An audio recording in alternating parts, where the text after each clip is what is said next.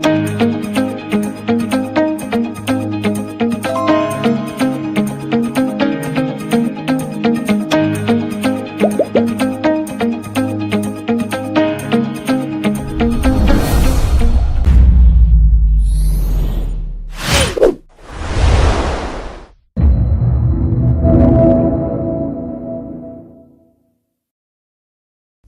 needs the perfect snack to munch on during a fun moment. Wow. Enjoy the tasty Macberry twist cupcakes, deliciously baked and packaged for a sweet treat. Premium quality cakes baked with love for all, enriched in butter and milk. Yummy.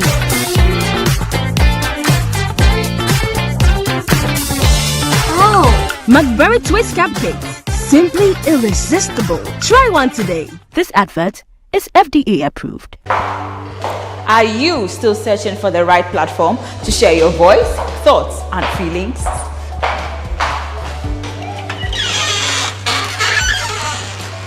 Then the GhanaWeb Reporter on the GhanaWeb app is the perfect app for you. It is Ghana's only citizen journalism and infotainment platform. Wherever you are, whatever you are doing, GhanaWeb Reporter links you up to the world. The reporter also gives you the opportunity to blog or become a citizen journalist, so you share stories with the rest of the world about cities, music genres, pop culture, tech, politics, etc. Download the GhanaWeb app from the Google Play Store or App Store on your smartphone and open it. Tap on the member button at the bottom of your screen and follow the easy steps to register with your phone number or email, and you are ready to become a reporter. GhanaWeb Reporter, democratizing journalism and empowering content creators.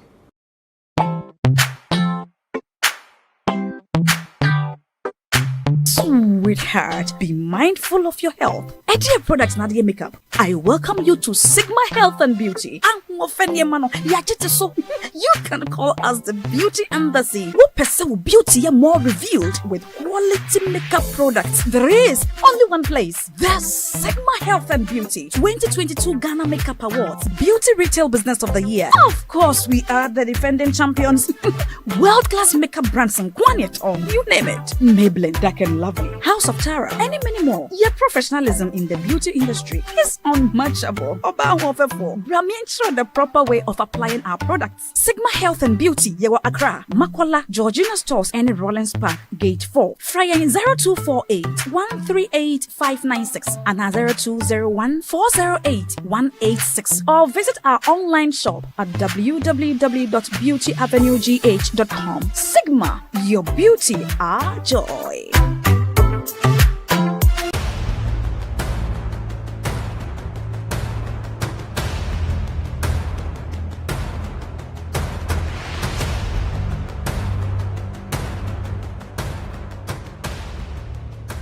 Kwalebu was, I think, 380. 380 Ghana cedis. Yes.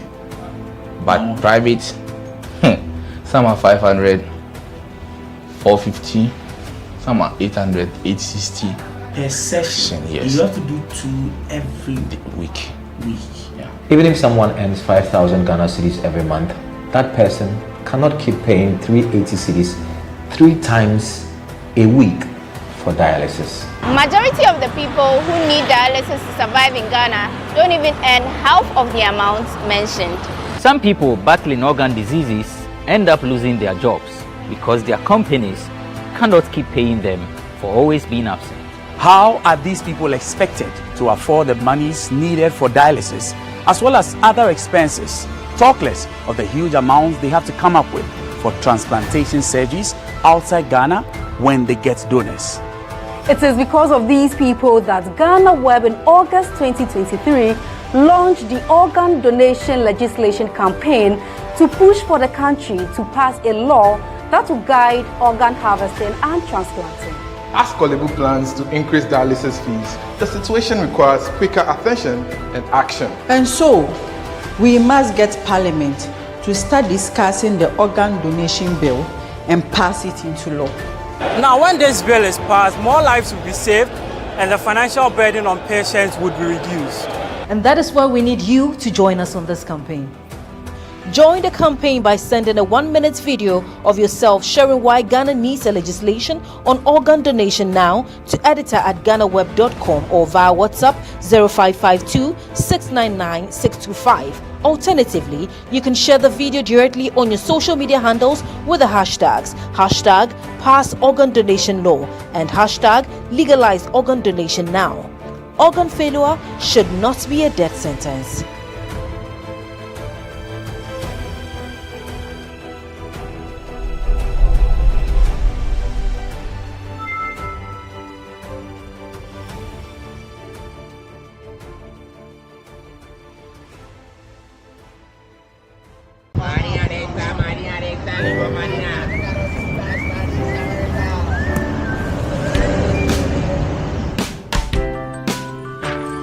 I want you so bad, alpha cracker. I want you. I wanna say yes, I can't resist. I want you. Ooh, I want you, alpha cracker. I want you so bad, alpha cracker. Don't me call one casa. Have a goodness rich in milk and butter in Alpha Cracker. Yummy and deliciously crunchy. But I can't resist you. Alpha Crackers, simply irresistible. This advert is FDA approved.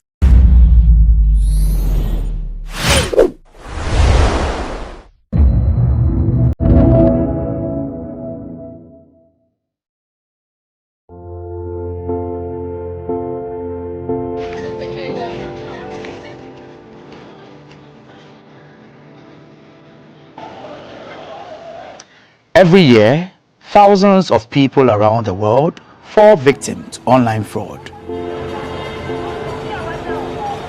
From investment fraud, romance scam, recruitment scam, to online shopping fraud, criminals have developed various ways of using the internet to dupe people of their monies all around the world. Investment fraud, okay, where people create various businesses on social media and ask people to deposit some amount of money with them, and within a short period of time they guarantee you very high returns. Okay, now people send their monies and they do not hear anything again, where people assume the profiles of other people, soldiers, military men working in various countries, okay, and then they try to lure people, date them online, and then through that they are able to defraud them of several amounts of money.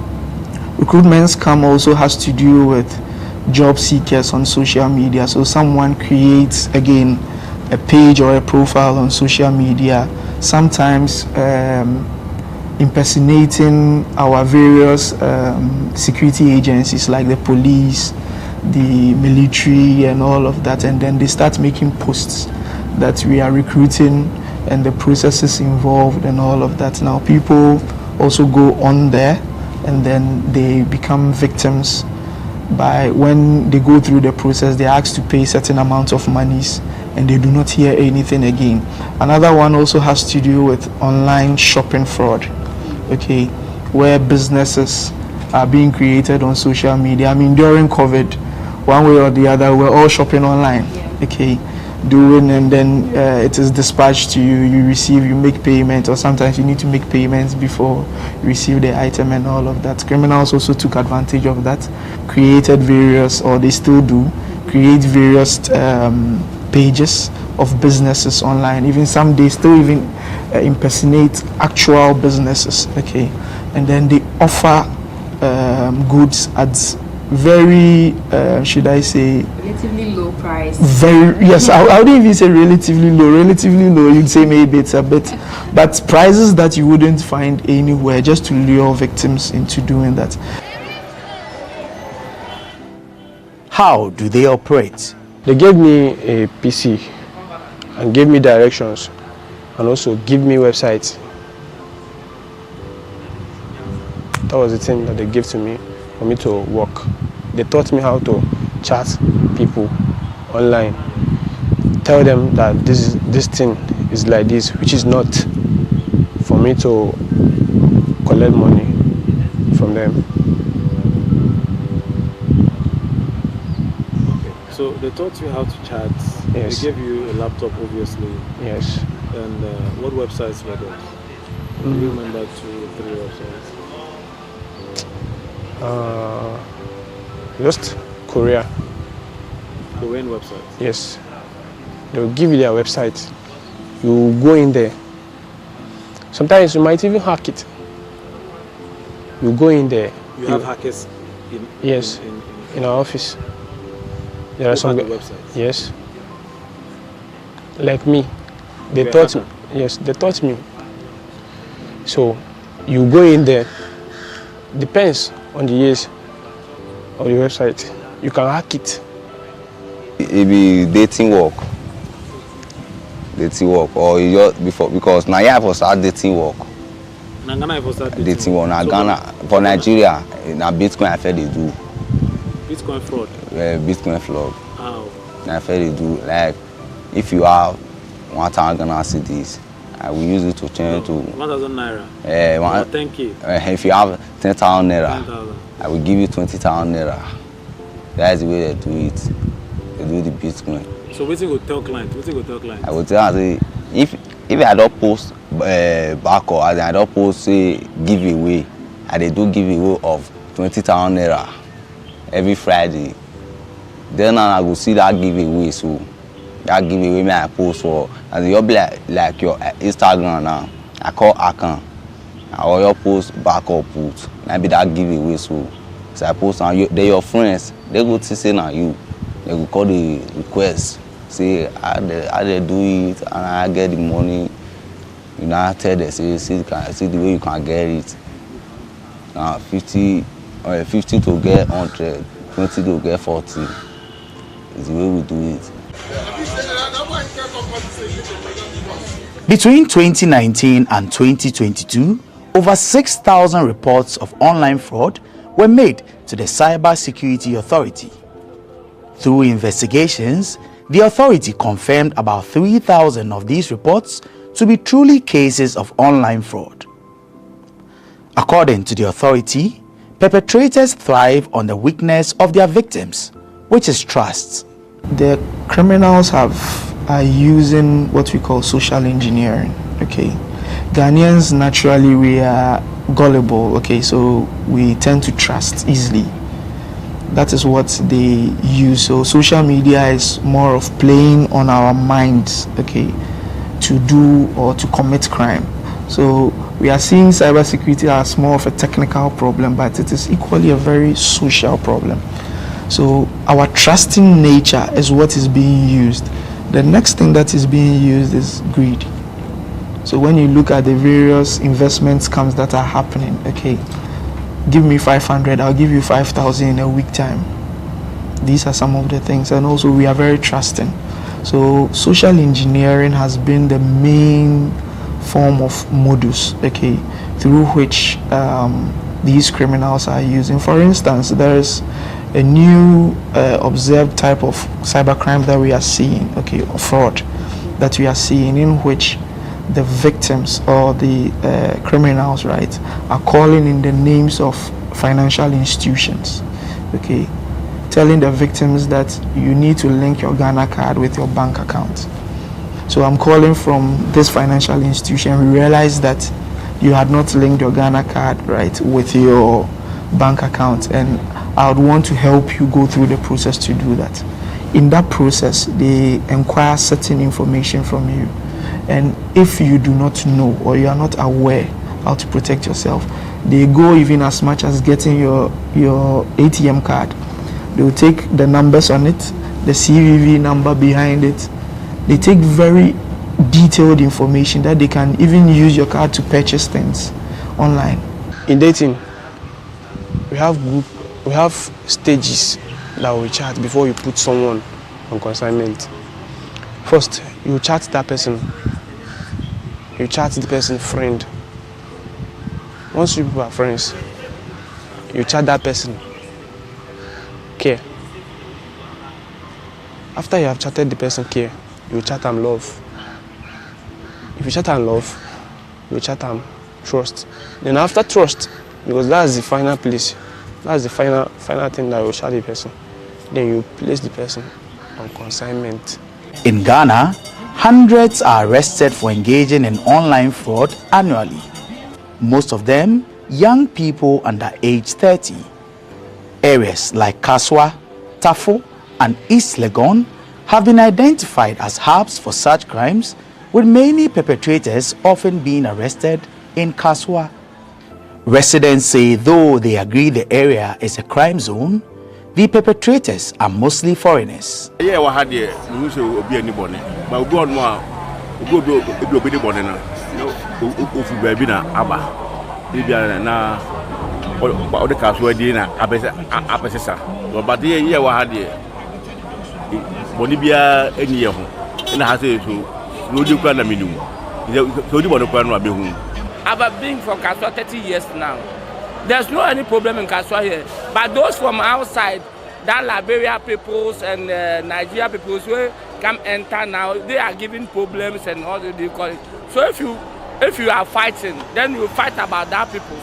Utimusa who wants to okron pa. They went who okron club when nipa be say 50 and I say there was a time me point me ba say ipie kwan ne ho a me hwese ka bia begina ho na aya ho nko an na no mu yi om e wo second bus stop on ubisa ho say we omo kwan ade be chi no yes we yes ka so ade be chi no wati we nsem bebre otete nsem a e maka so anya kono say e say nka yetna ha but e kura ahoto emfan say eniema ekoso ntemtem e wo kuro ni mu but edin aka so ekita no Emma sad in Tinipakon no some beba abetna. Could this assertion be true? This is not anything new in the system. For some time now, this has been going on, and we have even, in times without number, we have came into contact with some of them who have escaped from their masters. So, and then we have been able to repatriate some of them back to Nigeria. So it's no news. It has been in the system. And we are trying our efforts to see what we can do about it. These people are in the hiding places. They will go and hire a place. We wouldn't know until maybe some of them are no longer comfortable with the treatment their masters meting on them. That is when you see some of them who escaped. When they escaped, and maybe they might fortunately to get contact of one of our executives or any Nigerians that they think they can talk to. So through those people, then they bring them to us. So then we do the needful. We have been in these activities of curtailing the nefarious activities of our young boys and girls in the country. Actually, it's not an issue that is very healthy and interesting at all to hear that our young, our children, the new generation involve themselves in this kind of negative, adventure.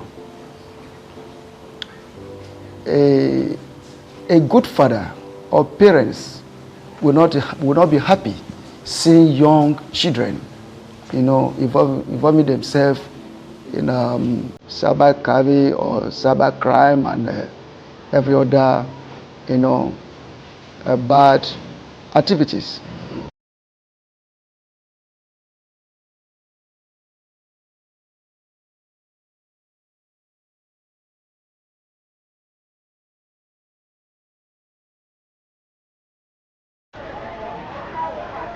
Criminals, they may be called, and guilty might be the verdict they get if they stand in a courtroom, but have you ever wondered how and why they do what they do?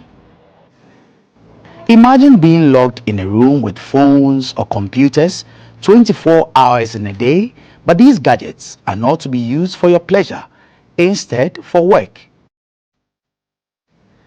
This is the story of many young Nigerians who come to Ghana to make money through any means possible. Victory, Austin, and Victor are three of these young men. I met a friend in the company where I work. So his brother is in this Ghana. He was the one, not my friend, that introduced me to that his brother. But before I come to this Ghana, I was not aware that it was fraud I'm coming here to do. He just told me that this kind of job that I'm doing in Nigeria, there is a place in Ghana where I will do it. If I do it, they will pay me higher than what I'm earning here. So I was very happy when I heard the news. He was asked to pay 50,000 naira for the job, which he did, and he was given a date to move to Ghana. Little did he know that the job he was coming for was different from what he had been told. I wasn't happy because at first it was not what they told me that I started saying. What did you see? At first, they told me that it was a company. It was a company that I'm going to be working under. Then when I came to this Ghana, they first took me inside the house, just in a building, in that house. It was fenced. I wasn't happy at first. I felt one kind. And I couldn't talk. I couldn't talk because there is no one there for me to talk to. I waited till night. I called that his brother, that my friend that gave me the job, that he claimed so. I called him. He told me that, bro, this is how it is so. And anything that I'm seeing there is my job. His story is quite different from Victory and Victor, who both knew what they were getting themselves into before they moved to Ghana. I work not call the go where. No, I call the see you, they give me work. First maybe see me I learn the work self. You know, we call they give me work again. I don't call they see anything.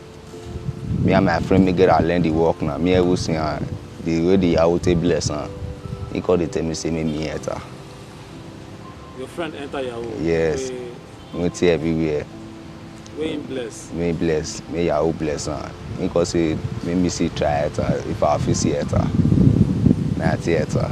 After struggling to make it in Nigeria without any success, he decided to relocate to Ghana. I call they do the Bitcoin. The Bitcoin, they call they pay me. Very soon we call cast. You know, call they pay again. You know, let me want call it do. I call even rent herself. When that my friend only me say, since I don't, he don't try for me, don't come out. Because he may only me want they do. Money not Bitcoin again. That my friend, my sister, friend.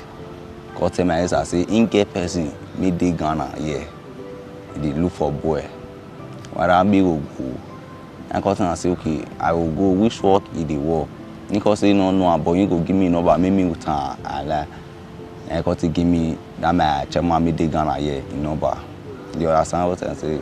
Call give me number, call talk. Say, see work me they do channel work. Now cause I never do channel work before. Now dating work. Yeah, Bitcoin now they do for Nigeria before. Then you can see, okay, man, no worry, say this one so now just new all day. Whether I know what to be QQ, WeChat. That's why I don't know that before. See if I come before 3 weeks to 2 months, 1 month if I don't collect money. See when I come. Now waiting tell me. He packed bag and baggage and moved, but what he was promised wasn't what he got. As a kind make when I go his house. He locked me for his house. He told me, say, see the way that they do now. Because our phone, now we they use. That time I have 12 Pro Max I break on this country. This Ghana, so they tell me, say, see the way that they do now. I go so I say, I'll feed one. Me I don't they work, and they work. They use 1 month, 2 months. Money not the come. I call tell me say, you know the collect money. Boys may call me for there. They never see collect money. About 5 boys may call me for there. An entertainer who wanted the fast way up, Victory met some people when he went for a gig and asked them for help. He got their contact and tried several times to reach them, but they blocked him. He then resorted to text and finally got through to them. The next Monday I started calling, Tuesday I calling. So they say it's wrong number. They don't wanted to help me before. So as the 9 minutes of it, like on Saturday, they called me because I was texting them through SMS. They blocked me on WhatsApp because they are big boys. So I was texting them on WhatsApp. So they go through my texting, like they say, like this person will be intelligent and know how to chat with women. So let them just give me a try if they can carry me along. So at the 9 minutes, they put me on call. Hello, is this Victor? I say, yes, I'll be waiting for your call. Okay, come and meet me so and so estate. So I'll be waiting for you there. So that is how I left. When he went to meet them, they asked if he was willing to move to Ghana with them the following day. But he refused due to his previous experience in the country in 2018. They, however, convinced him to come with them. They were like convincing me, like, no, don't worry, you are safe, and I'm not like that. I'll give you everything you want to work, this. So I'm not coming to stay for months or a year or so. But according to them, they say they want to rent apartments for like 2 months to look for money so that December time we'll be going home smiling. So when I saw the settings, I said, okay, let me go for the 2 months. I said, okay, well, as far as you have given me your words, let your words be your words. But according to my phone, it's not good. They said they will change it for me. So I concluded in going with them the next day. On getting to Ghana, he met 5 other boys and they were sent to another person while the men looked for an apartment for them to stay in. Get to Ghana 8. So we stopped at Accra Mall. So when we got to Accra Mall, they booked a taxi and took us to the first office. They have not found the apartment. So when we found the apartment, it was night. We can't go daytime so that we don't know that multiple of boys want to enter that place. So we go at night so that they will not know. So we'll get there at night. But the place was like a police station at the junction. They will enter a little bit before the place is East Legan. East Legan. It's an estate where big people stay. So when we get there, so we start running the office work. Many unsuspecting house owners give their homes out to these criminals without proper checks. The Department of Rent Control has this word of advice for all landlords in the country. Before a foreigner comes into our country, the person needs a working permit or a residential permit, and that has to be done by the immigration also. But what is interesting is that for now, we are trying to review the 1963 Act. And what we've input in there is that before you give your premises out as a landlord, you need to do a background check of the person you are giving the premises to. So even if the person used the bush to come into the country without passing through our legal entrance and he evade the immigration, before you rent the premises out, you need to check all those things. If you don't check, and we come to realize that you've given your premises to somebody who's coming to do illegal, immoral services, just like fraud and all those things, then you will be liable to answer. So Parliament has given us the assurance.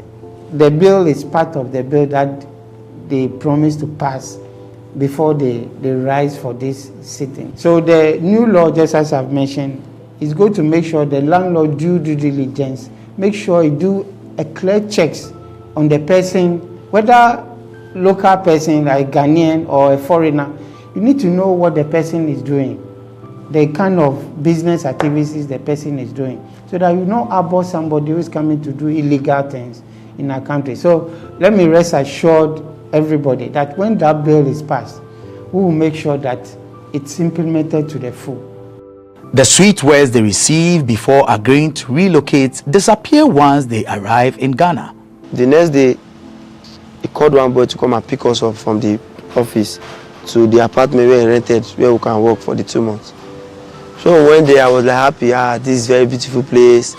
I never know I came to kill myself by my hands. So when we get into the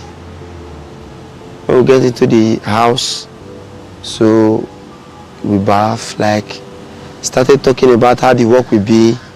Say we will not come down, we'll be upstairs there. So those who their phone is not good, they will be replacing it tomorrow. I said, okay, fine. So the next day, I wanted to swap my phone. My phone was having an issue. So they said we swap it. So I wanted to transfer some important things inside the phone that will be useful for me later. I wanted to pass it to another person's phone so that when they will bring my phone, the new one, I will transfer it back. I never know they have booked a cab outside. Oh no, where is the other person? He said, the other person have not brought his phone. I said, I wanted to explain. So I wanted to transfer. I've not even completed the statement. All I can see is a punch on my nose, blood started coming out. Like, give me slap, hit me to the wall. I was like, drag the phone out of my hand, then they left. This is the same cloth I was putting on, like blood stain all over.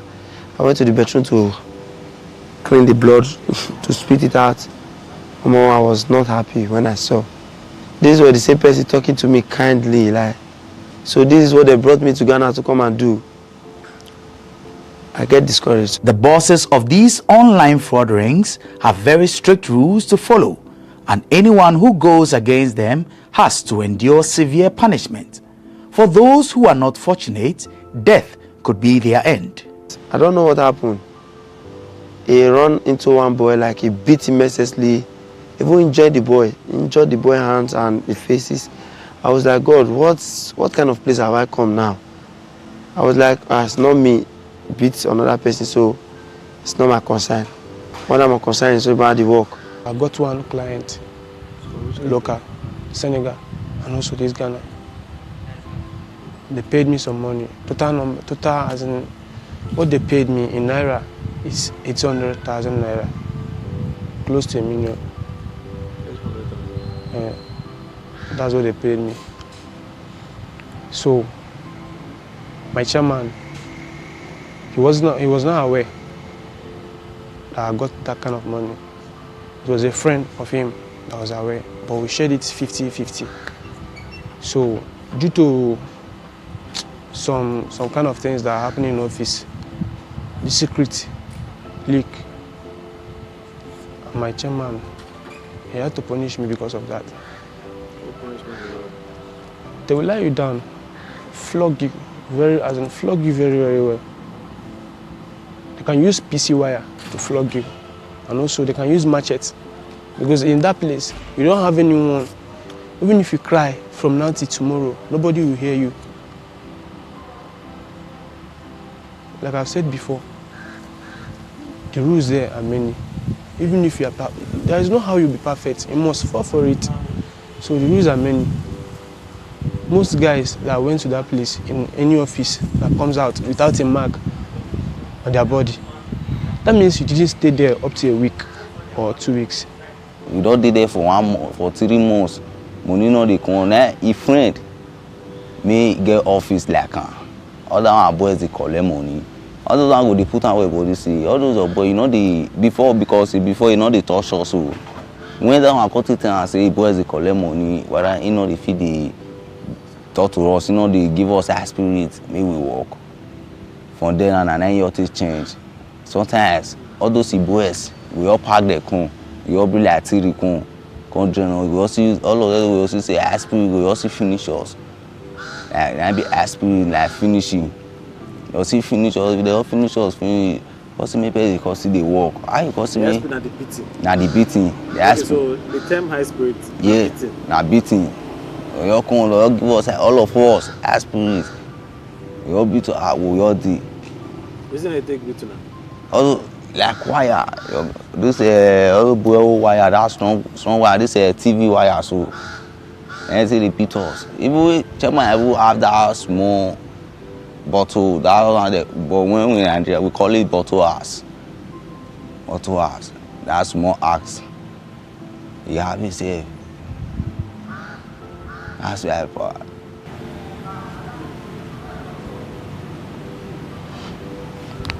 And they also have a strict routine they follow daily. They have time to work and time to relax. Like when you go inside, they share, according to all the boys, they share different works to them, what you'll be doing every morning. And office time, we start around 9. At this kind of time, then we end in the evening, 5. Then we'll come outside from the office. Then we'll be cooking, we'll be washing, we'll be sleeping. Then we eat square meal just once a day. So we eat around 9 in the night. Before that, we will go on from 6 to prepare food. We take 8, 9, then we eat again. Then we'll not even have time to rest. Then we'll go up again to start coming online again to chat or to start looking for who to talk to. That is how they were running their personal entanglement in the office. And it was very stressful. Chairman brother, he's not good. He's not a good person. He's very, very God. He's very, very wicked to the extent that he doesn't give boys at the office food. Before you eat 2 days, 3 days, still yet you will be doing your morning duty and also working. Why do they choose to relocate to Ghana to commit this crime, you may ask? Because me not call the girl money to the bear, so we get the girl. This one I call if I already also Ghana, Nana, they know the season light, steady light, the steady soap, the network, they very good. I take on. They can't carry Ghanaians now, like they know it's just we in Nigeria. They carry us here to work based on the free electricity, everything is current here. So they tell us to come and work here so that the work will be faster here. Because everything we need is being provided here already in Ghana. So that is how they brought us from Nigeria to here to work. Unable to withstand the harsh conditions any longer, they each planned their escape, uncertain of what the outcome might be. They had a fight in the office and they bust his head and also used machete to butcher his face here. From this place to this place. This now looks like he has 2 mouths. So some people that the guy was nice to had to pick call, as in had to pick phone, snap the picture of the guy's face when he was lying on the floor and call chairman that he should come to us, he should come online on WhatsApp. Let them show him something. When he came online, they forwarded the pictures to him. He saw it. He got very, very upset. Then he said that everybody at the office should leave the office, else he's going to put everyone in jail, as in give everybody that is inside our office to police. So some people, not some people, people like me, I had to look for my way on time. But I didn't look for my way that particular minute. I waited till next day. And that next day was the day that police people came to the office. They arrested 28 boys in the office. They took 28 boys with them. So the rest of the boys had to fly fence and run for their lives. Not just that they arrested them, they were beating them, hitting them with a stick. They broke some of them, their heads here. Yes, beating them. So that's it. Me, I escaped through fence. So I jumped fence. I had to run for my life. I don't have to wait till till police will put handcuffs on my hands before I will know that I had to look for my way. So that's how I escaped. Call lock the door, call go short. And we say, okay, I will cut it down. Call follow again 1 mile, made the day up of silly. That up of silly, so now we got to follow the mile. As we follow the man, we call go inside silly. We look everywhere. Now we call the break all those blocks. Made the thing set all those edge. Call the break and come on. Before coffee break and after we break and come on. That under so the PVC may say do one. I will call cotton. Call his knife tear and call come outside. And we take come outside. We come outside. Now we look everywhere. Nobody because we want Ghana rule. And that Ghana rule, and I can show a circle for you. So when I come to the parlor, they lock the front door. So I check the back door. It was open. I say, wow, thank God. So I climb upstairs so that they will see me for the last time, so that they will not notice my movement. So when I come down, I met phone, I met laptop. I wanted to steal it so that when I get to second, I will sell it. But anything stealing, I'm not in part of it. It's a bad name. I don't like it. So I don't want anything they will I will get involved with. I came to this place to steal phone. Because definitely I know one day we'll meet in Nigeria. So I just leave their properties and I left. Though when I get to the back door, there was protector everywhere and cameras everywhere. So I made up my mind. So I jumped to the other apartment. So when I get to the gate, then I notice the gate. You need to use a key to open it before you open. You don't have those drawers that you open it. I say, what? God, fuck, I'll get myself into another mess now. He couldn't go back and there was no way for him to escape. So the only thing he could think of doing was hiding behind the generator in the house. But the estate security caught him on camera and came asking questions. The people monitoring the house saw me on camera. They've come out, like, somebody came out from your apartment. Who is that? What is he doing now in the house premises? Like, it's okay.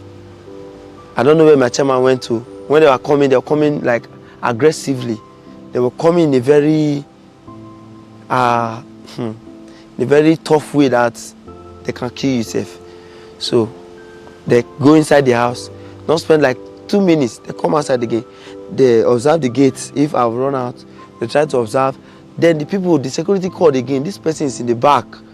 What is he doing? So they traced me to the back and they saw me. I was very scared. Because I know there was camera. I said, God, I don't come out. I never know this is how it will be. There was security everywhere outside the house. I said, God, help me. I don't want to go back to the house. So when they saw me, like they wanted to play kindness to me so that the cameras looking at us will notice that they want to throw aggression on me, like make good friendship with me. I noticed what they were up to. So I was like playing with them also to the tricks. Like, why do you come outside? Go inside now. Like I said, bros, I don't want to go inside again. They say, why? Don't worry, we'll sort it out inside. Not knowing that I've set the way they will finish me inside. And I know, and God have already spoken to me, and my mind have told me this is what I want to do to me. So the luck I have is that they did not go with me to inside the house. Like according to the first chairman, because there are two chairmen, there are two friends. So the first one said, oh yeah, Namuko go inside the house. Like the other one that is very arrogant and that can keep person, just say no, leave him, give him key so that he can go inside by himself, so that the camera won't notice there's anything going on. That is where God answered my prayer. And in that case, in the process, the gate was still open. I say, thank God. So when I was going, they left me so that they just leave me so I will go first. They were like looking at me. So the luck I have is that when I get to the doorstep of our apartment, I drop the key and I turn back. I say, Chairman, I've gone. No, I don't want to get myself engaged in this your nonsense work and this is not how you tell me. This is not how I came to meet it. So he said, no, wait. So I walk out. So I noticed they wanted to chase me. Then I pick a race. Then some Ghanaians were outside like, Charlie, what's going on? What's going on? I never even mind them, just to run inside the bush. Life after the escape hasn't been any better for all three, whose only wish was to go back home. Because the things if we reset kuna, do you feel tell them say person will call our sister, our brother, they'll call us, make the same money come. All those ones because they don't first send me money before. That's why they don't feel send me money again. I don't feel come my sister made the Nigeria. He made the Jamie before me send me money. Now I don't first send me money. And my chairman I shop the money because they tell me say na lie, say not be my chairman shop, say na me. Me, go coffee contact my chairman, me we talk together. Say I take up the money, I tell him, green. Now I call use my guy phone. I come meet for circle here, fill the shots, and he call you block me. And this my guy tell locate. Yes, she all block me. And this my guy tell locate me go this our church. This church. Right now you sleep for circle. I sleep for circle how for that part. Since you escape, how the experience take be? You sleep. How the job? When I did that circle, so like but now I already complete 2 weeks now. Now those Ghana, sometimes I figure meet Ghana Road, see I build, they pursue me for Ghanaians. If you go meet the sit up to the say I be they pursue me for which I don't know anybody for here. If you say okay, you know if you give me money to go Nigeria, see what I do it. If you give me 50 CD, 20 CDs, 10 CD, I go see give me I see on the shop. That park man they sleep so. Now that park man go now and they sleep. But now they don't say they know they give me the sleep inside again. And inside we be they sleep before. They know they give me the sleep and outside we can't sleep now. Now you want to go back to Nigeria? Yes, now I go back to Nigeria.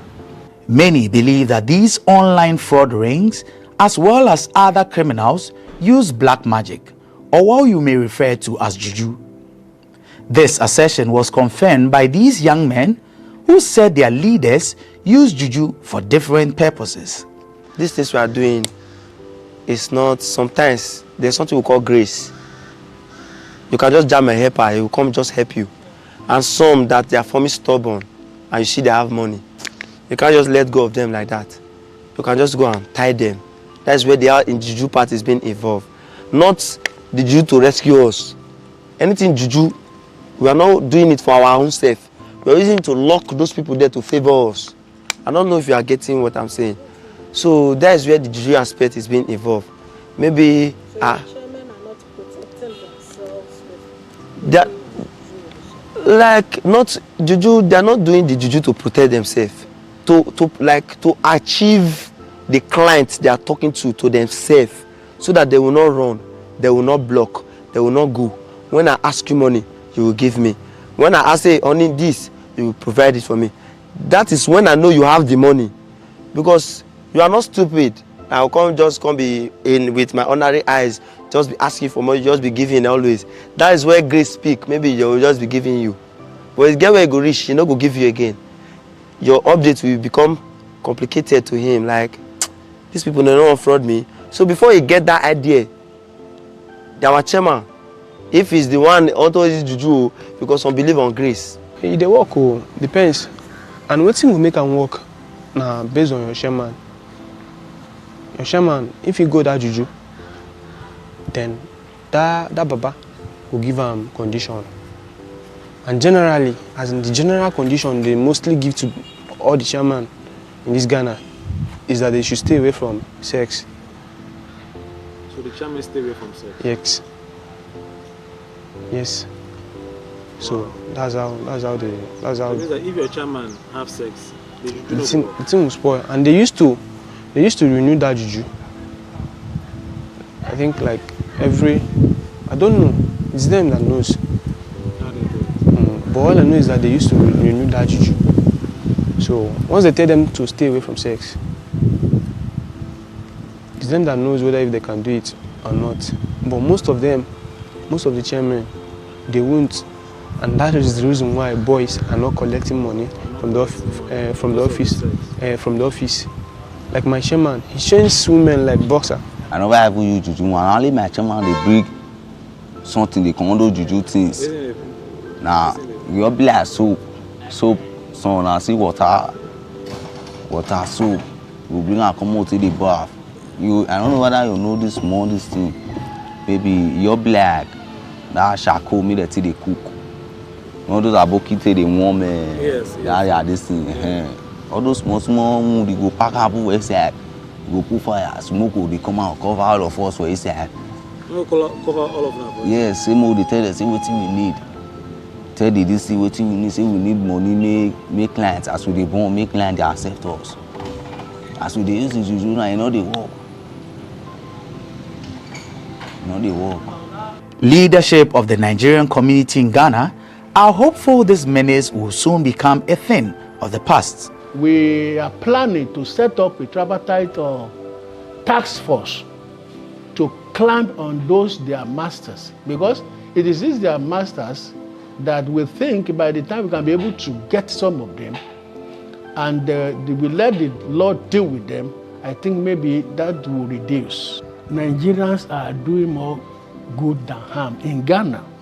But one thing about life is that the negative news travel far, travel more than whatever good you are doing. If you see Ghana today, Nigeria has contributed to the GDP of Ghana. You cannot be overemphasized that in Ghana today, if you want to talk about foreigners who are doing great to the economy of Ghana, Nigeria will be number one. Count the industries, the corporate institutions, the banking sector, all of this, Nigerians are taking lead in those areas. But there is a saying in Ghana that in every house there will be a Mensa. So the issue is that the only news that is traveling far is the mention they are mentioning more than the good ones. If you want to see the quota of Nigeria, these people are just about 5% of Nigeria who are living in Ghana. But as you know, and they say the good ones, the evil men did, it's on brass, but the good ones will be on water. The new administration is trying every effort to make sure that we curtail this situation and make sure that we probably put an end to it. We will discontinue these nefarious activities of our young ones, and that's what we are going to put in place. So I'm very sure we'll go a long way to make sure that we control, not only control, finally, resolve the matter. I think if there's a unity between all the communities of Nigeria in Ghana, Hausa, Yoruba, Arewa, and Igbo community, if you all come together as like we are having all Nigerian community ANC to see to this thing in one voice and to fight it together, it will go a long way to curb all these things. Because as we are all in Ghana, that is not our home. If any one of them, one of those boys is caught, you said Nigeria.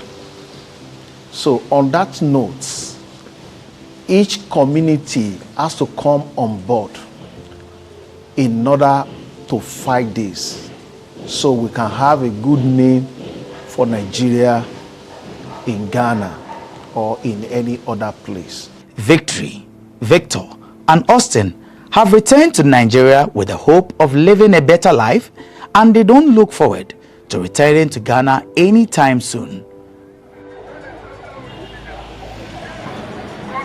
All efforts to get more details of activities of these crime rings from the Ghana Police Service proved futile.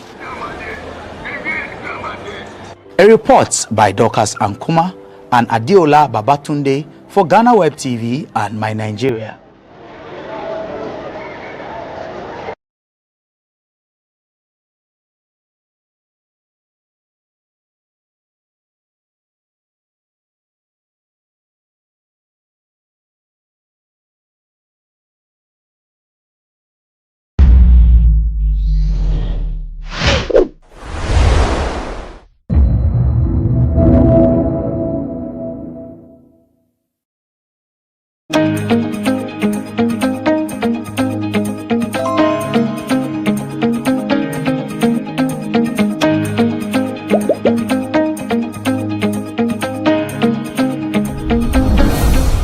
Everyone needs the perfect snack to munch on during a fun moment.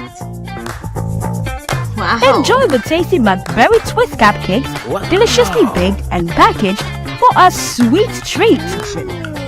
Premium quality cakes baked with love for all, enriched in butter and milk. Yummy.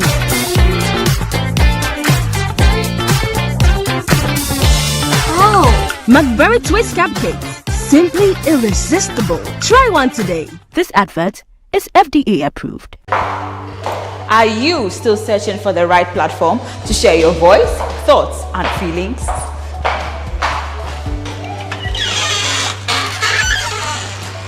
Then the GhanaWeb Reporter on the GhanaWeb app is the perfect app for you. It is Ghana's only citizen journalism and infotainment platform. Wherever you are, whatever you are doing, GhanaWeb Reporter links you up to the world. The reporter also gives you the opportunity to blog or become a citizen journalist, so you share stories with the rest of the world about cities, music genres, pop culture, tech, politics, etc. Download the GhanaWeb app from the Google Play Store or App Store on your smartphone and open it. Tap on the member button at the bottom of your screen and follow the easy steps to register with your phone number or email, and you are ready to become a reporter. GhanaWeb Reporter, democratizing journalism and empowering content creators.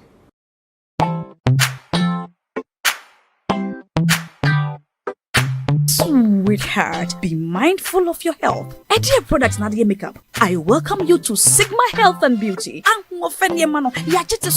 You can call us the Beauty Embassy. We pursue beauty more revealed with quality makeup products. There is only one place. There's Sigma Health and Beauty 2022 Ghana Makeup Awards, Beauty Retail Business of the Year. Of course, we are the defending champions. World-class makeup brands and Kwanyet on, you name it. Maybelline, Dark and Lovely, House of Tara, and many more. Your professionalism in the beauty industry is unmatchable. Ensure the proper way of applying our products. Sigma Health and Beauty, Yewa Accra, Makwala, Georgina Stores, and Rollins Park, Gate 4. Fryer in 0248 138 596 and 0201 408 186. Or visit our online shop at www.beautyavenuegh.com. Sigma, your beauty, our joy.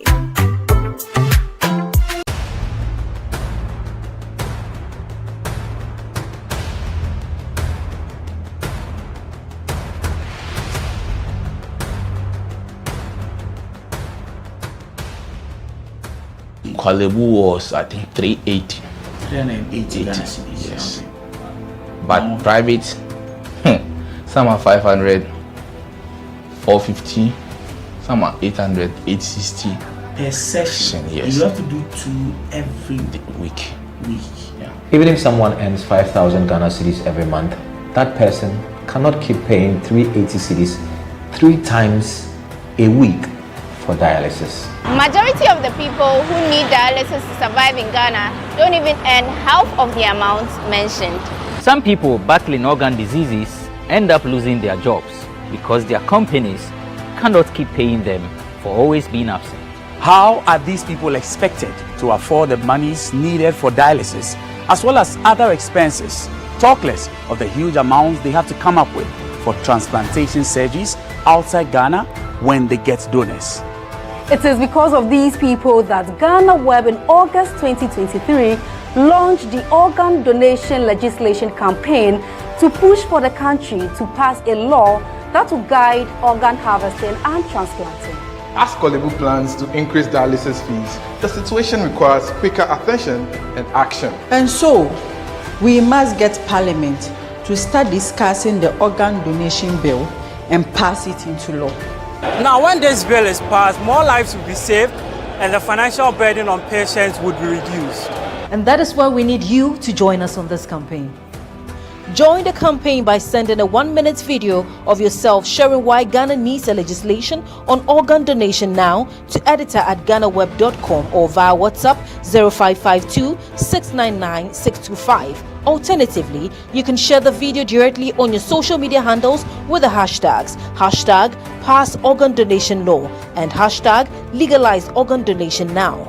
Organ failure should not be a death sentence.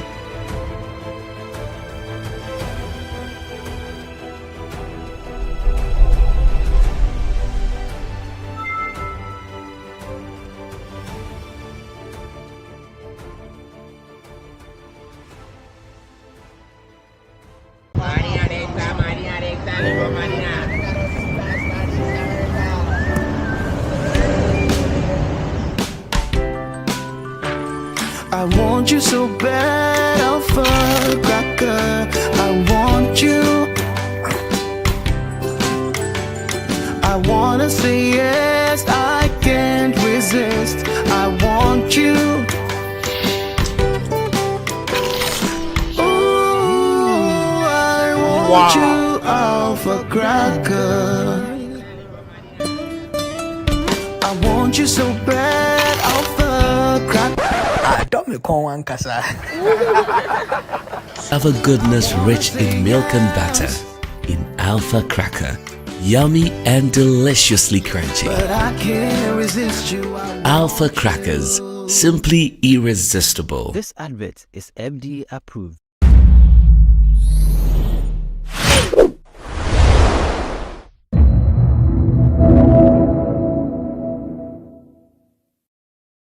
They haven't published the account as the law requires. They haven't published it since 2015 up to today. That's very worrying. Very, very technically, it's worrying for a state-owned because it is required that it should be published. Yeah.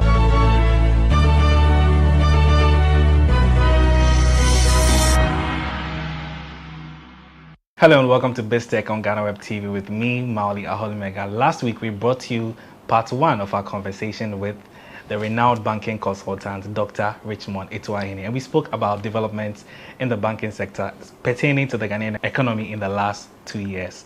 We are back again with part 2 of the conversation where we delve more into the merger of banks and also other developments in the banking sector. Doc, it's been nice having you again. How are you? Thank you. I'm doing good. And you? Yeah, I'm doing very well. So we had a very nice conversation the last time with regards to developments in the banking sector. Now I want to zoom into some specific banks, which is we've had the news about ADB and NIB merging. Do you think the call is just at this current time of the economy? Thank you very much, Mauli. Let me take you back a bit so that you appreciate the whole thing. Unfortunately for you, Mauli, I've worked in NIB for 5 years. Oh, wow. So I had a lot of information from inside. Okay. But I won't use the inside information because that is a privileged information. That's fine. You know, NIB used to be one of the best banks. Once upon a time, I can assure you, foreign exchange, when it comes to foreign exchange, we were supporting timber and cotton. I think the late President Rollins, may he pay tribute to him, he even made an announcement that a bank has supported Ghana Cotton Company and has brought $2.8 million worth of cotton. One transaction. He said it. It was NIB. I happened to be the person who actually did the project. So it was a very profitable Very, very good. Because we had a cotton company in northern Ghana, which NIB was supporting. So when we got the LC from Netherlands, we went them and we supported them. And Ghana received $2.8 million. If you go to NIB record, that was about, I think, when I was there in 1994. Wow, I've never known this. Yes, so it's very, very interesting to find out. I've worked in the bank. That's why in Pineapple, for instance, because I was working in SSB chose me to be the project manager. Myself and my senior, Mr. Safo Kwasi, were the two people, the whole NIB, who took care of the pineapple in the Ghana Pineapple Expo Promotion program. So for me, I've been doing it so I understand. I know why. And I've also written a book. Let me give you this. When it comes to international trade finance, I can conveniently, no boasting, I am the only Ghanaian who has written a book, International Trade Finance in Ghana, which is used by all bankers in Ghana who practice it to have to buy the book. Parties in Nigeria. So I know the international. More like a guide. Yeah, it's a book. A book. I'd love to read that book. Oh, you can go to the Ghana Institute of Bankers. They will show. I don't have a copy because they don't want to pay for revision. Oh, don't worry, I'll look for it. You look for it. So what is happening in NIB is rather unfortunate. I think in recent discussions I say that NIB problem is more of a governance crisis, corporate governance crisis. The simple that I said is that the bank governance hasn't been very good since when the late Dr. Yakranchi left. So from 2014, they started experiencing problems. Financial challenges. Yeah, so they haven't published the account as the law requires. They haven't published it since 2015 up to today. That's very worrying. Very, very technically, it's worrying for a state-owned because it is required that it should be published. Yeah. Bank of Ghana, NIB has not published it again. So for me, when I started, I followed the story critically, and I realized that part of the problem has been corporate governance. Corporate governance that the board, the chairperson, the people they appoint to position They haven't helped the institution.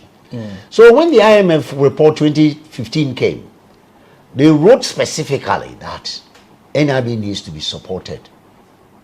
2016. So I thought when this government came in, she would have followed throughout to complete it. But they kept silent until the World Bank IMF country report, recent one, talked about that bank should either be liquidated or merger or take over or whatever.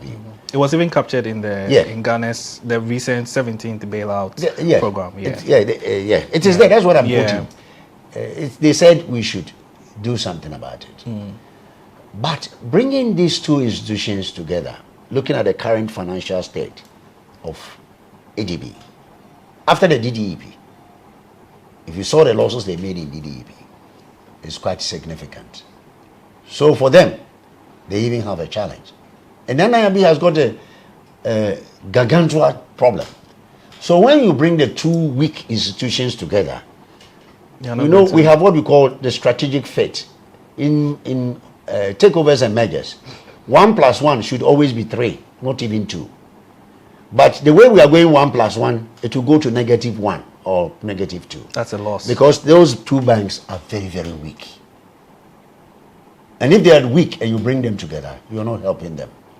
I would have thought NIB would have been singled out, treated differently before even the IMF came to tell us. Unfortunately, people didn't take the story. They didn't take the whole issue. And they have made various, I can tell you that they've made various representations to government. I know petitions and reports to them that they should take, but nobody, until all the time, like Dr. Yamson said, we wait for the Britain Woods to come and tell us that they are doing something wrong and we want to do it. So NIB and ADB merger, for me, it raises question. Because we are talking about two weak institutions. One that has got government contract debt that has been paid for 2.1 billion outstanding in the books of NIB. How would you package the 2.1 billion? And who pays for that? Who pays for that with a... And if you're going to pay for that in ADB, why don't you pay it here so that it will salvage it? So when I heard about it and I read it from the IMF country report, I always been saying that this is not the best way to go around it. Because if we don't take care, we'll be creating another mega banking problems or challenge for the sector. Doc, let's come to, just still on the ADB NIB merger. We created a development bank. There was the argument from most parliamentarians, especially on the minority side, arguing that if we have NIB, which is already a state-owned bank, why do we have to go and create another DBG, which is also another state-owned bank? Thank you very much, Mauli. It's a very, very good question. Very good question. But you see, in 2003, the whole banking setup was changed. They brought one licensing called Universal Banking License. They took commercial banking license, they took development banking license out, and they dovetail it into one, so that you can be a jack of all trade, without necessarily going to Parliament to change the act that set NIB and ADB. So there we have another constitutional That is where I'm saying, because NIB was set by an act, ADB was set by an act. I've forgotten the act. So I would have thought that when the 2008, 2003, we're talking about universal banking, we should have gone to Parliament to address that issue before we use a regulatory caveat saying that practice universal banking. Unfortunately, the concept of universal banking, they copied it from Nigeria. Nigeria started 2000. But somewhere along the line, by 2014, they abandoned it. And then went back to the old regime. The old regime, yeah. Because in the old regime, you can classify this as a development bank. You can have this commercial, so you know how you regulate them. Unfortunately, because we haven't developed regulatory mechanisms for development banking, we thought it would be easy to use the commercial banking or the investor banking one. That is another area. Nigerians have gone back. You can check your literature. They're now licensing commercial bank, development banks, and have we.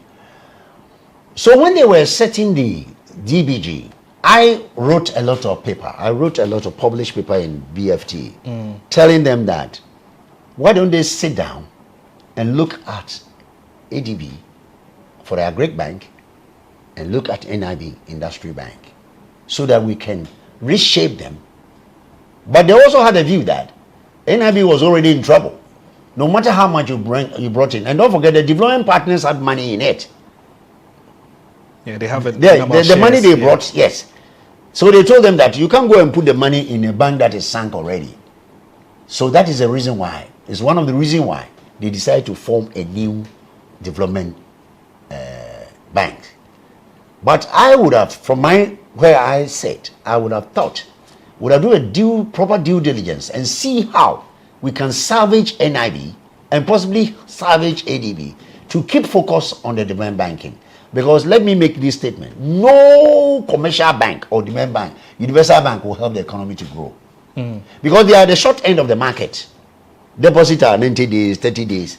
But in development bank, you need 10, 15 years, 10 years to stabilize the economy. So that you get a longer, those in pineapple could access credit, long-term credit to develop the pineapple. Those in banana, like in Kenya, as I told you, Kenya export $5 million worth of flowers every day from Kenyatta Airport. Every day.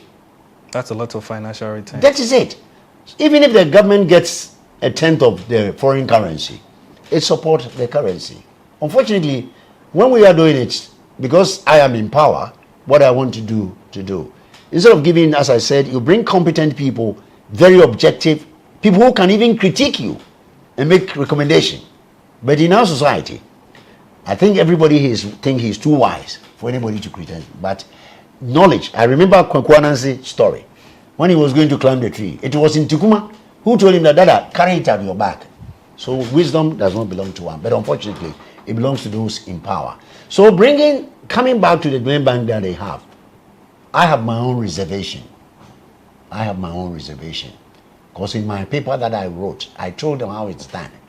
You don't do a demand bank doing everything. You take like bits and pieces. Like a Greek, the rice, for me, the rice and maize and poultry. So you look at the focus. You focus it. That is why Mexicans have succeeded. Let me tell you, Chile export paper, 10 billion to America every year. Wow. Their development bank focus on pulp using paper. Yeah. That's what they do. And they bring in 10 billion. Go and check. So you don't need to have a development bank that seems to be doing everything. You become a jack of all trades. By the time you realize, they have found yourself little here, little there, without making impact on the economy. But I would have thought that especially rice and maize and poultry, concentrate on these three areas, are great. We would solve some of the problems we are talking about. Doc, very well said. Now let's come to some of the collapsed banks. We already know the background of some banks were collapsed, about 23 of them back in 2017. Up until this point, the Bank of Ghana used, I think, about 25 billion, if I'm not so sure. We've gotten to a point, we got CBG and all the other banks. We've seen the latest development with an arrest of a former CEO, William Atuesian. Just quickly tell us, where is our banking sector moving towards? From your point of view, where do you see the banking sector? Until the DDEP came, which hit the banks, I think the banks were on the recovery path. Yes. If you say that, I will say the bank was on recovery path. Because Bank of Ghana, prior to the DDEP, set up some stringent, supposed to be stringent corporate governance and risk issues that has to be addressed. So there was a bit sanity. Who is the board chairman, the independent of the board, the independent of the executive, the non-executives, the committees that you have to set, how they should go, how they form. It was actually doing well, but you cannot say it was doing well, because as I've said earlier, if it was doing well, the risk aspect of the government bonds would have been spotted earlier. So it shows that we can have all the textbook issues, corporate governance, good corporate governance, but when it goes down, who is the chairman of the board? Who sits on the risk committee? These days, everybody talk about fintech. In my delivery at Takosombo, I've warned them. It is one of the best in financial inclusion, efficiency. But nobody is talking about the risk in fintech. One day you get up in the morning, somebody has hacked into your system, taking all the deposit, taking all your data. How are you going to address it? You are in a rural bank. So I was telling them that it is still good to talk about fintech, but don't forget about the risk. My concern, my area is about governance and risk. That's what I did in my PhD in finance. So I'm always attached to risk. Because once upon a time, I'll tell you a story. Professor Ajimambedu Akosa, the top Ghana Health Service. Yeah, you know, he was a chief pathologist at Charing Cross Hospital. People don't know. Oh, I see. Chief pathologist. And he told me, we went to a funeral and I took water. I said, Doc, this water I'm taking, is there a risk? I say, hey, the water has got risk. If you take the water and you're not able to take it out, you have a swelling in your kidney. So I have said that risk component in the banking, the reason why we find ourselves in DDEP, that I will say it and say it, poor risk management. There was no proper enterprise risk management or governance in the banks. So when it happened in 2014, when the crisis came, the government said it used 25 billion. Isn't that was 2016. 2016, they said 25 billion. Some say 21. Yeah. Some say 21. Even that figure. Yeah, the figure keeps changing. Why should the figure change? Once you're a man, you're a man. Once you're a woman, you're a woman. But because you see, nobody has questioned the figures. Somebody in parliament should ask, Mr. Minister, can you tell us how allocations were made to CBG? And to which banks? Which banks, where did it go? That is why I said I falter some of them. I falter the parliament. Because they are supposed to have this oversight to challenge the minister. But if he comes and he says that 21 billion and one state is 25, nobody knows where the money is. And don't forget, some of them got bonds. Yeah. The Guard people got bonds. They didn't got cash. Yeah. You know their capitalization, they didn't get cash. Yeah, they got bonds. Some got bonds. And the bonds were also added to the bonds. The bonds were added to the DDEP. This is reliable information. Extra risk. Dangerously risk. Something you have had to show your capital as bond. Instead of you exempting them, they added it and restructured it. This one I'm speaking from fact because I have access to two of them from banks. Wow. So does this place the banking sector, especially the banks like CBG, those that were created to sort of manage the assets of these defunct banks? CBG is called a bridging bank. The bridging bank in literature is that a bank that is set up for say 5 years, and by the 6th year it goes into the market, then it's sold to public. That is the concept. Okay. That is the concept. It is not meant to stay there as a public bank. What we should have done and done it very well. By this 5th year, CBG should have sold the public, and then the monies went in. Government would have recoup it. That was what it was about. Because last year in their audited report, you could tell they were struggling, especially with the deposits and liabilities.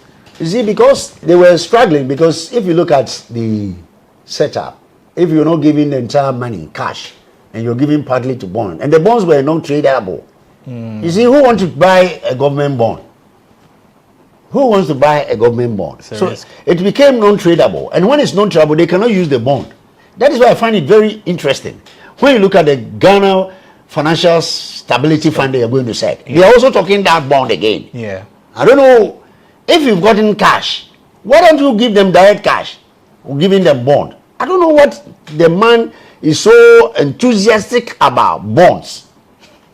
Because you see, those of us in investment banking don't think that when the bonds are not tradable, there's no need to give bonds. Yeah. Because nobody will buy it. If it was tradable, the maturity periods are way too long. If it was tradable, you take it to the market prior to the DD. Some banks took their bond and said the secondary market. We could have done that, but now the climate is not good. So why are you giving bonds?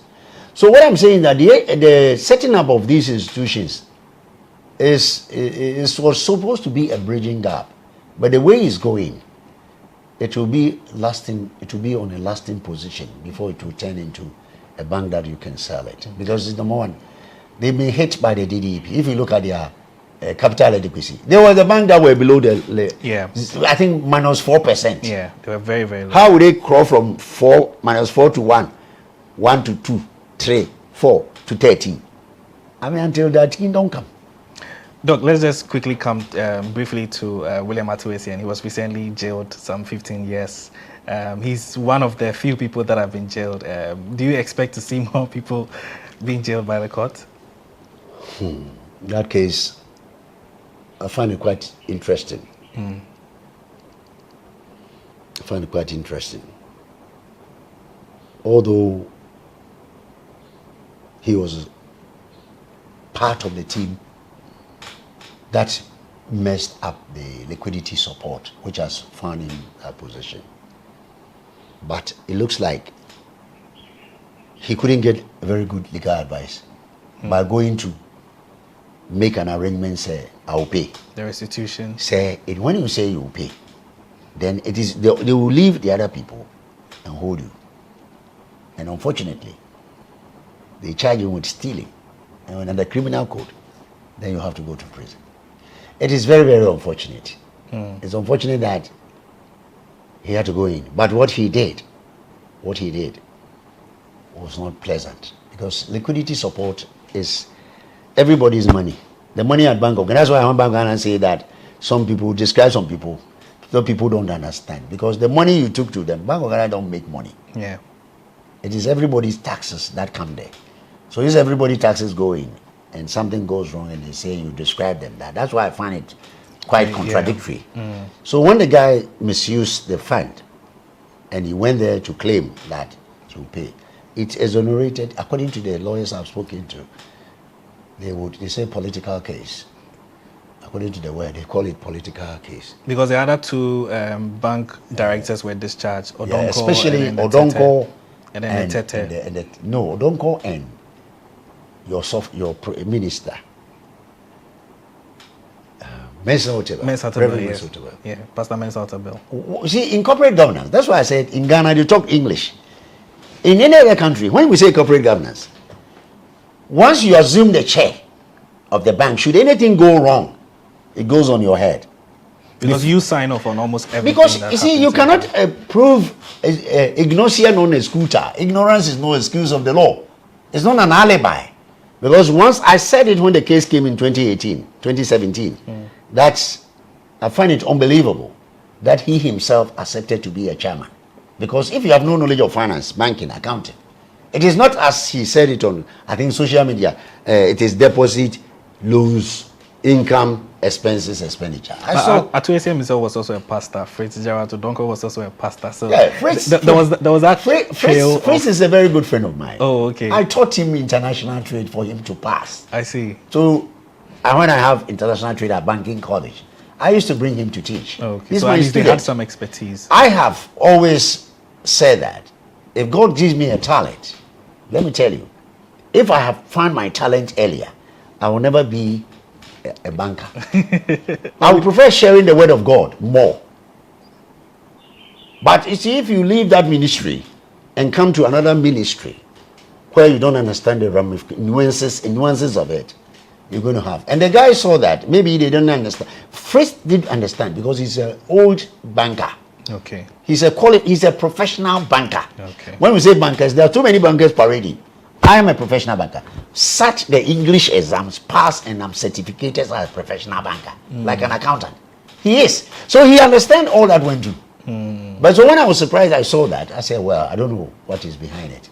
But ideally, if you look at the governance issues, the board, the whole board, including the man who has gone to prison, would have a case to answer, like what Martin has been saying. Martin Pebu, lawyer Martin Pebu. Yeah, people will have cases to answer. And you see, it doesn't make it easier for the cases that are pending. Yeah. Because they are not straightforward. Yes. Yes, they are not straightforward. We have the UT case. They are not straightforward. You see, they are not straightforward. They go there and they prove alibi. I don't, what you're saying, I'm not involved. But this guy, he admitted it. So that is the difference between the other four or the other 3 or 4 and this man's case. By going to admit it, the onus falls on your head. Yeah. And that is you take the fall for that. Yeah, you take the fall for that. That's why I find it quite sad. Not sad because, not sad the way he's gone. Sad because certain people, some people have been left on the hook and he is suffering. Okay, Doc, now we're wrapping up. Let's just come to government's reliance on T-bills. We've seen that, okay, a number of times, especially since the IMF bailout had come to play. Are these worrying times, especially for persons who want to invest in T-bills? You see, thank you very much. This is a very, very trying times. A man who had a bond of 19.3, payable of 5 years, could not pay. The same man is offering 33.1, a bill payable 1 year, and people want to go there and buy. And in my delivery recent, I said that I don't know whether Ghanaians do understand the risk aspect of these things. That's why you find 3 days ago, IMF has hammered that treasury bills should not be included because they saw the signals. So I'm not surprised when they go to Marrakesh, they issue a statement that treasury bills are not included. Because it looks like you need so much money, the revenues are not coming, the taxes are not coming. So you have to divert to treasury bill. And offering 33.1 for 1 year, you are crowding out the private sector. Yeah. In my private sector already in my speech at Akosombo, they all confirmed that, doc, these days we cannot get deposit for the rural banks. Because who will give you a deposit lower than the treasury bill? Even if it's 3 months. 3 months is about 28%. Yeah. Can you afford to give 28%? And if you give 28%, why are you going to put the money in? Yeah. And what interest are you going to get back? So what interest? So that is the question that immediately he goes into the treasury as he did in the bond market. He also taking out the private sector to cheaper funds to support the turnaround of the economy. And yesterday I was there, I got a paper from a flash from BFT. I said this in 2021 that he was crowding out, and he brought me, and that was he was borrowing the bonds. Now he's on the treasury bills. And when you do that, there will be a slowness in recovery of the economy. The economy is already on downside, downtrodden. So if policy rate is 30%, treasury bill is 33%, inflation is 38%. Who wants to go and lend money to somebody? So it's risky. Those who are even in business already will find a way of curtailing their borrowing from the banks. Because no bank is going to give you credit, the TB plus. No. They won't lend money 3 TB plus, like TB plus 2. No. Because the risk premium and the cost of the staff in the bank, we factor in. So the minimum you can do, from 31, we can give you 40%. Are you saying that for every 100 cedis, you spend 40% to pay for overhead cost or for the, you can't. So for me, the earlier he sit down and look at the treasury, because when I did the debt exchange, I knew that the interest rate will drop up to 15%. Because when you do the calculations, from the 19 and the calculation, I saw that government intend to do 15% on treasury bills. But immediately we finished, it went to 20, 22, 23, 24, 25, 28, now 33.1. I haven't checked today. Today it might even be 34. So when you do that, the recovery, there is a correlation between the recovery of the economy and the bank sector lending. And when the banks default, then you have higher NPL. And that higher NPL will also curtail the ability to give more money to people. That's why when people say that the economy is turning around, I have my doubts, because I use the policy rate, inflation, and the non-performing that is going to hit the bank and the treasury bill. That's where I come from. So when they say it's going to recover, I don't know what matrices they use. I use these 4 matrices, and I can, they are on the higher side. And once on the higher side, there's going to have impact on the economy generally. Doc, finally, we can't leave here without you giving us some tips on how to manage your finances in this very trying time. Just give us about 5. Well, people say that I'm too conservative. I've always told people that if I have a liquidity, cash, I'll keep some in Forex. Because Forex did not depreciate. If I had, say, 1 million, I would have kept 300,000 equivalent in dollar or pound or euro. Keep it somewhere. Then I'll leave a little bit with the credit unions.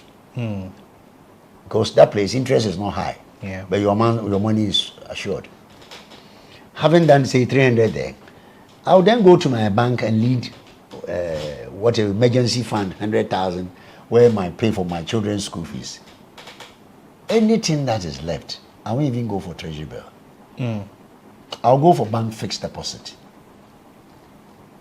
But not a lot of people know about the bank fixed deposit. Because the financial literacy is very challenging in Ghana. And I hope in some time you people will develop programs like financial literacy.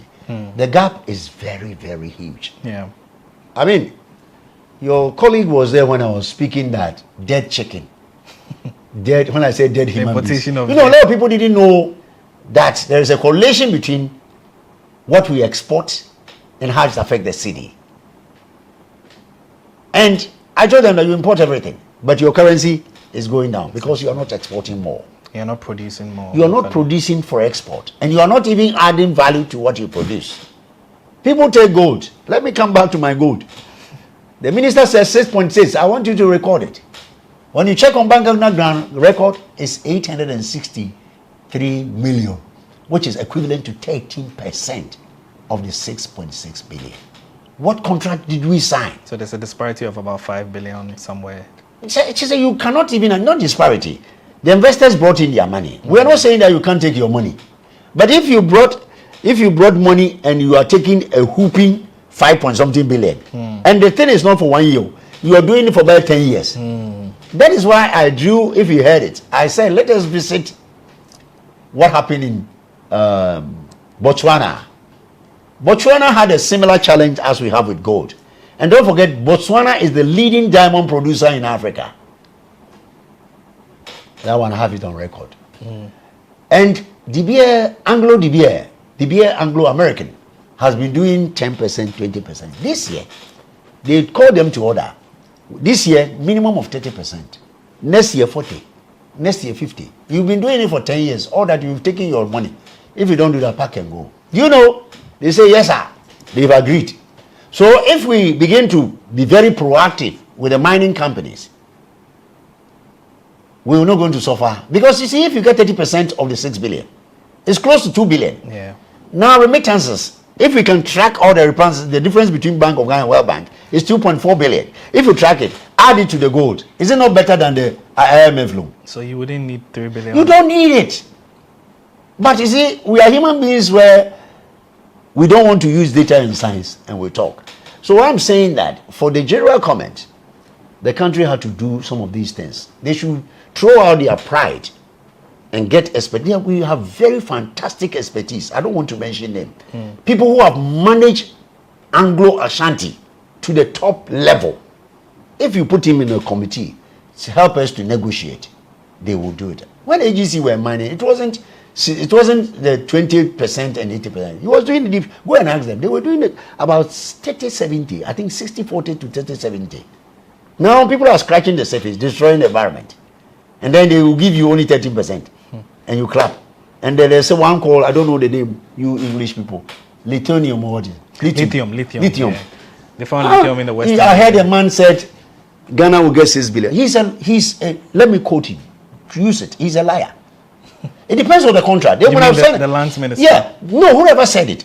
Gold is gold. You mine by 6.6. You got 800. What mathematics are you going to get the 6 billion yet? You're going to get the same 10%. They will shoot Dr. Mantiao. I want to thank him for educating me on these things. I read a lot about when he writes on I read. He's been saying this and and it has gone into the oil. Yeah. Oil. The PIAC reports. Look, our way we send people to negotiate, I don't know whether their parochial interests override the national interest. But you see, at the end of it all, Ghana is Ghana.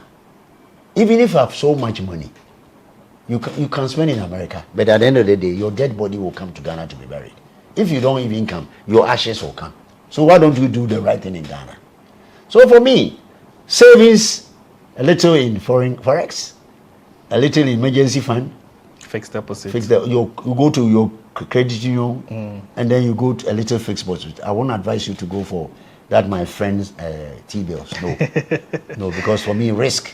Yeah. You see how I've spread my risk, so that when the credit union even collapse, I know where I can get. That is what I'm telling you about the failure of risk management on the bank, including the central bank. What risk management policy do they have to do the government debt to that limit? But you see, we have board members there. big men in big cars, big coats. But that is not. You want somebody who will say something different than what other, not to argue with him, but to put your case based on data and science. Doc, I can't leave here without asking you about the building of the new Bank of Ghana headquarters at Rich. It's caused some uproar and all of that. You are in the banking, you are a banking consultant. What do you make of it? Thank you very much, Mauli. I think for me, the uproar, I understand people, but if you look at the historical antecedent, this thing was projected, I think, 2020 or 2019. I think they've been making provision to build a property. It is rather unfortunate that it has coincided with the current economic challenges, as well with the Bank of Ghana losses. Apart from that, I don't think there was anything wrong with it. And again, if you go to other countries and see the edifice of their central bank, as I've said, alluded, I went to Zimbabwe, I saw the central bank, I couldn't believe it. Although the timing is wrong, but the whole idea of having a new structure is not bad, because we've had it since independence. And if you see when EcoBank came to Ghana, where it was, look at the edifice he's put over. Car. So for me, it only came at meeting at different times, but the idea, and I'm sure Bank of Ghana would have actually also provided for it. So let us give them space so that we don't bring old issues into the new wine. If you bring the new wine into old wine, you make things very difficult. I'm sure they had it in plan before this crisis came. This crisis, maybe they should have anticipated it, but even if they anticipated, they have started the building. So I wouldn't like to talk too much on it. And I believe that times are changing. They will look at it and do a good job that befits the country. That is what I will say for the time being. Doc, thank you so much. I've had a very interesting conversation with you. Thank you so much. I've learned a lot as well. I've been speaking with Dr. Richmond Etuahin. He's a banking consultant. We've been talking all things about the banking sector, development, the debt exchange program, interest rates, treasury bills, and among many others. He's been my guest on this week's edition of BizTech. Before we go, don't forget to log on to our website, www.ghanaweb.com. Don't forget to follow us on all our social media platforms, Facebook, Instagram, and Twitter at the GhanaWeb. And also subscribe to our YouTube channel, GhanaWeb TV. Once again, I am Mauli Aholmega. Many thanks for watching.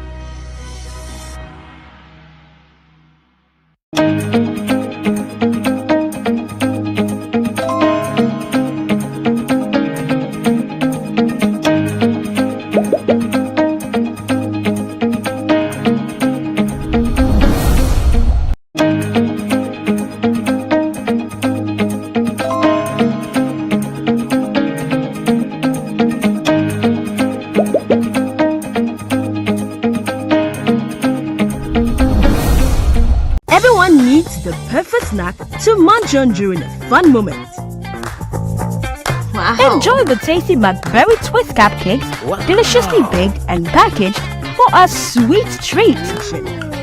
Premium quality cakes baked with love for all, enriched in butter and milk. Yummy.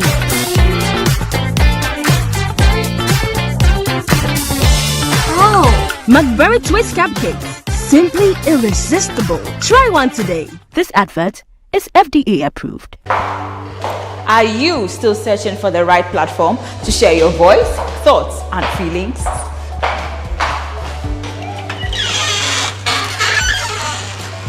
Then the GhanaWeb Reporter on the GhanaWeb app is the perfect app for you. It is Ghana's only citizen journalism and infotainment platform. Wherever you are, whatever you are doing, GhanaWeb Reporter links you up to the world.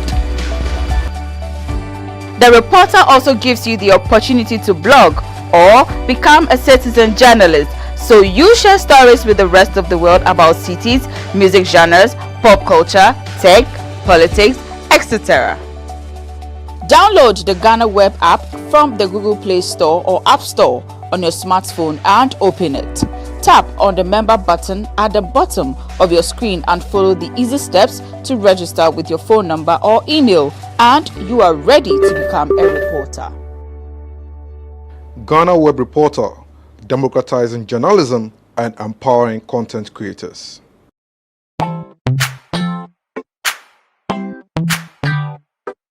Sweetheart, be mindful of your health. Hajia products na the makeup. I welcome you to Sigma Health and Beauty. You can call us the Beauty Embassy. Who pursue beauty more revealed with quality makeup products. There is only one place. The Sigma Health and Beauty 2022 Ghana Makeup Awards Beauty Retail Business of the Year. Of course, we are the defending champions. World-class makeup brands and Quaniton, you name it. Maybelline, Dark and Lovely, House of Tara, and many more. Your professionalism in the beauty industry is unmatchable. Ramin the proper way of applying our products. Sigma Health and Beauty, Yewa Accra, Makola, Georgina Stores, and Rollins Park, Gate 4. Fryer in 0248 138 596 and 0201 408 186. Or visit our online shop at www.beautyavenuegh.com. Sigma, your beauty, our joy.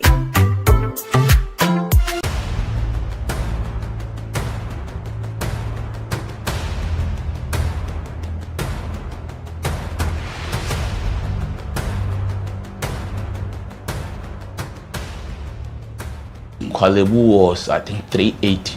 380 Ghana cedis. Yes.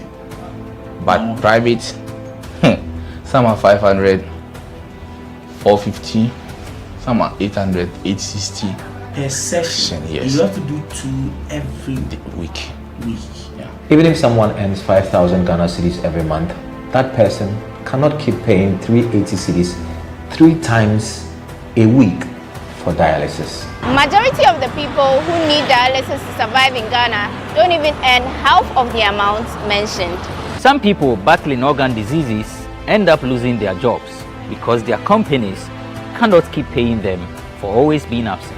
How are these people expected to afford the monies needed for dialysis as well as other expenses, talk less of the huge amounts they have to come up with for transplantation surgeries outside Ghana when they get donors?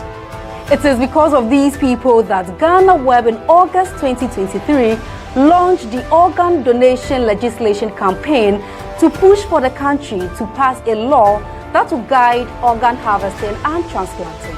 As Kwalebu plans to increase dialysis fees, the situation requires quicker attention and action. And so, we must get Parliament to start discussing the organ donation bill and pass it into law. Now, when this bill is passed, more lives will be saved and the financial burden on patients would be reduced. And that is why we need you to join us on this campaign. Join the campaign by sending a 1-minute video of yourself sharing why Ghana needs a legislation on organ donation now to editor@ghanaweb.com or via WhatsApp 0552 699 625. Alternatively, you can share the video directly on your social media handles with the hashtags #PassOrganDonationLaw and #LegalizeOrganDonationNow. Organ failure should not be a death sentence.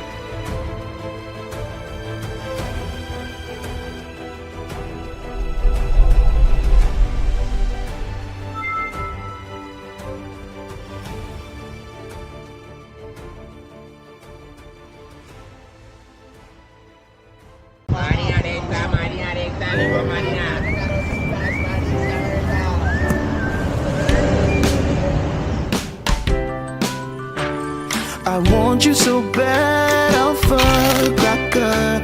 I want you. I wanna say yes, I can't resist.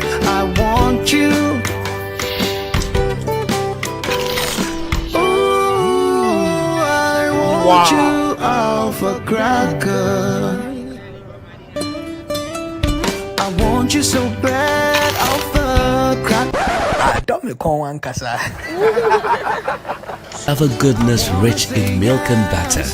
In Alpha Cracker, Yummy and deliciously crunchy. But I can't resist you. Alpha Crackers, simply irresistible. This advert is FDA approved.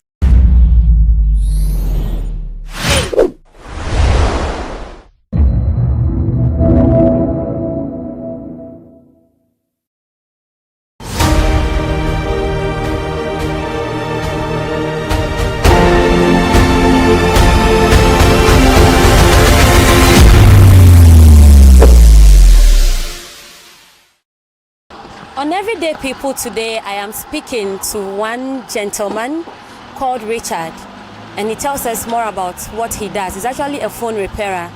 Let's just get to know what he has for us on this episode of Everyday People. My name is Victoria Chebafo. See, we are now fitun kolabima na saying. Oh, for beginning, idiot, damn person me moving actor. Ti di mi twitwa movie ni bia fine. Ba producers na e Ghana na e fa na nka no kre. Odu twa wi a wo se ko meflew.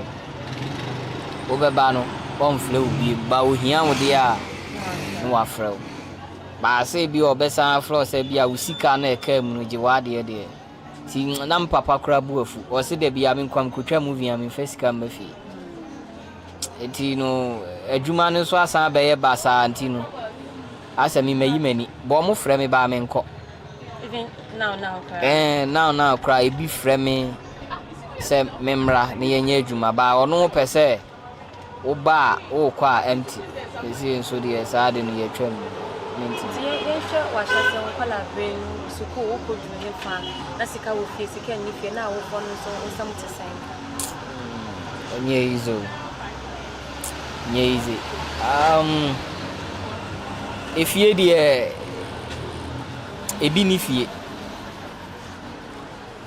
fie na school seminar nso me call ya do form 1 na me nana ye de me to na ehwe me nyi ya na me si so de mantena me fada ne me ma me nchen na me ria me di be ye 10 years or 9 years na me go so ria of na me ria wo forma eyo obi a 70 mpon sole nante etime nana no anti scare na me maame ebeto me twene ne so one me father tinom de omo won kran ha timetime aka se me nana ba no na hwe me pa o no hwe mu school edwale ye no kire me ebedu e na mini ho nti dwale sei ye ni sei ebedu baby ono an na kire me ani eden kwa mefa so amenante iti once a while bi omo wodem mani ba omo so na me nante afia edem ho ababo abonten to ono kire me sani a medwale ne we me kwa mefa so na me simi niema ni nyina ono an na kire me nti school sem no the koya du pieces ana mbeko form 1 that times na me na yale ti a trezam sewie ani ebe makwa no muden kraba semina na ewu tu owu ye na ye kwa yie ba ye be ye bibi awie ye senka me koto aso no ene ko ba se ye nto school atale ye foforo na form 1 hons na ye ko na afi na o masi ye school da na wie enti no obi anto na konwa ena books me papa enya se sika na ama me ena me nana be ma no no so te ase wan fi mi etina ase school mi di school atadada no ana eko me konso mi nya book nturo ebi won so amede kom yo fiti anopa to anumele na mi nidi ebi wa ma mi bi onu so afi ye freni makarama ona ni kun didi na ebika na makwaji ne madi timisha de wa de na ye wo ho na anu odin because asem ma mi mfi mi tanene promotional etian kama nkwanta na chese asem hu ni se obi a fi mi bi sika mma ni hu de menye ekom so de me come Nana Ama Mcbrown me Nana Ama Mcbrown no oton waduru om frɛ no Watchman no oton oye pharmacy me call ho so we ni sika de mami enti me sorry me sister bisika your friend a fiampofo a the boy e de soma me se me fan command na 15 cedi ti bi giska na mate se ba bi de Accra a wo ba eye den a obitumi asurvive enti no be giska no ma mfa nko ma me sister no na me fa ka anajo be ye 8 timbedu snas na abo 10 na minya Accra ka ti Accra oba wo be si mi wo achimota na afi no mo ye kwan no ti na yem futuru fuka be da bontin mi hufi me da bontin sensu to ana hweme ti me da bontin wa achimota wo san adechi na minika me hye no ne ya chemu mienu so how many years oh me da bontin wo ho be 3 months ti me da ho na me ko achimota old station on first na ho no mu nyina lodu ho me ko old station o mo san se Accra me se ade Accra ko na me ba no wan fama me du ha na enti ade a me ye ni se o mo pa ya Accra no mo kwa na mi nantidi ka na chi mi trezi ti ka ne be san me ho Accra na mi trezi kwan no ti mi trezi ya de mi be si Independence Square ha timbedu am say ha na GTV for kan news na ya na da o machi na sa ha yen kran timya am say na me chi abom say na epo no wen an na me hwehwe fesu no si wa epo no da kira ha ya time ko na ya say epo na am so ma ba Accra me wa Accra ti data am no so me beda center ade chi ni ya wia me mpaboa me so wu wia me mpaboa wa wia me nan mintimi nante unya fa me mpaboa wa kunu me nante nko ba bia ahya no metna ade chi me mpaboa idam si ye mawu ti me nante ya ba mbeto madam fu bi efre ni yima that time no ye shumeka o ye shushan so ye shumeka de o fa me se ni nua o me mpaboa no no kosesa no koto paboa ne me be ye pe sisa matale e ma mi ko dwale ye to blush se mi nkotwi me se to fa me se mi nua na me ni ye adwuma wo ahya shumeka adwuma nso mo ye no for o shumeka ndi ye chei tina odan na me da bontin wo station anti uko station akam 2 station on ma omu nyina ni edi om de frame ya pozo omu nyina ni mi station ha de obi ni mi pozo so how many years are we free one me bank ha oh me ba ha de sesi metimi aka se me number 19 years 19 years no apart from the shoemaker any phone repair no penny eduma wa ya enu na mbenya akwanya na me active film you introduce me the co movie your friend Daf or the make on Yankonton film production timini eja ko mu ne lewen mu akorobatu mu nyina atwitwa bi so at what point now we decided to have the phone na be onu yima na na kire madwuma no o kire madwuma bi no nya akonya no watu kwan to ni Ghana oni ha no watu kwan tutu kwan na de akoye ne se ese no me mintimi nka me kwatena kwan ho asirisiri skandi mba me tirimu poda me ba na me da bonten kura na me ho kire mu inshallah man tres kwan ho asirisiri kada man fa nhim timi sinya sa na nyame ye me nyame wodi me be ye so hanu say when they ha ma do ade ma me de ye friend eja bedu ono so ton covers wani mu ya nanka me fo ni mpeso mbepne so bo mo ba na oni omo de esi ani tekiti nyina omo betwa na mini sa 2 cd na no peso one meko ena no eja bedu na ni omo de si ani sa ade ntomu hu nipa mobo aha na me nso metim nipa na nkotena kwan ho ansirisiri sika aha no no nso ye bi nkakanka se bi be kona no no de bi ahwe ne ba no phone no sha seseta enya be how many years oh phone de metim akasa ache eno a me de hwe me ho in a day utuminya phones and na wa repair oh sometimes I rehu buwa zero kula nti eba ni sana ye de de aye na me de kom odo e kom beda ben shiranka Madam won say we are say de wo ho na say wuti wanim. E ma nipa na say uyi uyam ya de mu obi a. Me obi a me nkan tu me ho. Me obi an kan pesa me bo ankofo pa me ya yemu ye. Madam fu bi e friend e call. Nyame hira. Ono na say me ho kire me a. Pa na me tu me ne nto bi a. Me mfrɛ me father, me mfru bia na ma frɛ call. E call Charlie. Bia me daddy station a wo hu kra nya akono. So ni dan ya wo dem. That station. Na wa don funa na ni yesu de kan no ni dan ya na. Ono so no da bonten ha hozela man. O da bonten ya. The past 19 years now back abonten na wada sa. Abonten sa. See, to say you can say so ta we den. Me da kiosk bi mu wo ha. Na me ka say udu kra de we anim na ye no yem be hihyew aka kra na abu. Sisi obi ba na so say o akonya bi wo anka ifa na obe pese obenya akonya no de. Dia mpese obuafo bi ba so be boa me a ka me pese me ye container, pese me ye shop. Because you see say me jaha no say me koto ade a nipa na antena se antwen me a me ba na asem aba no o ma be sisa phone so me wa.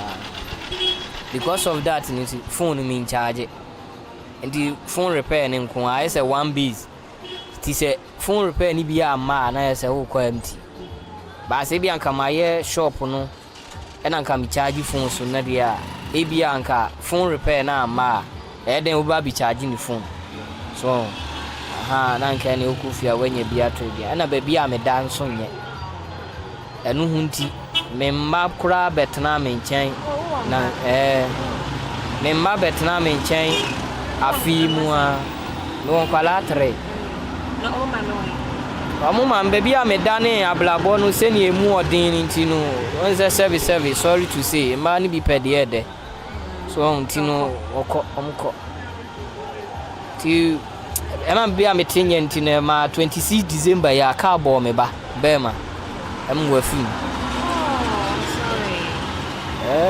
26 December ya highway si so a Ghana police went me anya de papa bi anje ade bia wo nipa no honko amfa ama no yekosi akwala ni wie ya omo say foolish geese enye nipa na ode ka ne bo akwala ne fort demu ya akwala ketwa na ka ne bo ne fort no how many 6 years antin kaminya baby papa te dia ka nusumani beje sen ve ya me man bebe mi. That was the story of Mr. Richard. If you have any help that you think you can give out to him, please reach out to GhanaWeb, or you can send anything that you have to editor@ghanaweb.com. This is Everyday People on GhanaWeb TV. My name is Victoria Cheibafo. See you some other time.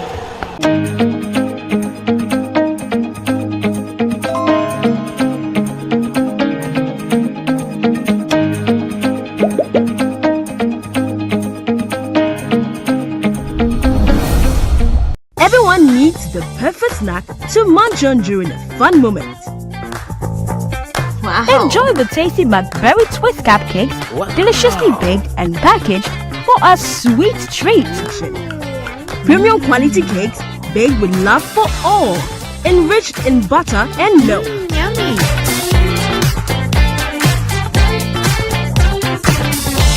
Oh, Macberry Twist cupcakes. Simply irresistible. Try one today. This advert is FDA approved. Are you still searching for the right platform to share your voice, thoughts, and feelings?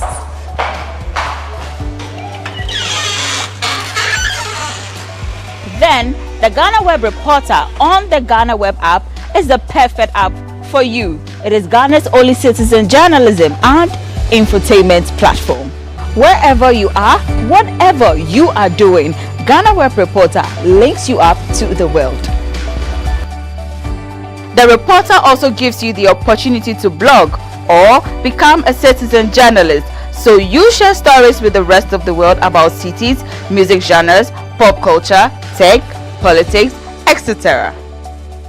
Download the GhanaWeb app from the Google Play Store or App Store on your smartphone and open it. Tap on the member button at the bottom of your screen and follow the easy steps to register with your phone number or email, and you are ready to become a reporter. GhanaWeb Reporter, democratizing journalism and empowering content creators.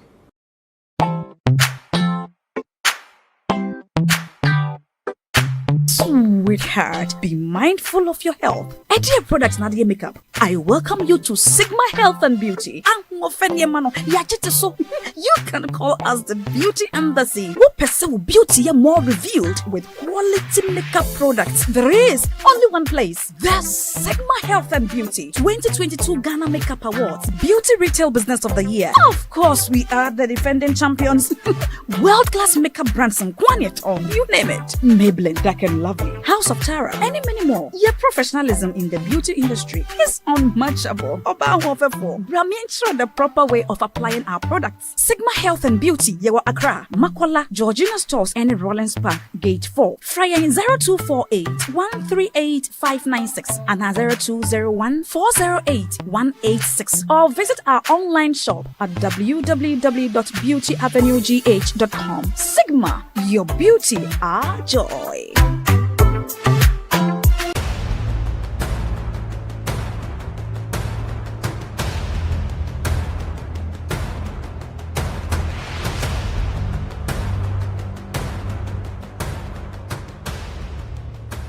Kwalebu was, I think, 380.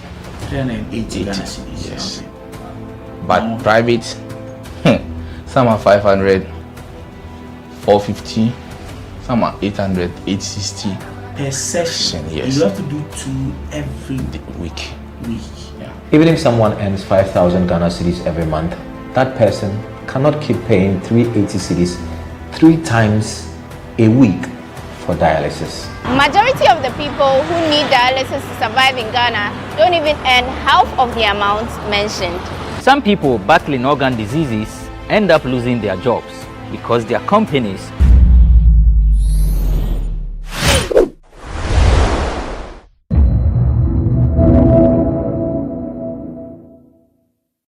displaced persons staying with relatives, friends, and family. Now, at the safe havens, affected persons have been put into groups and they have group leaders. And periodically, relief items are distributed to them. Our challenge is those who come in to make donations and don't normally come through the National EOC. Well, some people also come to do donations, but they want to go to the ground to interact with the people. Sometimes when they get there, they want to try and start distribution. When you start distribution, there's always a rush. It makes it difficult for our staff who are manning those safe havens.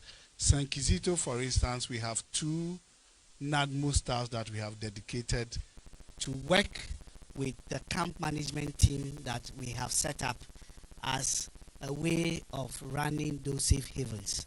So if there have been any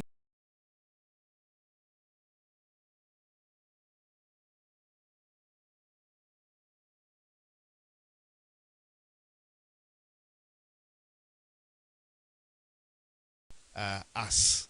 But we use this opportunity to urge everyone who wants to make a donation to support the people at the safe havens to go through us, because as we speak, we've been able to put together a relief administration committee that comprises of all the stakeholders in the communities. So we have the member of parliament, we have the district chief executive, we have all the traditional authorities represented on this committee. And these committees are working through the assemblymen to be able to manage our relief administration properly.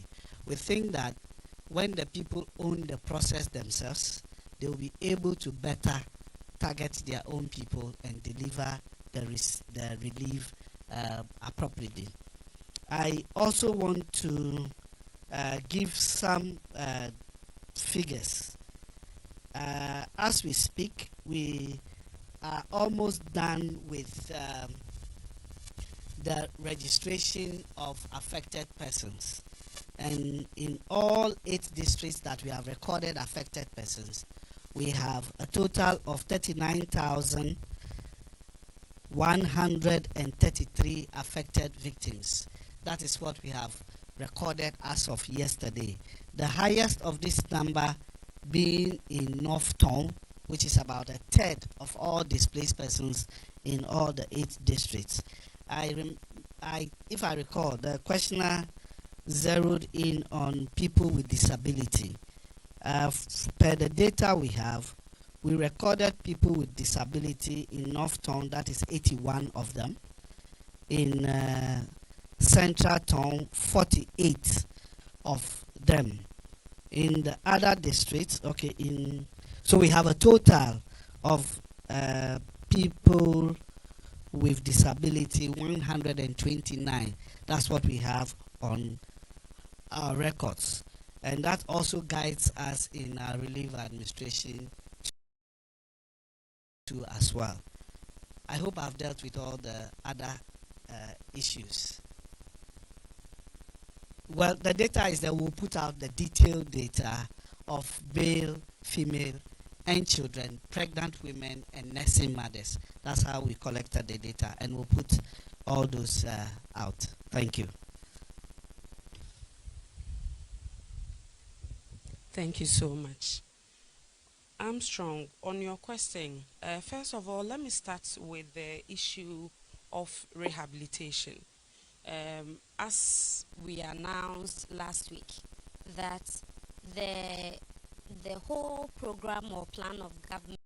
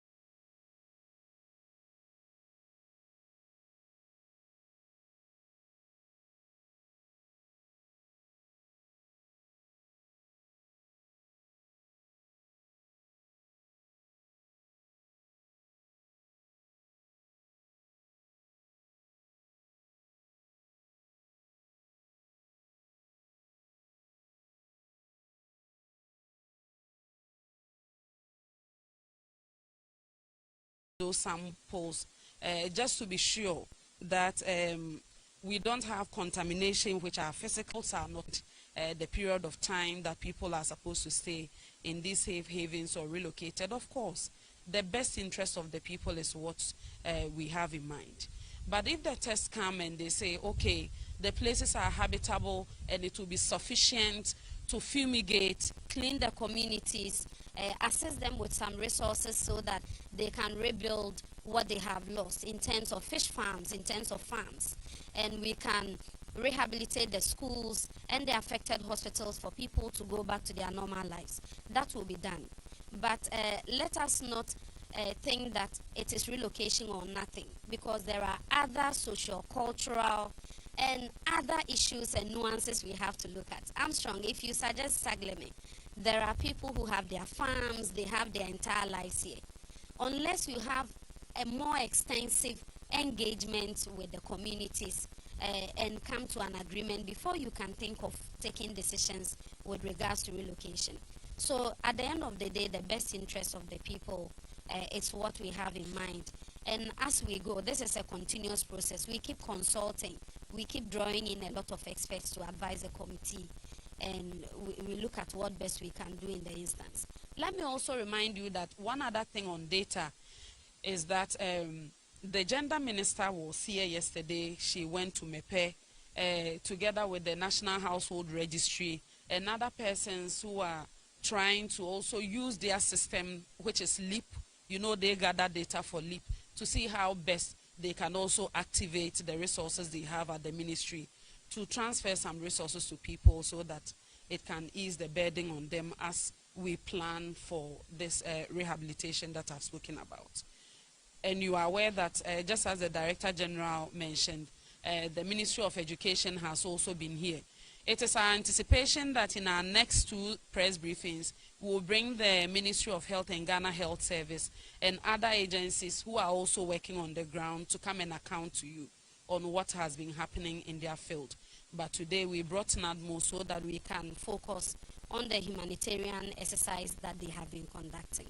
So that is what I have to say with regards to that. Unless you have any follow-up questions.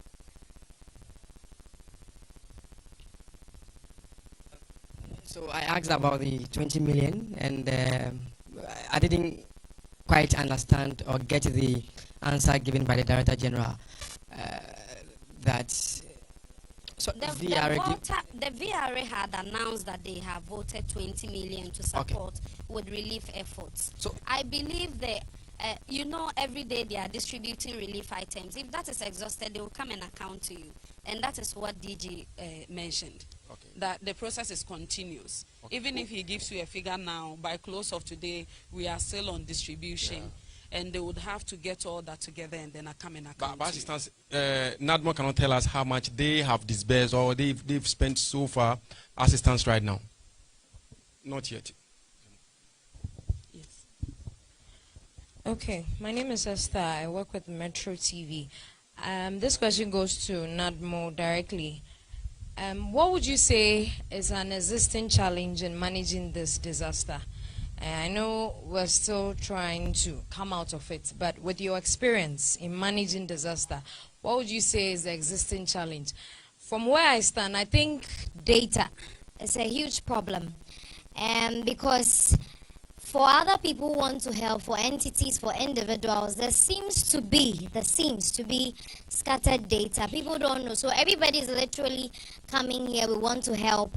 And I don't also know how the cooperation is between NADMO and the individuals, entities that are coming to send relief. So what would you say is the existing challenge in managing the disaster? Okay, I take that to be the last question, but okay, yes. My follow-up question is on the safe havens. We've seen how the structures are. We see women, we've seen particularly young girls and older men and boys scattered in the same environment. What is the protection arrangement like so that girls in particular do not get exploited sexually? Thank you so much for the question. So I will invite NADMO team back for the responses, but before then, permit me to acknowledge some dignitaries who are with us today.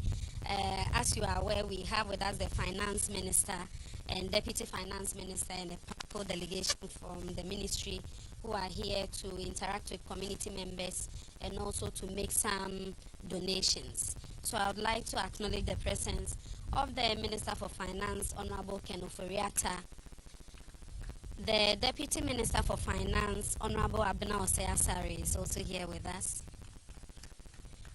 We have with us the Chief Executive Officer of Volta River Authority, Mr. Emmanuel Enchidakwa. We also have with us the Deputy Chief Executive in charge of Services, Engineer Kenneth Atta. We have with us, of course, the District Chief Executive of Northern District, Honorable Divine Osborne Fenu. And Oscar today, the Director General of NADMO, Honorable Nana Ama Mcbrown, and his deputy. So, on that note, I will yield to DG and his deputy for their responses and also their concluding remarks, so that we move to the second part of today's program where we receive the Finance Minister's donations.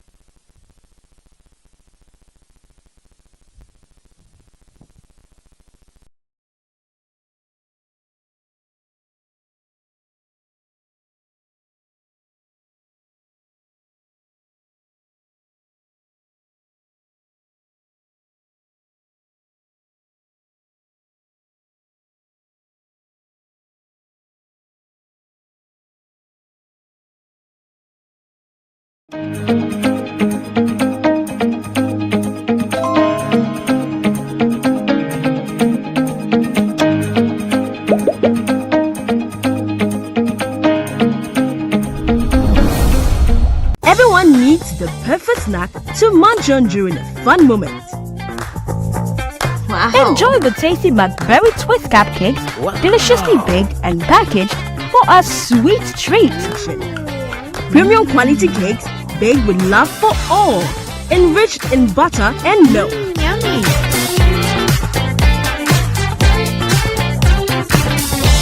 Oh, Macberry Twist cupcakes, simply irresistible. Try one today. This advert is FDA approved. Are you still searching for the right platform to share your voice, thoughts, and feelings?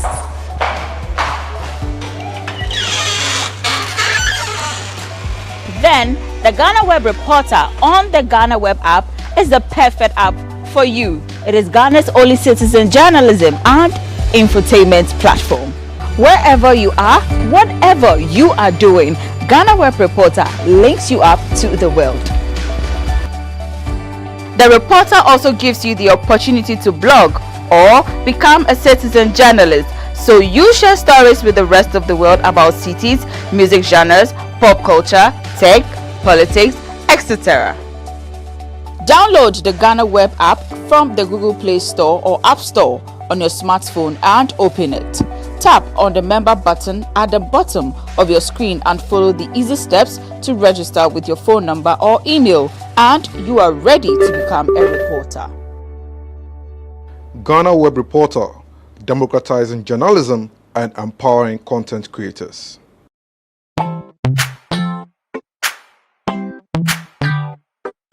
Sweetheart, be mindful of your health. Dear products Nadia Makeup, I welcome you to Sigma Health and Beauty. You can call us the Beauty Embassy. Who pursue beauty more revealed with quality makeup products. There is only one place. The Sigma Health and Beauty 2022 Ghana Makeup Awards Beauty Retail Business of the Year. Of course, we are the defending champions. World-class makeup brands and Quanyet on, you name it. Maybelline, Dark and Lovely. House House of Terror, and many more. Your professionalism in the beauty industry is unmatchable. Brahmi ensure the proper way of applying our products. Sigma Health and Beauty, Yewa Accra, Makola, Georgina Stores, and Rollins Park, Gate 4. Fryer 0248 138 596 and 0201 408 186. Or visit our online shop at www.beautyavenuegh.com. Sigma, your beauty, our joy.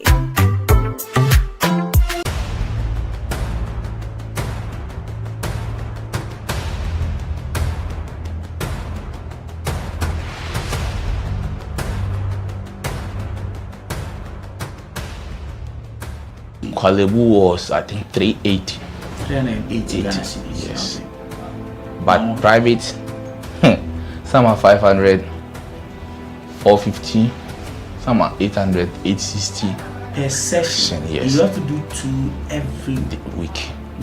Yeah. Even if someone earns 5,000 Ghana cedis every month, that person cannot keep paying 380 cedis 3 times a week for dialysis. Majority of the people who need dialysis to survive in Ghana don't even earn half of the amount mentioned. Some people battling organ diseases end up losing their jobs because their companies cannot keep paying them. That something of this nature happened at this magnitude was in 1963. I wonder how many people sitting here were born by that time. So it will have been difficult to relate that this is the extent to which the inundation will happen. The last village of VRA, which was in 2010, did not record this level of inundation. So when the information went out that VRA was spilling, everybody thought it's still the normal thing. It is only in our farms that nobody will move. It is until the water started coming to them in their homes that they started moving. So even though the emergency preparedness plan, which is an early warning plan, the objective of an early warning plan is for you to get out of harm's way or out of danger before the incident happens. That was the difficulty. We found it difficult to relate.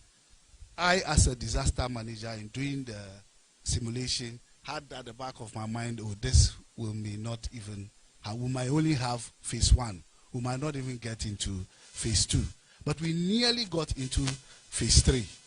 So, well, this is going to serve as a wake-up call for all of us to take heed to early warning system and early warning notices.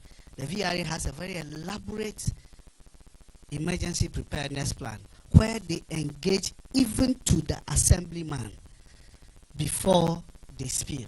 And these protocols were followed. But as I said, the challenge that this happens every year, but it might not get to this level. In wrapping up, we'll like to commend everybody who has supported us in carrying out this. Our mandate our mandate that the law places on us is to coordinate activities of all agencies, individuals, corporate organizations. And I think that to a large extent, everybody has participated and played this role for us to get to this level. Unfortunate as it is that our brothers, our sisters, our families have lost properties. We think that as a country, we have done to a large extent so well. It is not time to pat ourselves at the back yet, but realizing that we have done so well, we could do better. So we will urge everyone to take early warning systems or early warning notices very seriously. It doesn't happen only here in Ghana. The disaster management across the world, early warning is difficult. You tell people to move of harm's way, this is happening, but until they see it, they want to be men. But we don't know when it will happen. It does happen. And as a people, we must take that caution and listen to early warning systems. Thank you very much. Thank you so much, Mr. Seji, Director General of NADMO, Deputy Director General of NADMO. Thank you so much for making good use of this platform and engaging Ghanaians. Let me use this opportunity to once again thank all the media houses that are helping us with coverage. If you watched us on TV today or listened to us on radio, probably you joined us on one of these stations in Accra. We are live on GTV, City TV, Metro TV, Adum TV, Movements, and we are doing them one after the other. So please, the press, don't leave yet. Stay with us as we invite the Finance Minister to make his presentation and donation to the Director General of NADMO. I believe he will be joined by his deputy and the District Chief Executive for Northern Districts. Thank you. Honorable Minister, please.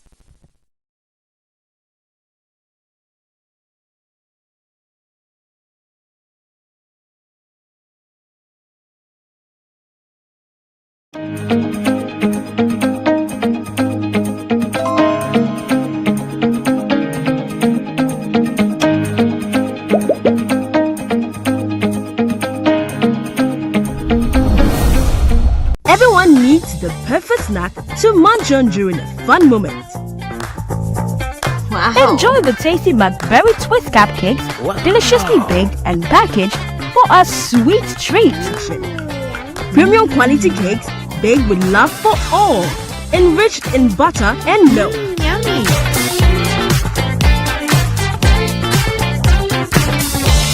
Oh, Macberry Twist cupcakes, simply irresistible. Try one today. This advert is FDA approved. Are you still searching for the right platform to share your voice, thoughts, and feelings?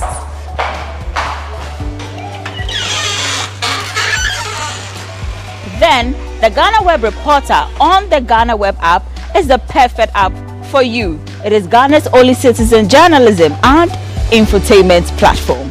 Wherever you are, whatever you are doing, GhanaWeb Reporter links you up to the world.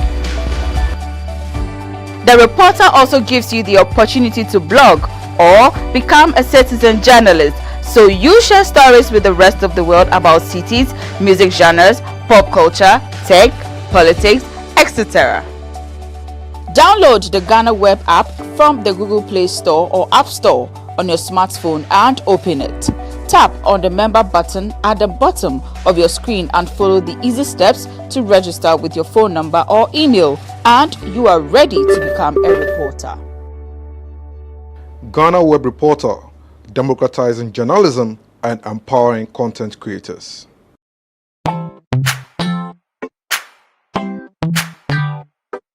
Sweetheart, be mindful of your health. Dear products Nadia Makeup, I welcome you to Sigma Health and Beauty. You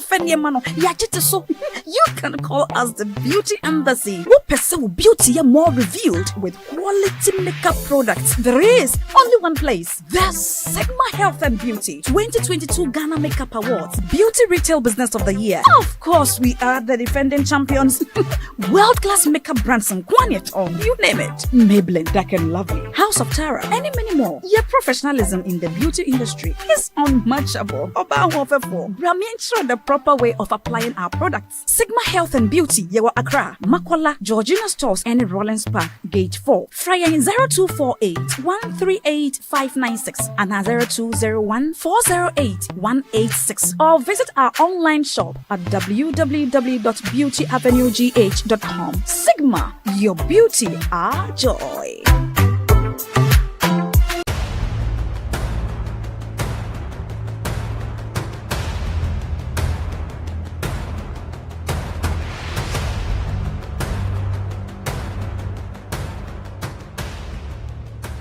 Kwalebu was, I think, 380.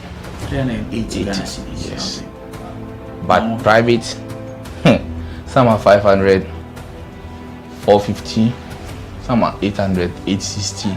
Per session, yes. You have to do 2 every week. Yeah. Even if someone earns 5,000 Ghana cedis every month, that person cannot keep paying 380 cedis 3 times a week for dialysis. Majority of the people who need dialysis to survive in Ghana don't even earn half of the amount mentioned. Some people battling organ diseases end up losing their jobs because their companies cannot keep paying them for always being absent. How are these people expected to afford the monies needed for dialysis as well as other expenses, talk less of the huge amounts they have to come up with for transplantation surgeries outside Ghana when they get donors? It is because of these people that GhanaWeb in August 2023 launched the organ donation legislation campaign to push for the country to pass a law that will guide organ harvesting and transplanting. As Kolebu plans to increase dialysis fees, the situation requires quicker attention and action. And so, we must get Parliament to start discussing the organ donation bill and pass it into law. Now, when this bill is passed, more lives will be saved and the financial burden on patients would be reduced. And that is why we need you to join us on this campaign. Join the campaign by sending a 1-minute video of yourself sharing why Ghana needs a legislation on organ donation now to editor@ghanaweb.com or via WhatsApp 0552 699 625. Alternatively, you can share the video directly on your social media handles with the hashtags #PassOrganDonationLaw and #LegalizeOrganDonationNow. Organ failure should not be a death sentence.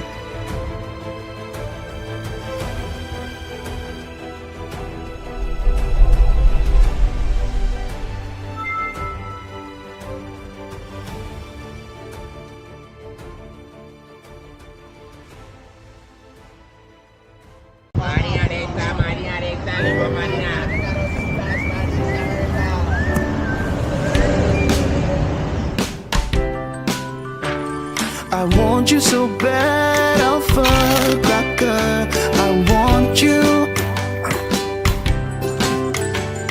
I wanna say yes, I can't resist. I want you. Ooh, I want you, Alpha Cracker. I want you so bad, Alpha Cracker. Of a goodness rich in milk and butter, in Alpha Cracker, yummy and deliciously crunchy. But I can't resist you. Alpha Crackers, simply irresistible. This advert is FDA approved.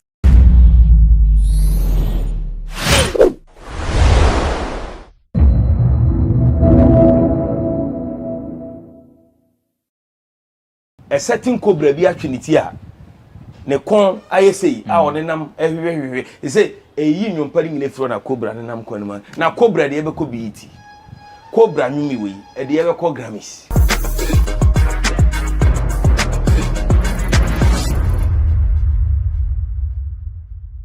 And yes, we are back again with yet another edition of eForum on GhanaWeb TV. My name is Abrantipa. Today, I'm doing the show with Magdona Nana Asari, aka Ambassador Romeo. He's an artist manager, Madina Social Welfare Assemblyman, an event organizer. Nana Romeo is a broadcaster. He's with Accra FM 100.5. Today, we are talking about Shatawali. So last week, Yatanasi, Yakan Shatawali Honsem, and that was because Shatani Stoneboy.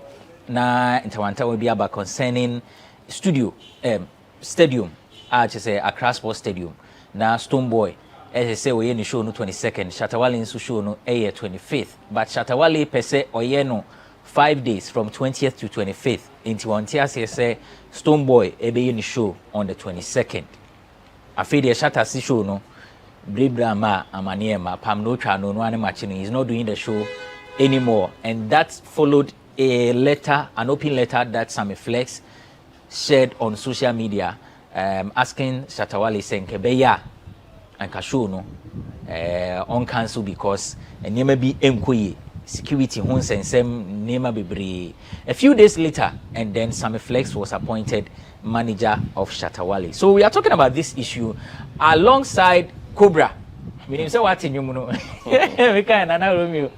As I say, Nipa be a Cobra. But I think we should begin on that note.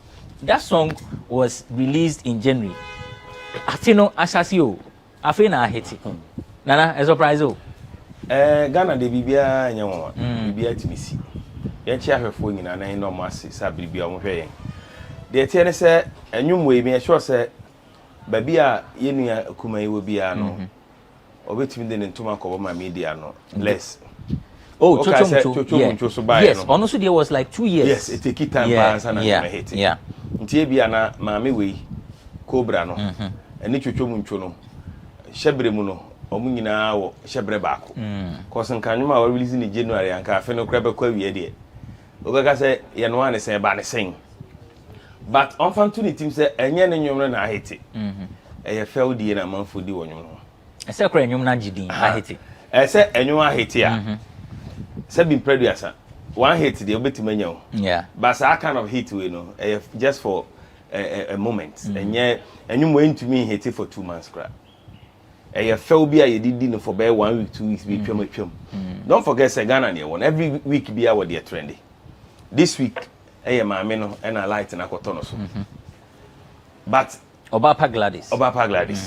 The omni say enwom na nkasa me amete ye no me say na ho ayi nwom ni because me kra room ya me nto nwom da no me nye recordings but Ghana for so penoma as a fan wom say no man ba bi adu no yes oko studio eko ona wo say what feature Jay-Z what feature hwan a ba bi o man ne ko say de ye penoma say ye de be distress ye ho nka Cobra nwom we de nkesi den be popular but now no Shatawale mu nyina de omho agim ma wo say Nana Ama Mcbrown mo oko TikToker say abe anthem ho but enwom no mu nsem no emodu nti wo ka say den na enwom no be popular what you say ye wonwom bibre emodu o Ghana ho but anko ba bia Cobra na nipa bi ti say Cobra na ankasa no on say o my way say the make na say o man na ni gian shada nim nti bibi kitua bi be ma nipa ni baji bia no na ye nyina ya rally behind e de akire but I will say woman ne instrument na shine but as to say after Cobra no obetumi asa release na attention aba ho no eno ne say assignment a eda no so last time you can say about TikTok any enwuma e hit wo good ususu say ebi ne yehu because enwuma e release no January na fe na a hit because obi epic here. My understanding is that nipa na offer you know I'm not too sure but that's what I've been told say nipa na asena mockery bisa they say they all come within no feel and I hate it ususu say nsem dey da wo kan about TikTok ne nyoma hate enko fu pitwa ball no eno na aba mi ana say no there ya ne say last time Regular Stone ba me show so o say na say era na ye kono there ya ne say ebre bi ba wo be boka ye wonyom aye video but obi de nanyum bi a ense dan ya bia beba na wo effort ni nyina no wa rubbish ni nyina say hade o from na no ne nra nyina ne nyina ekono pese attention ni nyina free enwum bebre na so aba Cobra so PCS star release Joyce Blessing na release omonyum no na ahase enjoy ye very saying now omonyum ni nyina no akodi Cobra chi cause say upompo top chart na ba Cobra be number 1 because of how trend in econo so imagine how ebia menka se maame no se bi na adwuma na waye no adwuma hunu no but you can't compare Cobra to Mo and you can't compare Cobra to Joyce Blessing even though message na maame no carry wo nwum no ye good message but se bi enwum edu ba bi anya na nya message no nko apese arrangements even though ya ebra pengini ye offer Uncle Fred and ye bibia but ye wonyum ne wonyum me wo de Cobra sia now the mosi ha say me mo back or air definitely mebo mo okay because of the arrangement they said the nyum no tie eti there ya ne say now ebi mo aboka ayo monyum but a certain Cobra bi atweniti a ne kon ayesei a onenam ehwehwehwe e say eyi nyum pari ngine fro na Cobra ne nam kwanuma na Cobra de ebe ko biiti Cobra nyumi we e de ebe ko Grammys. Let's be serious even though I understand say so until make says TikTok clear industry no now no TikTok ne decide nyoma is trendy first na radio now no TikTok ne kire nyoma e be trendy say TikTok ama yehu Cobra na Cobra ye be bo radio so na ye be bo radio so a ye be bo se mami ye be push na manako beat ni Grammys so na That is my question. Ebia na maame no onye say beat ni Grammy no pay. Ebia opay yan ide ebia say no so a. Enti said you din kan no. Uncle Fredima na a producer nyumwe no otro nsem bi o Facebook a o ma credits. Omo ye enwum no ho adwuma o si lead vocal na Obapa Glad said ye nyina enim no to omo piano omo horns omo bass the drums and no Fredima and guitar was by Ellis backing vocalist obi a friend of Irene Asare arrangement and producers Flash the Sick Beat and Fredima mixing and mastering Stephen Kwesi Esel Papa Wax omo recording in December 14 2022 at 12:06 p.m. And I just say, and you know, I'm recording. Record keeper, Uncle Fred, a historian near daddy. Romeo, I mean, Unka, Ambassador. Around here, once a new boy called me as a man. Patapa, limelight or buying an air one corner. Be a canning some semi because you're one corner, and one day 9 years will be season in one corner, son of the genie trend. I said, Yakupana. I am Adam. But then again, Uti Fredima or see Mameno, like you be a cancer. Once at first, Ushia shoe shine, guys now. Casabi can be a bit channel. Once there's a for no more talents from Kobe, but be so no because to the recording, no needs are in the end, also be a guided. Yeah. Now, Nipa is a cobra, and I think symbolism be a system we a woman. Just a Mamina Casim to wa, will be arguing mass, so I can't microphone some. What I say? Once the Omemoa, a cutia, actually, and the same fee. Yeah. Won't cutianum highlight that Lumbamun and the champion. Now about gospel, so about Christimo. What I say? And I'm going to have a book cobra. Bibia, yet the boy who said Python so bad. What I say? Naza a cutiana or warbon. At the Hoa will be a muscle. Say will be assembly to will be a on very fan as them on or now about when a being for me and obviously sorry first me saw me YouTube we share video no video I'm on the view the Ebenya award no by man some value maybe a cowboy since January now on take but this time no better or better there's a new the phone anymore. Once people have a craze for a particular sound, that's a more cost to the effect benefits there. That's also well because in microphone more bonians and you must share you like say a fence guitar Humanitarian like a dim microphone my musical production heavy but hate what I say now hook and anchor for Eddie Trendy Cobra any day when the history time I made a video no echo be and on 30 years I Cobra I know the rough be any video no and that is where anchor for fast we no and I shall tell you so didn't why then Ajim Japan is at the end of veteran the mammy dear mo why are dear what I say yeah woman Rashida Black Beauty. Oh, you know who can get your man award, your man about body, oh, Kruma. But you won't call out my crafts. I'm with my helicopter, A2 car, a movie. I'm from Ambassador Bama Award. And you're rewarded triviality. This is a man also a farmer now. And Lydian cried and said I need to you because I have in some account in you people can relate to it. Yeah, Brabo Munsem, relatable. Nipanyampa. Just it looks like the video wasn't garnished. And to say Obapa mu video ni bi to say dynamic mu video ni bi and I say PSA mu videos na e be to say hwe no I said the videos bi original gate ni na original flower we bi I said the phone camera ni try attention leveraging the buzz she has now on your day moving forward on fanye shows send the sorry no, African no cast no the two microphone because the kind no no cobra the ben war and no beat me then aye war Nana now can but she's not talented musically that's how I see her on the vocals no on shadanye heavy sir you get it ntino bia now that when you I mean bars no obi betumi na tena se na wakochi no kakra de na fa titie mu fine but my main per se party musically she's not really good. Let's see how it goes for her. Okay, right. So that's it for Cobra. We are taking a quick break. When we we don't need any python. Let's tell them.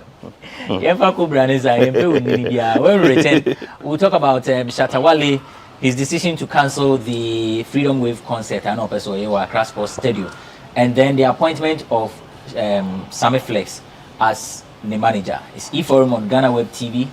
Don't go away.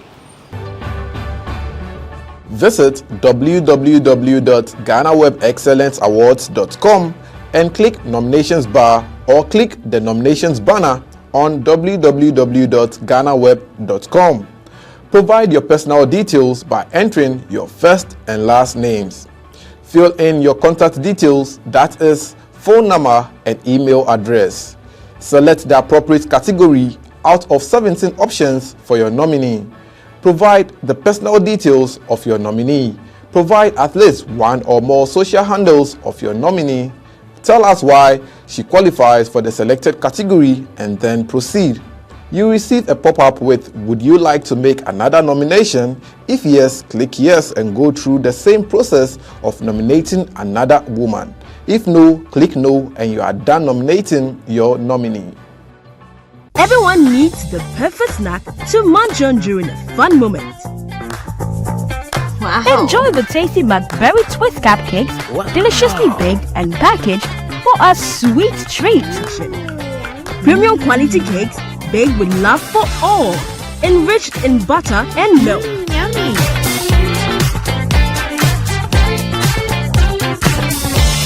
Oh, Macberry Twist cupcakes. Simply irresistible. Try one today. This advert is FDA approved. Yakoya Yaba, it's eForum on GhanaWeb TV. Nipani bi Cobra mpa. Nti yana washe send you to anamo. From Cobra to zebra.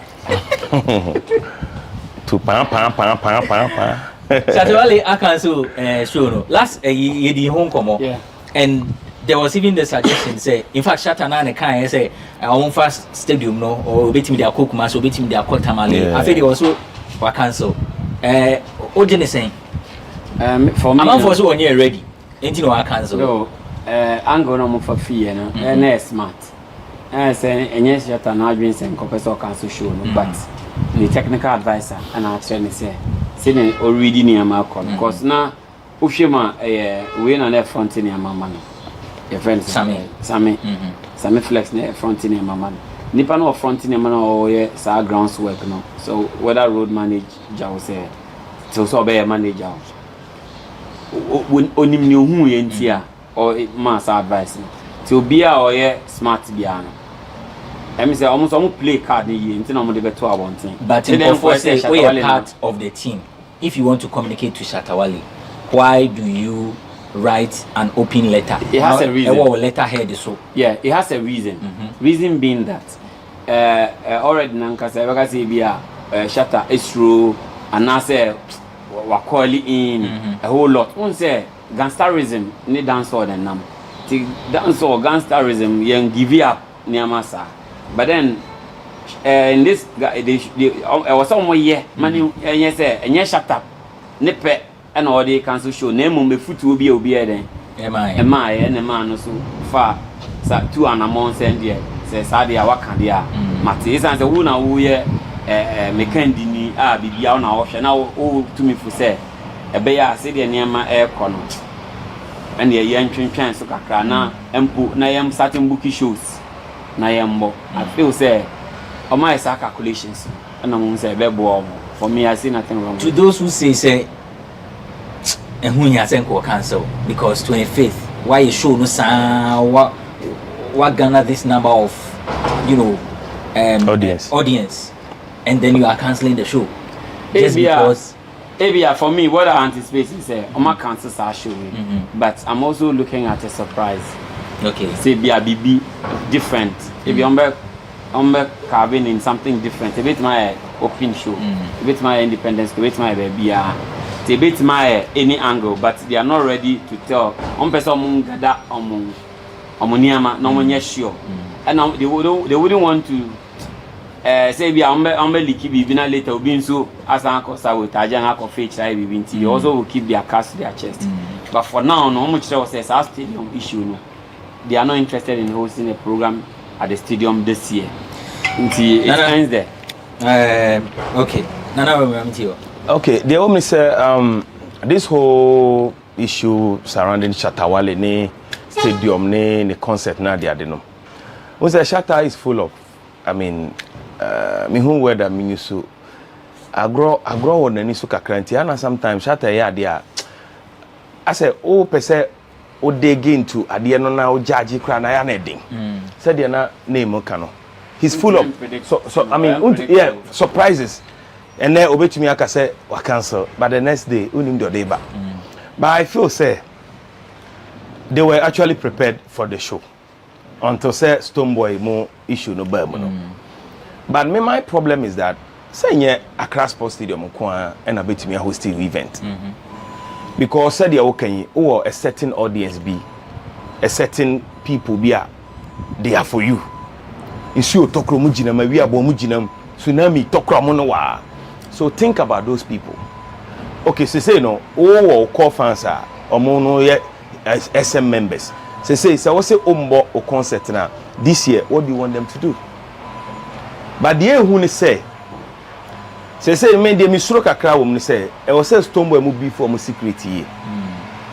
Say BBC e wo program na say in quote ben ka say BBC but in case say Stoneboy mu stage omo de na bia basabasa bi si wase a one we na nipa bi bra be pointy finger say oh SM guys na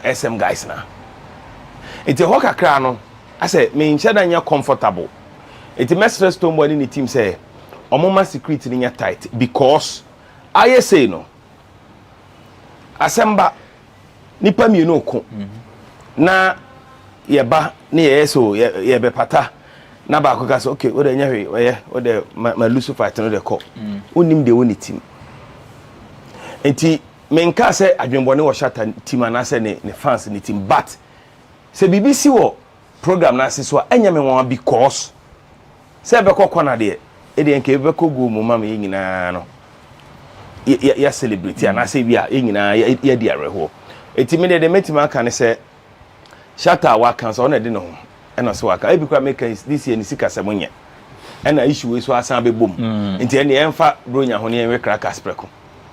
Secondly, it could also be say the name okano e bia obeye open show free Shatta ye nim no I suspect say 25th no kra no I obebo free show sana mimi hu no obebo na e bia playground be like outdoor be obi amra me hwe be free 22nd and 25th. No, sorry. Either no 20.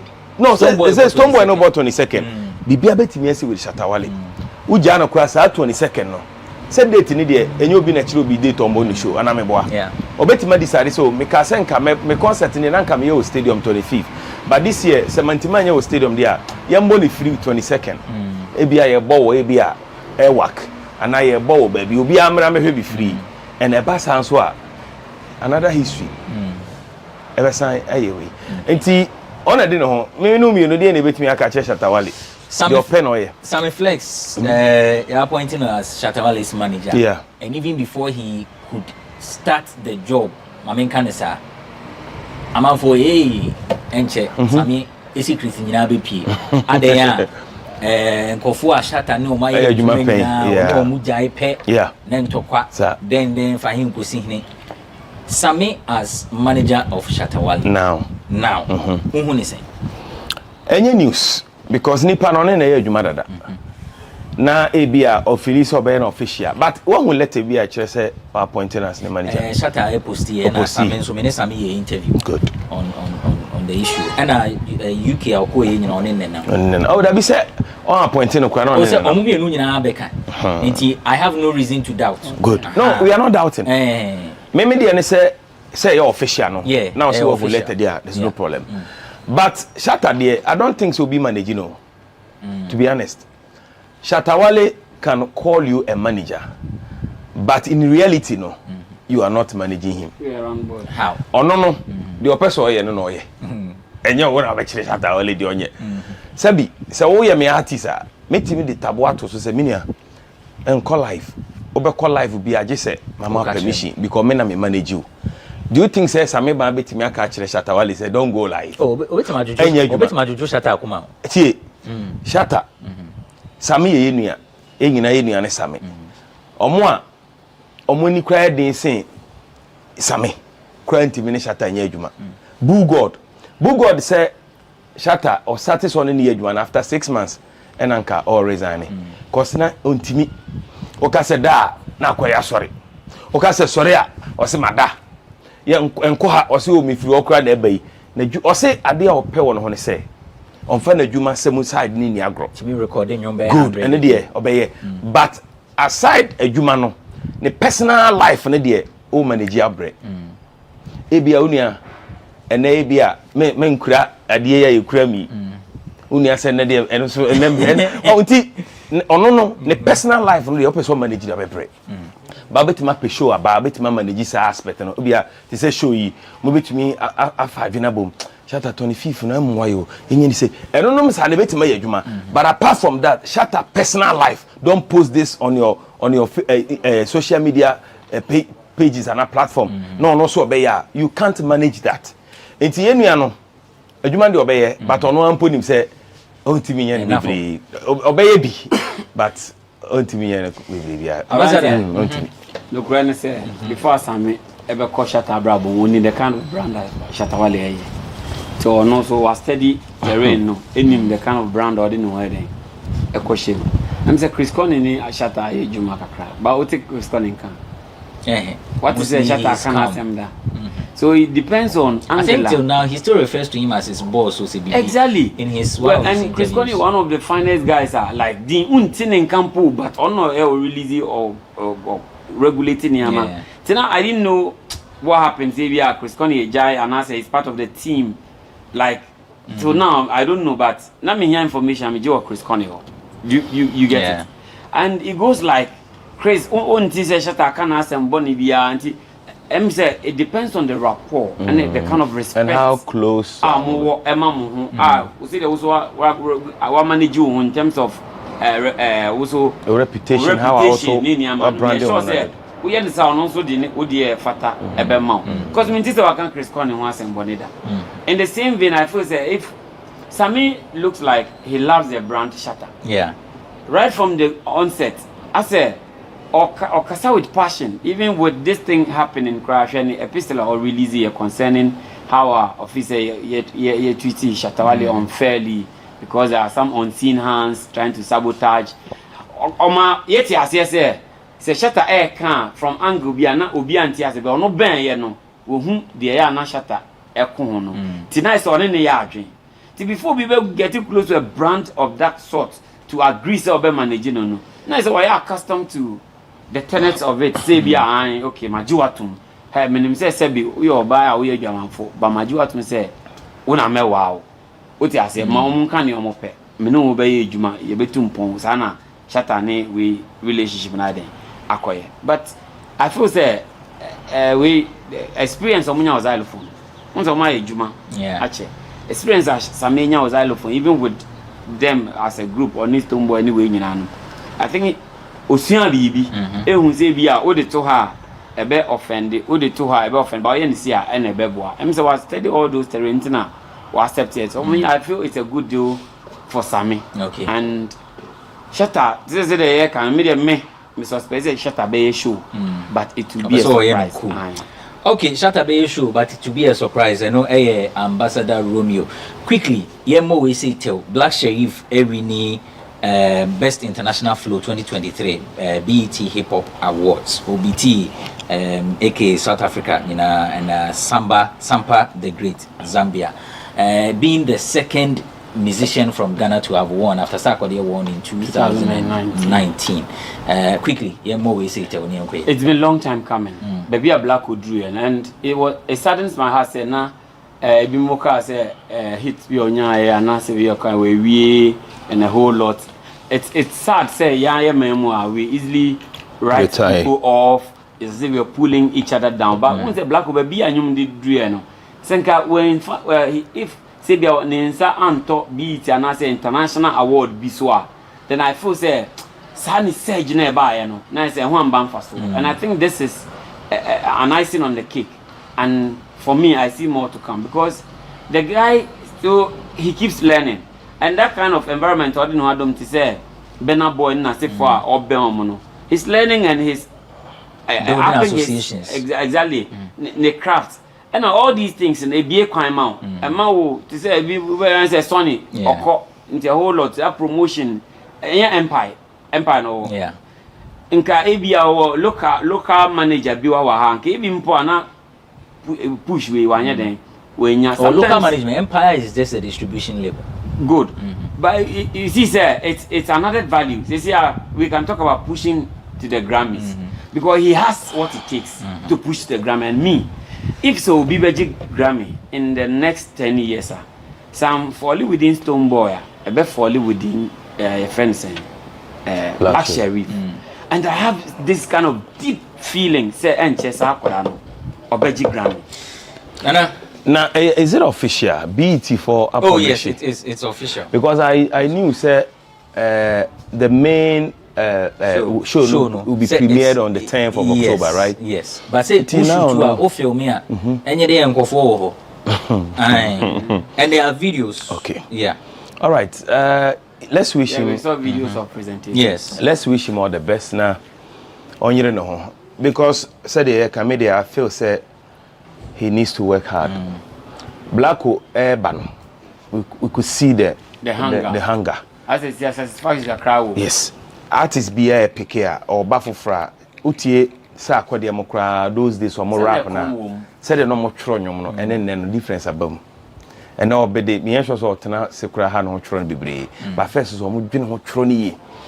Me feel say Blacko, say, officer he has seen it all until I say, oh, yeah, relax it. And the way I responded to issues, social media issues, no. I feel say, maybe are all corner. Now, Jay-Z Moka said, the only thing in an umbrella can answer my baby. Now, Ubi a comment, no, I be responded, no, the attempt. If you want to go far, you need to, stop this thing. Managerial efficiency. No, tie management. Nkasa man nkasa o. Ebi ne yaka yo. Se me na me manage me artist no wa. Na o bibia na wa babonte. No ma bi wa e say you release statement, official statement. You see, say we are artist na only a good team na ye adwuma. No ma bi wa ye ma bro, how many times na this decorated artist omo ba out ebe kasa di atemina. No, a brand. You are building a brand. Brand hu ye. Ye ka open asemi. Your brands be bro ha omo person be affiliate omo with brands omo di atem. I'm telling you. Enti say Blacko ansuya sa de no na obi aya na aba na obobo na adwene no I say sa street language ne dia. But brands ni bi on so emfa omo. Yeah, but say a corporate brands pass so they woman you. I'm telling you. Enti media foot to kakra meeting dia man no. Right. That's Nana Romeo. Accra FM 100.5. Ayuko and Afi entertainment capital. Saturday 12:30 to 3. 12:30 to 3. Ayuko weekdays 10 to 12. Ambassador Romeo Madina, social welfare assemblyman, artist, manager, and then an event organizer, a poet, former comedian of Pompo Media Soso. Former comedian. And I feel so beauty queen. If you want to win a beauty pageant, he's available. He will teach you how to talk, how to walk, how to swim. A whole package. Monsieur Frema Brantepa, thank you for watching this episode of E-Forum on GhanaWeb TV. We'll be back some other time with yet another riveting conversation. Yapon.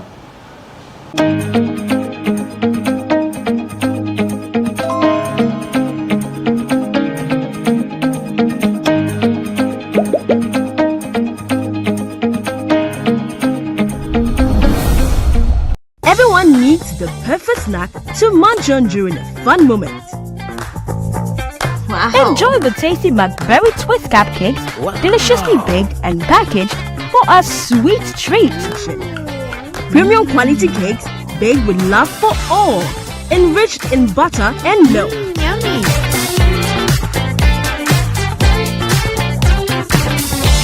Oh, Macberry Twist cupcakes, simply irresistible. Try one today. This advert is FDA approved. Are you still searching for the right platform to share your voice, thoughts, and feelings?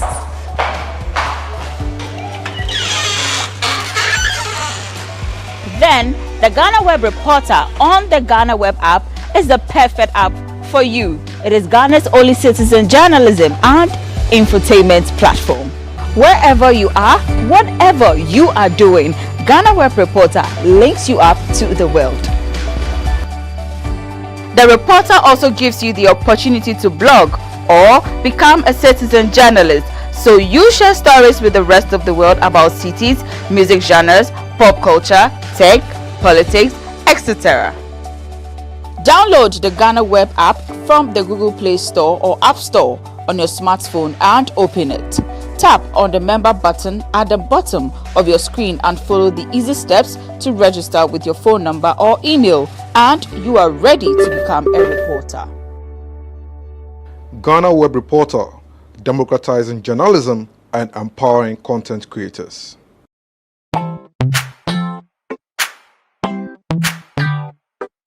Sweetheart, be mindful of your health. Hajia products na the makeup. I welcome you to Sigma Health and Beauty. You can call us the Beauty Embassy. Who pursue beauty more revealed with quality makeup products. There is only one place. The Sigma Health and Beauty 2022 Ghana Makeup Awards Beauty Retail Business of the Year. Of course, we are the defending champions. World-class makeup brands and on you name it. Maybelline, Dark and Lovely, House of Tara, and many more. Your professionalism in the beauty industry is unmatchable. The proper way of applying our products. Sigma Health and Beauty, Yewa Accra, Makola, Georgina Stores, and Rollins Park, Gate 4. Fryer in 0248 138 596 and 0201 408 186. Or visit our online shop at www.beautyavenuegh.com. Sigma, your beauty, our joy.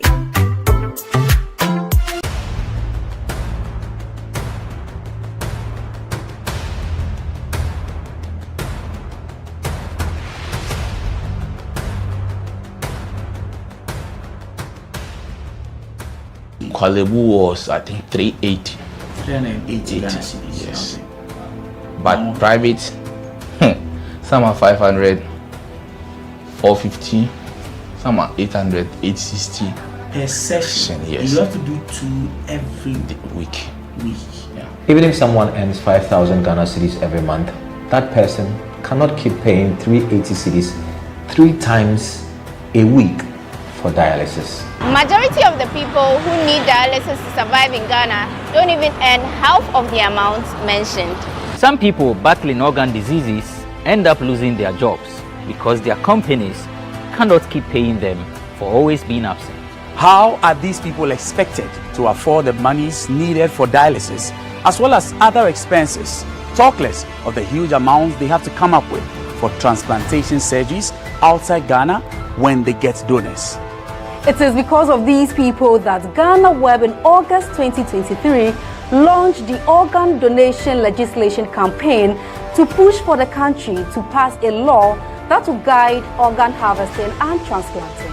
As Kwalebu plans to increase dialysis fees, the situation requires quicker attention and action. And so, we must get Parliament to start discussing the organ donation bill and pass it into law. Now, when this bill is passed, more lives will be saved and the financial burden on patients would be reduced. And that is why we need you to join us on this campaign. Join the campaign by sending a 1-minute video of yourself sharing why Ghana needs a legislation on organ donation now to editor@ghanaweb.com or via WhatsApp 0552 699 625. Alternatively, you can share the video directly on your social media handles with the hashtags #PassOrganDonationLaw and #LegalizeOrganDonationNow.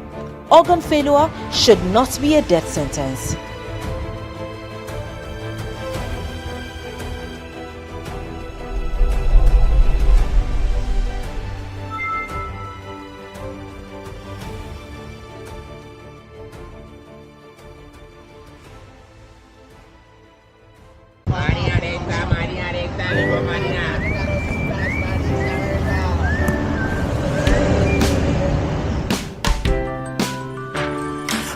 want you so bad, Alpha Cracker.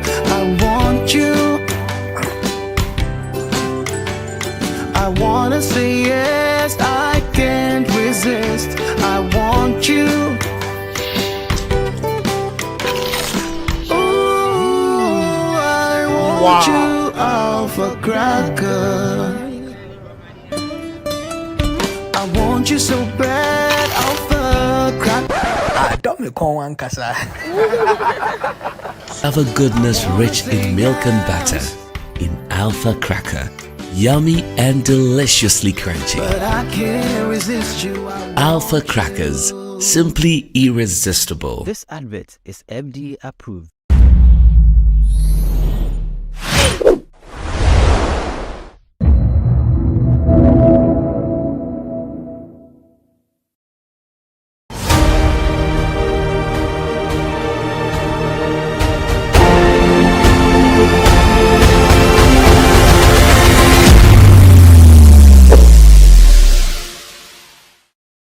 It is another episode of Everyday People on GhanaWeb TV. Today I have with me your name? James Amwa. James Amwa, and he tells us his story because he's been selling shoes for the past 4 years. Yes, for male shoes. So today we also want to know more about him. I will speak to you. I'm Obekechi, and Tichia ni Ebeka. What the measures they feel were bravo, you my mail, Palabra, my mail. Maybe out now, anything in your mouth. If you come see, Marcy, I'm free. Why don't we go school? Now go school. Oh, better future. Better future. You do classes. Now, my mom is in Tiara. I said, I had a cacra. No, Papa. I'm a papa. Oh, my papa so we are the new one so far. I was in a Jumana, a carpenter, and you be an own. Quite Juma. But also, you need to almost walk bound bay, and bay the honor to a Bantima. Yeah, diameter corner. They were through a winner so. Oh, I also did. We are what is the same. Oh, the shoe. Oh, Tiano, Anna, and one Anna, we are about a friend and Anna. And also, you probably also born a gacra. Moon and I, we were money man. So, say, also, go school in class 6. Class 6. Class 6, you know, who is school now started say.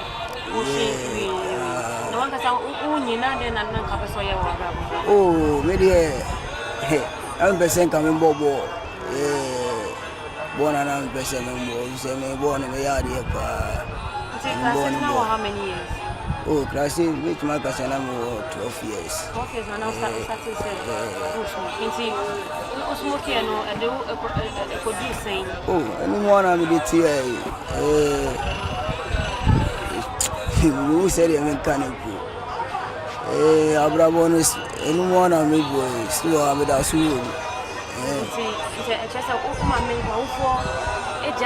Oh, that be still my new home, so by I say, the science will be free.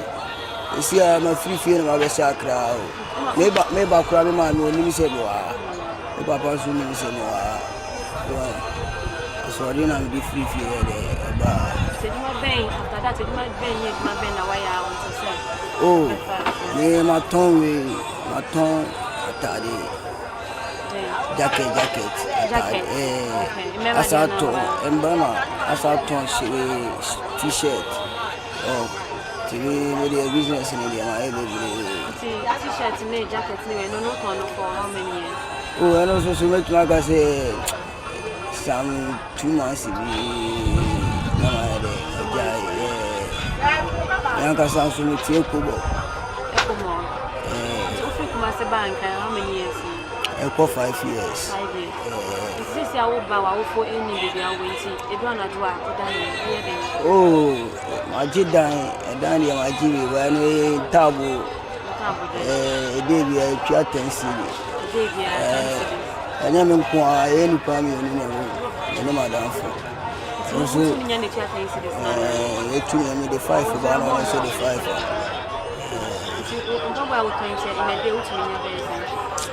madam really so ɔmo to bi a ɔmo to bi nko ade a ɛde obi timi tɔ ɛtɔ de bi kura me timi tɔ ne nyinaa ɛtɔ de bi nso anyɛ ne nyinaa na me timi ade atɔ days bia what bake she just when you want to one back bia sipen bia sipen one come back bia sipen pa internal sano yan to le sano ya de eno sa me tumi ko lo duka o se card e ba na lo du a o me ma 1 cd ala se 1 cd na 2 cd we say the show tu lo du be 10 kura so nya 10 cd na me dey top money na me dey with the 5 cd kura na baby na me dey 5 cd ahead akopia dan ka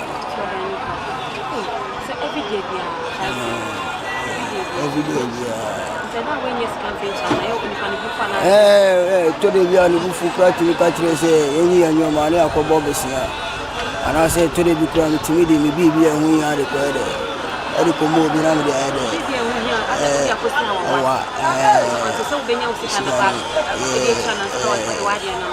ano kura me dia me sa dia aduane sika ka o apart from my menu papa won ebu chenyi bia Gabi omo ba omo nya de omo ye fie so o ye akra wa so ade a omo de omo yi omo ni ama tuoni anu se mo nya no 3 eka me na me ye lagbo omo na o class ti lagbo ne wa so una weni e de me bra mu ni na omo ni ade ba se ni obi a ni nkwanu obi a matukwan ni nkwanu obi a ya fa se ma ba ko bolo place omo pesa de omo ye ni pa bi omo aso de ba omo ya de omo tina fi omo ni ji fi wa mi nkwanu obi a me kura madam fu na ye de ma me ba ka me member madam fu ko na ne nete dabi ono okokuna asijan okokuna asi so why want you say nya de agoko se mi si ade mi ti bo mi ade de nya me kakra de eti ko de me ko ba de nya ko si e me ko eti hu han si sa we da na still a ogu so an madam si anu de yeso mi gusu so mi sa so start sa wonu ma ada mi nya fa so bi a o nyame jayo ba eni njane sa the fact that we me aka fi njane sa mi ko cheso go to me jayo wetima jayo ana baby so am tinu so eben ni anytime ya baby am take party e kam nya mo number kam mama ba what ghetto place akewo akamu betima de waye see baby no so kubolo place ashawo for so so wo ju eni pa madam ani je papa be na wo che wa so dabi so ne de life Auntie James on boy nti se be pese mi to bi abako yesen bia ne bo ni se no 70 Ghana eso 65 so ana we no so 70 170 eso 70 Ghana 70 ana we so 50 last 50 by utility so there say bia we no say o ka so ma me 40 na 55 to 40 ana we no ma me last 50 anaje we so ma me last 50 anaje we do ma me 30 last anaje why not introduce you me ana me ko ma de but o sorry ke Nana also wa so to papa nti ku nya je twe we o si de nya stamp no de madam ano e de ga kra we nya de ya na me ya me company pure taroba nti anyway week a week no me de omu twa ka so di man so me 2 weeks be 2 weeks is kana me na me de start here o pure ta na di man e de enu we say twa here maybe I enjoy your band now to me start within 2 weeks ko yen pabo see say a week and a week no me to be more be we week obu twa 1.2 yeah 2 weeks no 2.4 I am the year the tour. Tinya 1.5. So 2 weeks Tinya 1.5 na ndiko yere ndiko 5. Anyway, we need to say in a day Tinya we metimanya na we de kura minya we de kura minya 30 kura 30 a week yes. Ani pure time then ana really so said me ko you know you ba kuya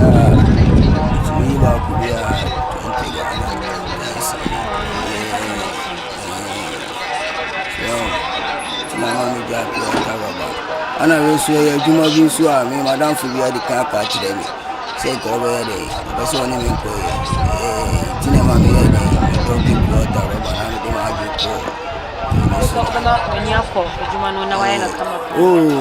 de mani won mani da so start here kra sama ka cho se ko be 4 years start here at mani won ka apart from dina e bia wa rent kiosk no ntimi o she abra boy aso ntimi nya bibia se bia mi na mutim sika di ada me ka se na e bibi pa na me wa yeah, school momo dear. You see, I am a say, you can sort in the coast to Ameco. We in your school party, I'm a saco. School here, in your school party. Oh, madam.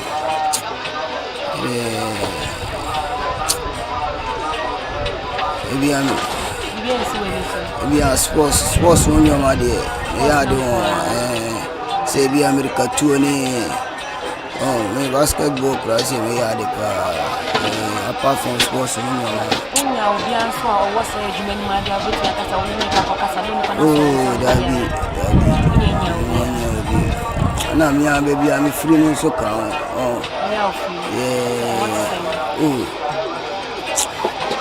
yeah we say we suddenly we so more yes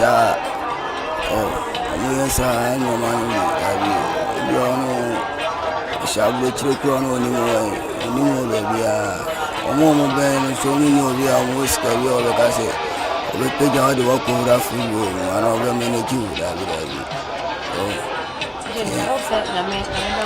inshallah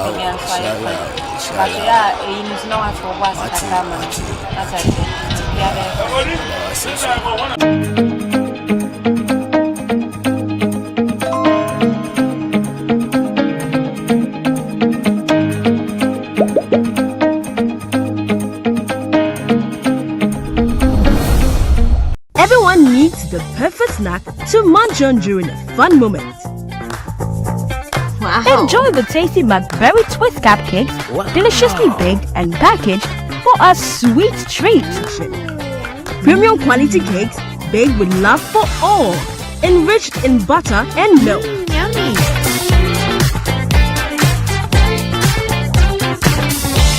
Oh, Macberry twist cupcakes, simply irresistible. Try one today. This advert is FDA approved. Are you still searching for the right platform to share your voice, thoughts, and feelings?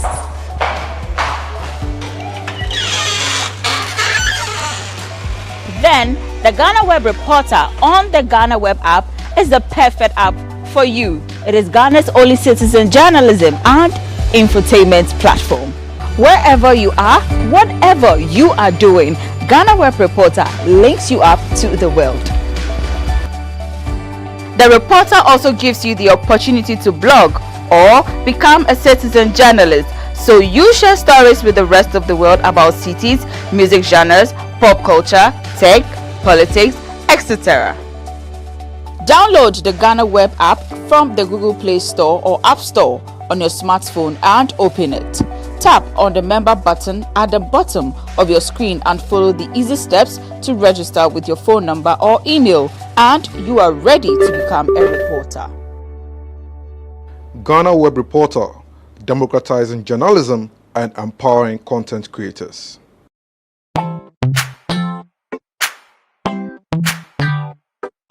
Sweetheart, be mindful of your health. Hajia products na makeup. I welcome you to Sigma Health and Beauty. You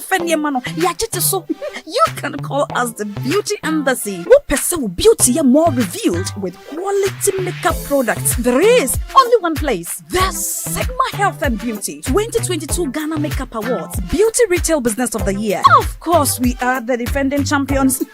World-class makeup brands and Kwanyet, you name it. Maybelline, Dark and Lovely, House of Tara, and many more. Your professionalism in the beauty industry is unmatchable.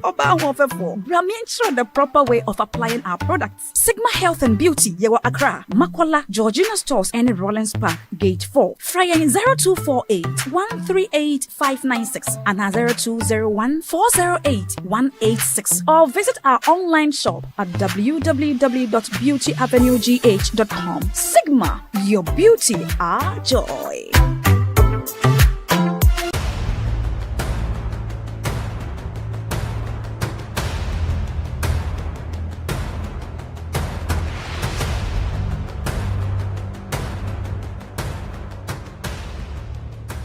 Kwalebu was, I think, 380. 380 Ghana cedis. Yes. But private, some are 500, 450, some are 800, 860. Per session, yes. You have to do 2 every week. Yeah. Even if someone earns 5,000 Ghana cedis every month, that person cannot keep paying 380 cedis 3 times a week for dialysis. Majority of the people who need dialysis to survive in Ghana don't even earn half of the amount mentioned. Some people battling organ diseases end up losing their jobs because their companies cannot keep paying them for always being absent. How are these people expected to afford the monies needed for dialysis as well as other expenses, talk less of the huge amounts they have to come up with for transplantation surgeries outside Ghana when they get donors? It is because of these people that GhanaWeb in August 2023 launched the organ donation legislation campaign to push for the country to pass a law that will guide organ harvesting and transplanting. As Kwalebu plans to increase dialysis fees, the situation requires quicker attention and action. And so, we must get Parliament to start discussing the organ donation bill and pass it into law. Now, when this bill is passed, more lives will be saved and the financial burden on patients would be reduced. And that is why we need you to join us on this campaign. Join the campaign by sending a 1-minute video of yourself sharing why Ghana needs a legislation on organ donation now to editor@ghanaweb.com or via WhatsApp 0552 699 625. Alternatively, you can share the video directly on your social media handles with the hashtags #PassOrganDonationLaw and #LegalizeOrganDonationNow. Organ failure should not be a death sentence.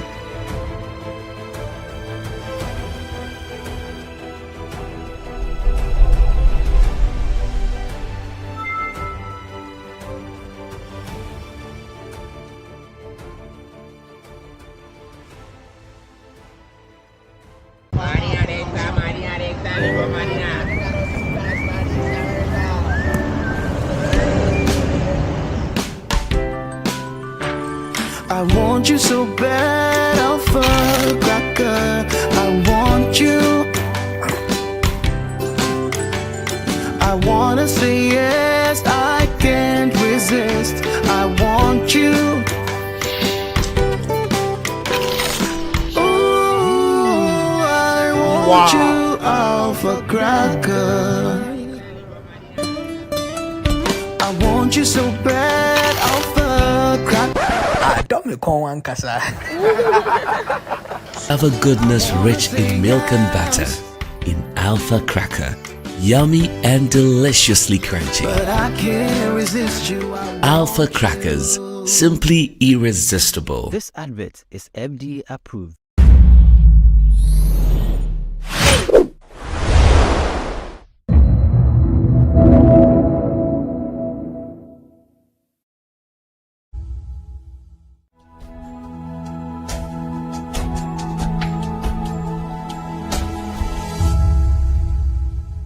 Handle this topic as mentioned earlier. We have the chairman of the National Media Commission, Mr. Yabwedu Ayeboafo.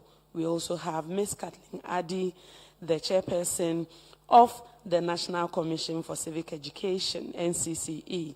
We have Dr. Albert Enchibu-Esiakun, who is the Director General of the Cybersecurity Authority. And finally, we have Mr. Frank Oye from Margins Group, and myself, Deputy Minister for Information. To set the ball rolling, I would like to start with Chairman of NCCE, based on comments and contributions from the participants from the earlier panel. And I would also like to ask the question with this preamble. In 2018, some 3 scholars from MIT conducted a research on disinformation using Twitter as one of their case studies. And this is what they found. Among other things, the study provided a variety of ways of qualifying the phenomenon of disinformation. And for instance, they mentioned that false news stories are 70% more likely to be retweeted than true stories. It is also true.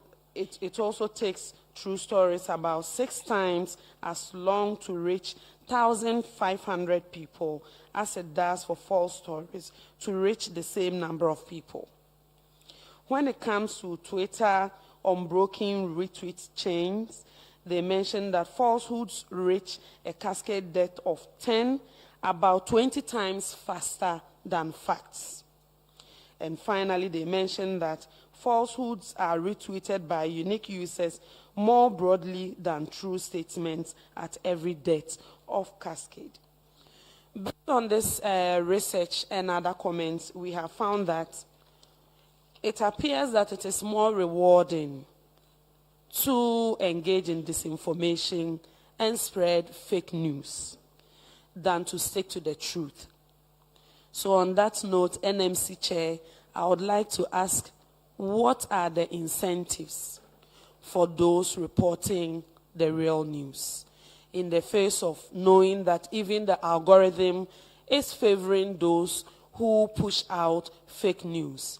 The media market share and more eyeballs are going to those who are sensational and putting out fake news. For those who have fidelity to the real news and the truth and have integrity, what are the incentives for them? And secondly, what are some of the ethical and professional issues that the NMC is handling when it comes to the Ghanaian media space? And if you can give us some responses, having the 2024 elections in mind.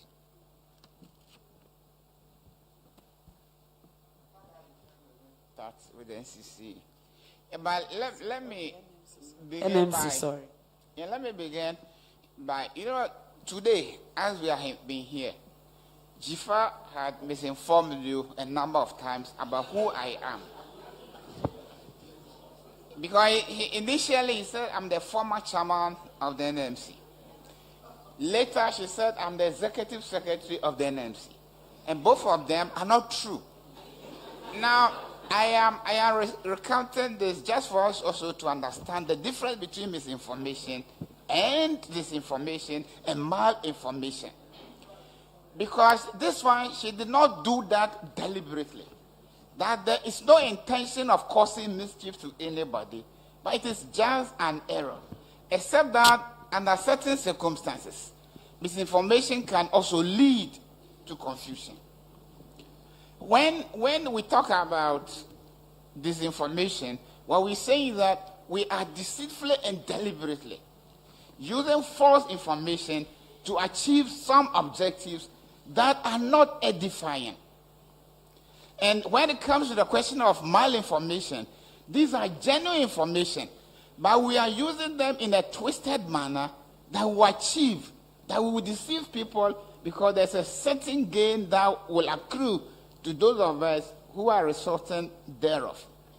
Yeah, but let me state from the outset that and he has directed that I'm going to speak particular on behalf of the mass media, which we now see as the traditional media. And there are two things that I want to lay out. And these two things that I want to lay out is that, and let me quote, a media expert who has written this and said this about the journalists, and it is important that we learn from this. And he says, he's called Adam Michnik. And Michnik says that the only limitation to our freedom is the truth. We are allowed to publish everything we write, but we are forbidden to lie. A journalist's lie is not only a sin against the principle of our profession, it is a blasphemy against our God. A lie always leads to enslavement. Only the truth has liberating power. So that is the first thing about those of us in the media and we are practicing. The second one is about sometimes there's this false notion that freedom means you can do whatever that you want to do and nobody has any question to ask you. That is a lie. There's nothing like that anywhere. What it means is that nobody should stop you from saying whatever that you intend to say. But after you have said it, if it creates a difficulty, you bear responsibility for that. And so somebody has put it in a mundane way and says that it is like driving your car. I serve as the editor, so I'm driving my car as the editor. I reach a crossroad where the light says red, and I say it is my freedom to move. Therefore, I drive my car irrespective of what the light is doing, and I knock somebody's car. And I'm saying that it is my freedom to move. And so if you publish anything about anybody, and they ask you to respond to it, it is not a matter that it is interfering with your freedom. It's a matter of you enjoying your freedom and paying for the responsibility or the liability that is accruing out of you exercising your freedom. One of the things that come before the National Media Commission that we are grappling with is this. I don't know where we learned it from, and maybe it's a typical Ghanaian thing that silence means consent. And therefore, the moment that I call you about something and you do not respond, my conclusion is that you are liable. And that's the reason why, and that is the reason why sometimes we do some of the things that are unintelligent, like that. You have gotten a piece of information, like Mr. Kweku was saying, you have called him. He has been able to convince you that there's no basis or foundation for the information. Instead of killing the story, we'll go ahead and publish what has been proven to be false, and then at the tail end of it, sadly, make a statement that when you call him, he denied. Now, if he denied, and you are convinced about the fact that it was not something that he was trying, but it is a genuine denier, and there's no other basis, why then do you publish the falsehood and say that it has been denied? To what purpose are you putting this information? And it is very, very necessary for every one of us. And I like the way my brother is expressing that, because, look, one of the most dangerous and invidious canker of our difficulty are the political actors. In fact, the political actors are the people who cause a lot of the problem that we encounter in our life. Now, I want to give you a specific example. How can the Parliament of Ghana, after meeting the Electoral Commission is proposing an instrument. The Constitution has provided the means where that instrument will become law. Now, as part of that in the national interest, let's go and discuss this matter with our members of Parliament. They discuss that genuinely, and the next instant, as soon as they leave the room, our Electoral Commission wants to disenfranchise. Now, if you are a member of Parliament, says that Electoral Commission wants to disenfranchise, how on earth are you going to say that he's not telling the truth? And so, if we want to build a better future, and do away with some of the disinformation things that go on, particularly on some of our traditional media. Then we must deal with the political actors. And that requires that any time that a political actor provides any information, we have an obligation to establish the factuality of that information before we go public. And if it is life, we still have a duty to go behind that and establish the foundation of whatever statement that political actor might have said.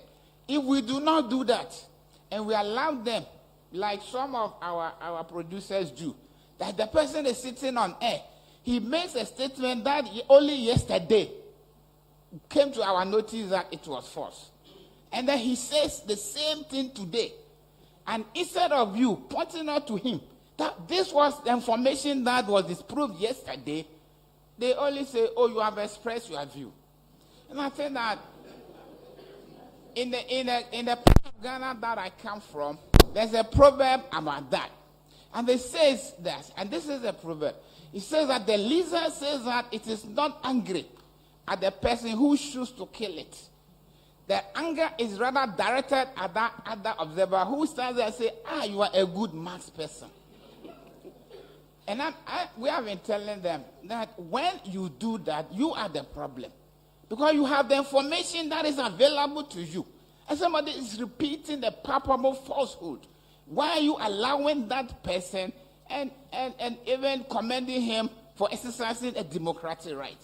Where democracy has nothing to do with confusion and chaos. Democracy is about orderliness. It's about following rules and regulations.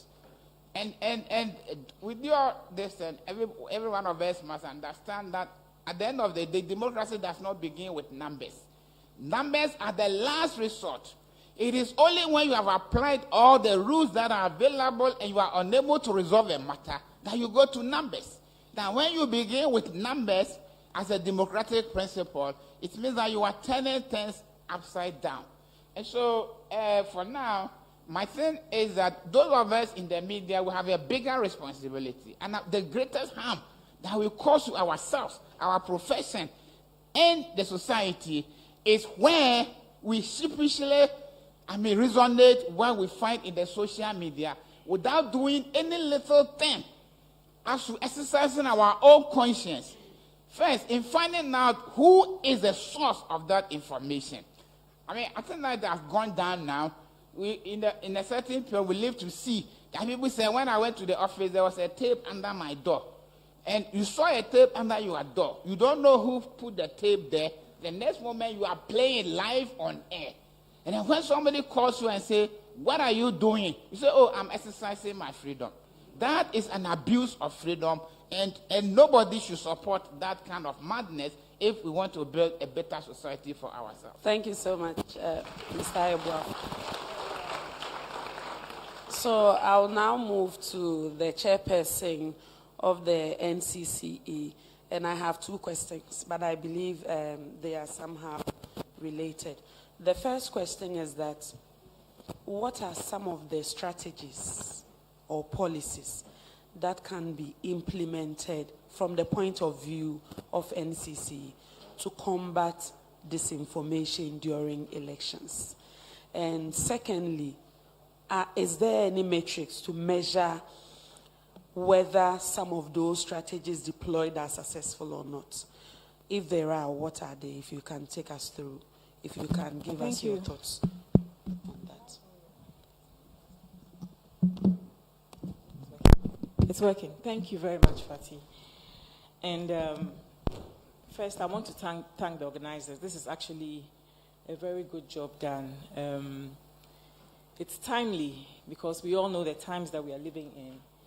And when I see the caliber and the diversity of people gathered here, I see that this is an issue that is on everybody's heart and everybody's mind.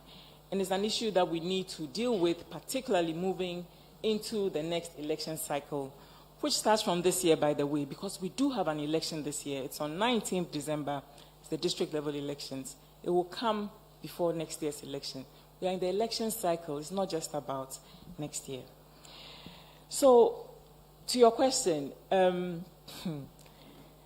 I'll come at this from the point of view of people, mindsets, a civic culture, and how we have relegated all of that to the background when it comes to democracy and everything else in this country. And we only want to think about things that we can do today and count tomorrow, so that we can say that we are a good democracy, we can say that we have ticked our boxes, and then we move on.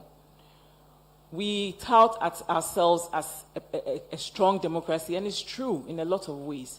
But we also know that we are strong in a democracy, particularly only in electoral terms. We are a strong electoral democracy. The other aspects of the democracy we have left, And one of the most important aspects of the democracy is ensuring that you have the right kind of citizen. All of it works together. If you have citizens who are not well equipped with the right information to even elect leaders who work for their benefit, your democracy is flawed. So you have to understand that democracy is not just about elections. It's about all these other things that work together to give an outcome that develops the society, that grows society, and all of that.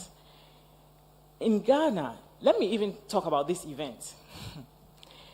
So during this event, the opening panel, only one person mentioned civic education as an important key to achieve what we are trying to achieve, which is to stop disinformation and misinformation and all those things that have been outlined.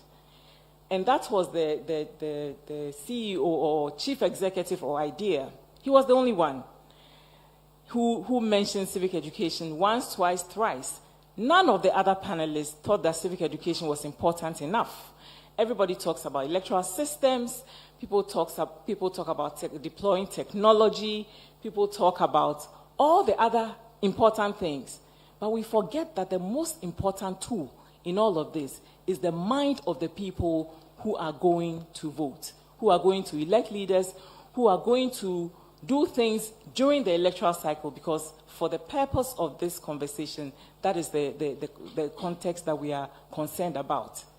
But if we don't understand that all this boils down to the kind of citizen that we have, we will walk around in circles. We will deploy the best technology. We will have the best electoral system. But if you don't have the right kind of citizen, all that will still not be enough.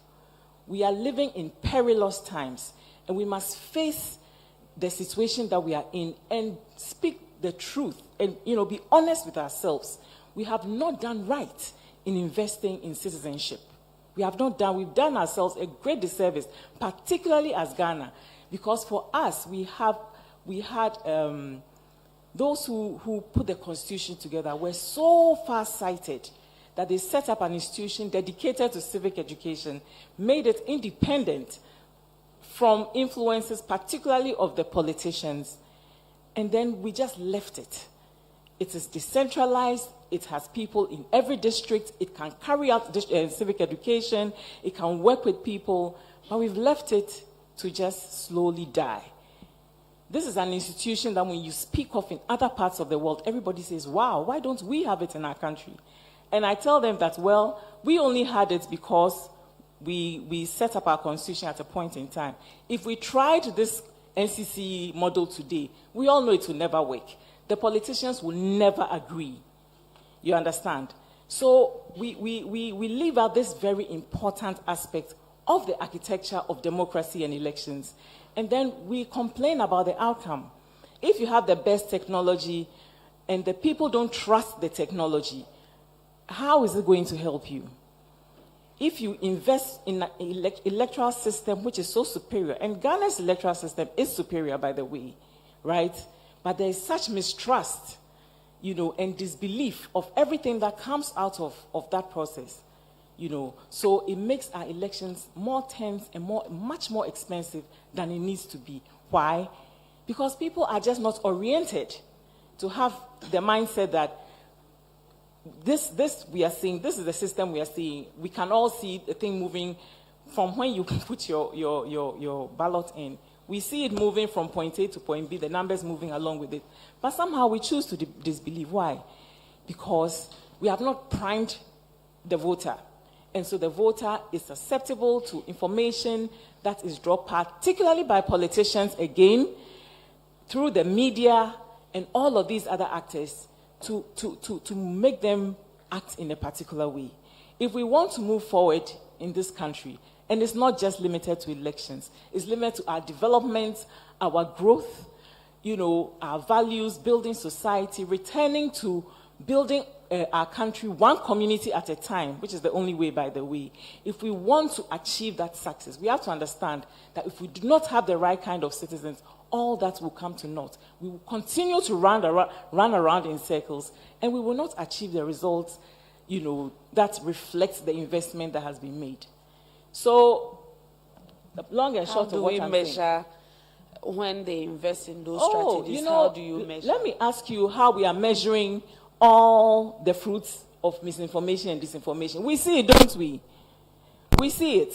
When people are there and people are massed at the US Capitol, and we know that it's because of information that was shared and transmitted, highly inflammatory information that was insightful. We saw the results, right? Nobody's asking, but how did we measure the impact of that? Of course, people measure. The same tools that are used to measure the impact of disinformation are the very tools that will be used to measure the impact of investing in the right orientation for citizens, so that we will work together to build the country. So the tools are not different at all. It's the same social science tools that we deploy to identify, what is informing people's behavior and all of that. Those very tools are the ones that we will deploy to identify the impact of investing in a proper civic culture. So there's no, it's not murky at all. It's fairly clear. The important thing is to not just talk about it some more, which, to be honest, we've done quite enough of, but to go beyond the talk and start doing what needs to be done, which is doing the appropriate investment needed to ensure that we have a civic culture and the right kind of citizen to build the country. Otherwise, all of this, my friends, will not work. Thank you so much. So I'll move to Dr. Entribu Esiako. Between the Ministry of Information and the Cybersecurity Authority alone, we have organized a lot of campaigns to combat misinformation and disinformation in the past, especially during the Cyber Security Awareness Month. And I also know you have the staff, the capacity, and the tools to analyze trends when it comes to disinformation and electoral security issues. If you can highlight and or anticipate some of the trends that are likely to come up in that regard, disinformation and electoral security issues going into the 2024 elections. Very well. Deputy Honorable Minister, thank you for the opportunity to contribute to this. But also, Ambassador Sylvia, I think I want to commend you and your team for bringing this particular project into fruition. I think I knew how it started, and you've been able to deliver that, working with everybody, so congratulations for that. But we are happy you also brought us on board. I think that's the most important thing. And the discourse of this information certainly is a subject matter that is of interest to the Cybersecurity Authority. The law that established the authority, Cybersecurity Act 2020, passed by the 7th Parliament, makes it clear our mandate to deal with cyber-centric security issues that could potentially undermine the peace and security of the Republic. At the same time, we have a responsibility, as the Honorable Deputy Minister mentioned, to also educate. I think, Catherine, that's what you call the civic. So I'm going to change my words now from awareness creation to civic culture. So I think I'll be able to, take those boxes that you are subjecting all of us to. But I think that's very important. But I think on a serious point, disinformation or whichever form that has been elaborated here by the previous panelists is one of the cyber-centric security issues that borders on our mandate. But I think within the last few years, we've seen evolution of this development, of course, as a result of technological advances.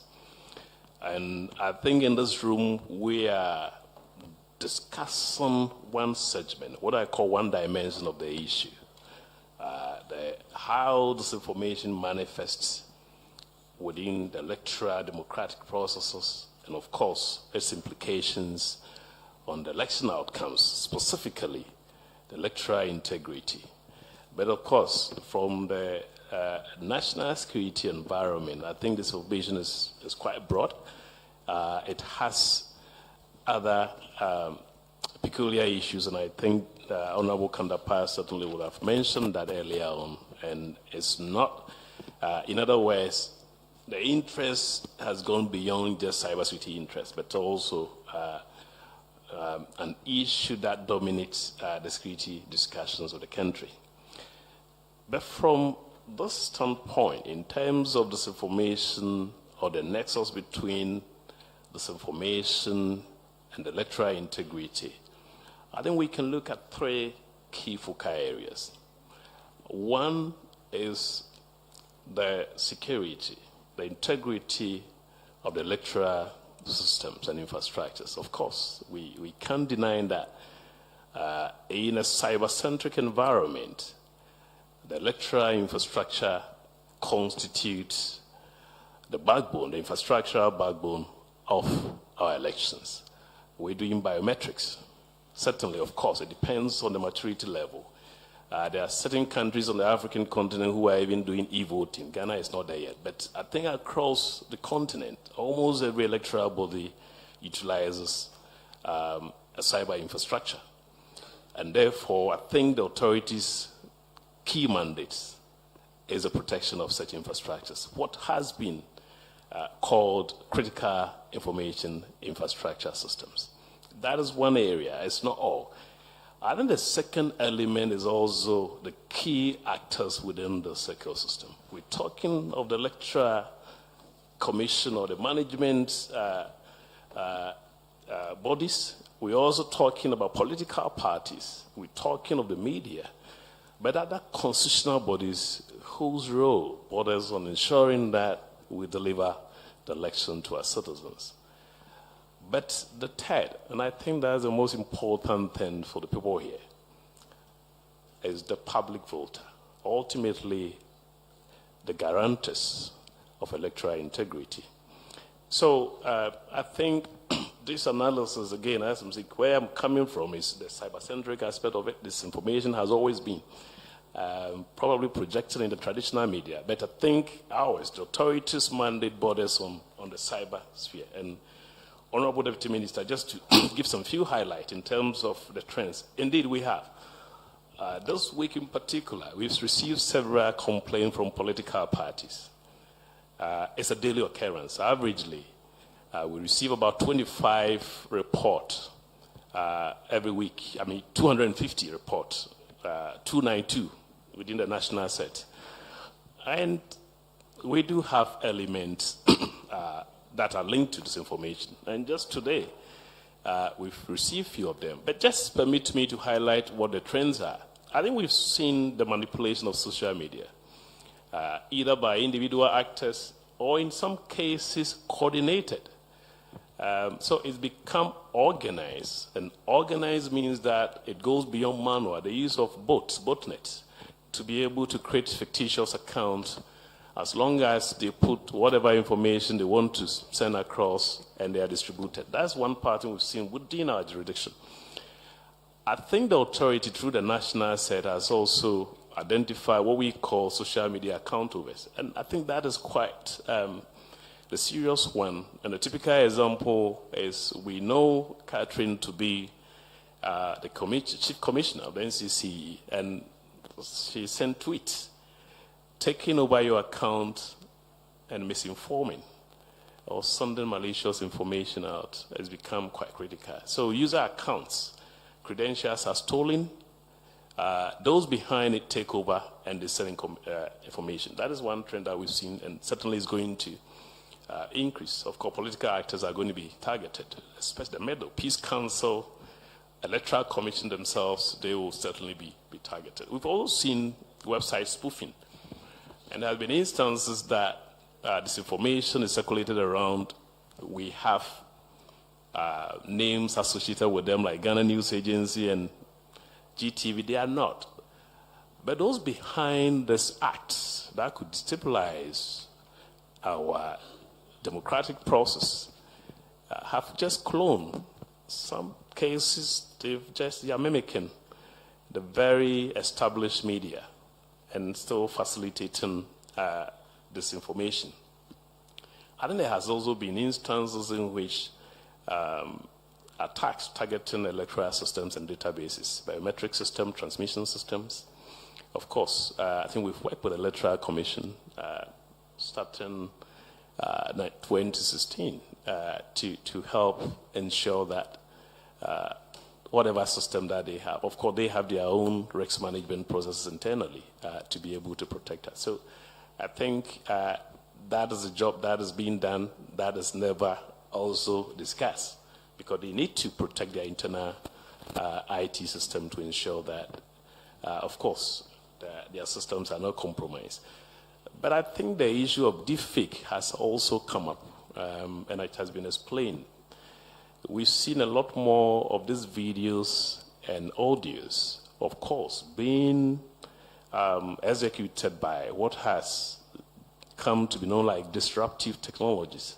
I think we are more familiar with AI-based technology, but these are disruptive technologies. They've always been. It's just that it's being amplified these days. It is happening, and sometimes it becomes very difficult for just an ordinary citizen to be able to distinguish between the original audiovisual and what has been created using any of these disruptive technologies. But I must also say, we have seen disinformation being perpetrated for financial gains, political donations. And I think that is linked to organized crime. Really, their goal is not to undermine the electoral processes of the Republic, but rather to make money. So there is that element that we've seen here. I'm not sure. I think comparatively to the Western democracies, those ones are quite minimal. But we've seen the fraud, that financial motivated acts also being perpetrated here. Now the question is who. I think earlier on, I came in earlier, the discussion of who is behind this information. I think we've seen political actors deliberately, intentionally executing that agenda. Of course, because it sells. I think that's where the civics comes in, isn't it? Once it sells, I think this is a rational activity. Politics is a rational activity.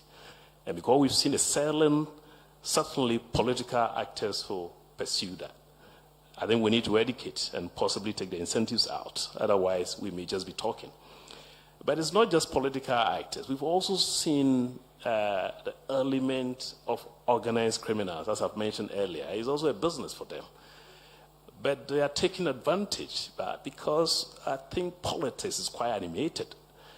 In my experience in the West, you hardly, you in Italy, all that you realize the election has been conducted. Of course, the British do, door to door, sometimes. But frankly, in Ghana, and I think in most African countries, I think the citizens are quite interested.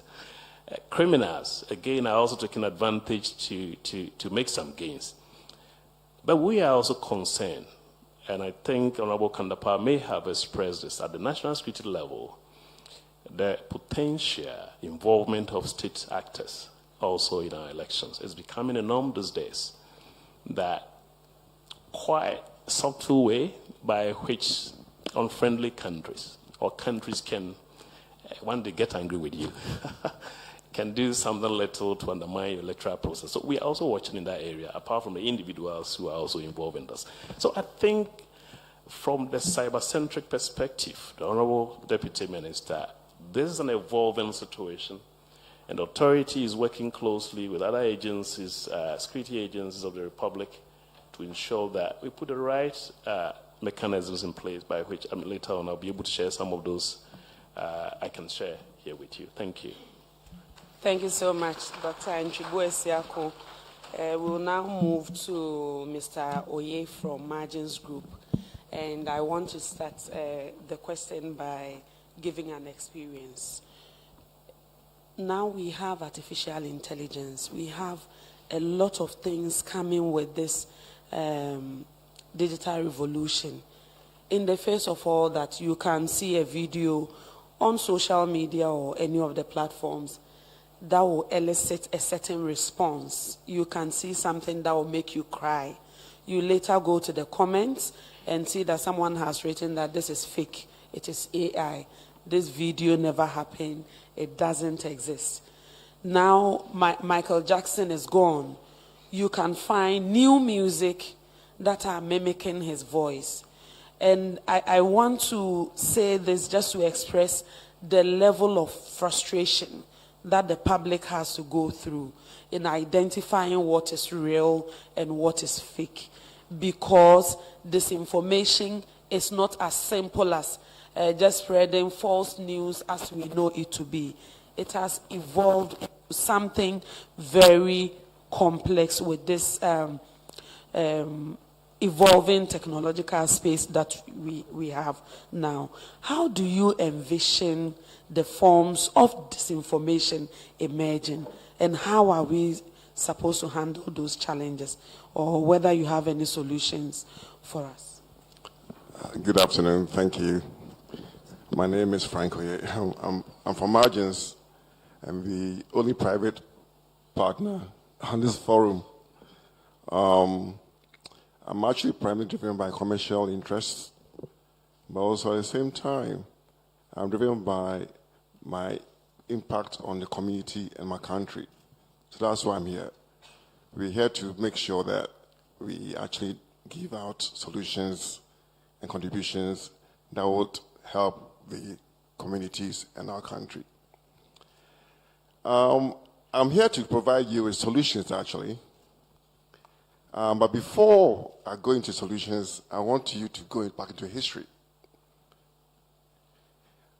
All of us were not born at the time, but sometime in the year 1782, there was a man called Benjamin Franklin. I'm sure most of you done history, politics, know about him. Benjamin Franklin actually is one of the founding fathers of America. In 1782, he created a newspaper called the Boston Chronicle, in which he actually put out a fake news. In fact, that paper was actually a fake newspaper. It was actually a replica or a fake copy of a newspaper in the States, in which he put in some fake news about Indians killing American white settlers, which he distributed in Europe for the Europeans to turn against the British in the American fight for independence. So fake news is nothing new. It's just been with us for so many years, and that's why I went back to history. There are some words, if I mention, you guys remember. If you remember the word WMD, Weapons of Mass Destruction, in 2003. And even currently now, stolen election, fake election, these are all fake news that is actually with us. It's actually been used by, as we've noted, a lot of political actors who, because of the business model of politics, actually say things that will near themselves to the benefits of their parties. At the same time, as we are looking at how society is evolving, social media are taking hold. And we need to understand the business model of social media companies as well. Now, to give solutions, you need to understand some of the motivations. Social media companies actually are there to get the most views, the most likes, the most engagements, and that is through emotion. Social media companies actually sell emotion, anger. People get emotive, they engage.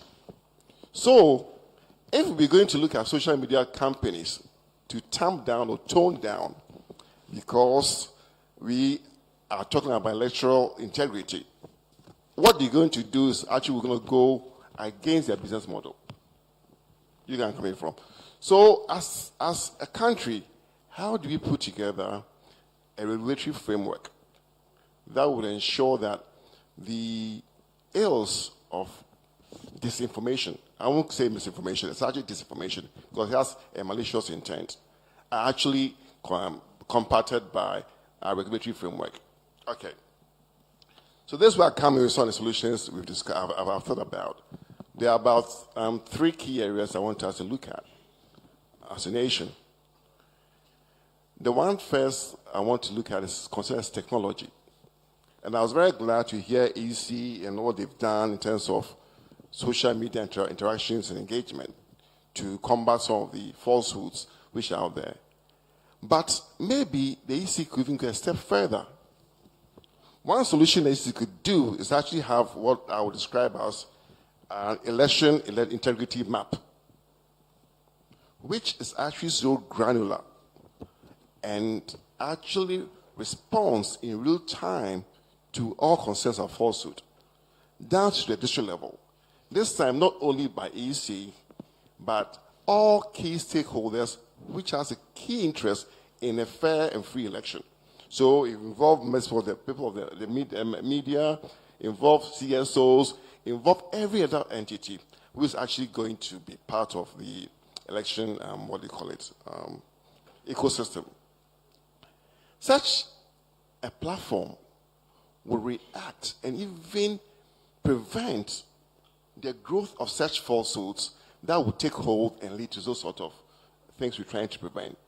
So, if EC is here, I would like to recommend them to start looking at that and build some election integrity map across the country where it is manned by an official to actually give information regarding every constituency, polling station that any citizen can reference to actually figure out what's actually going on the ground.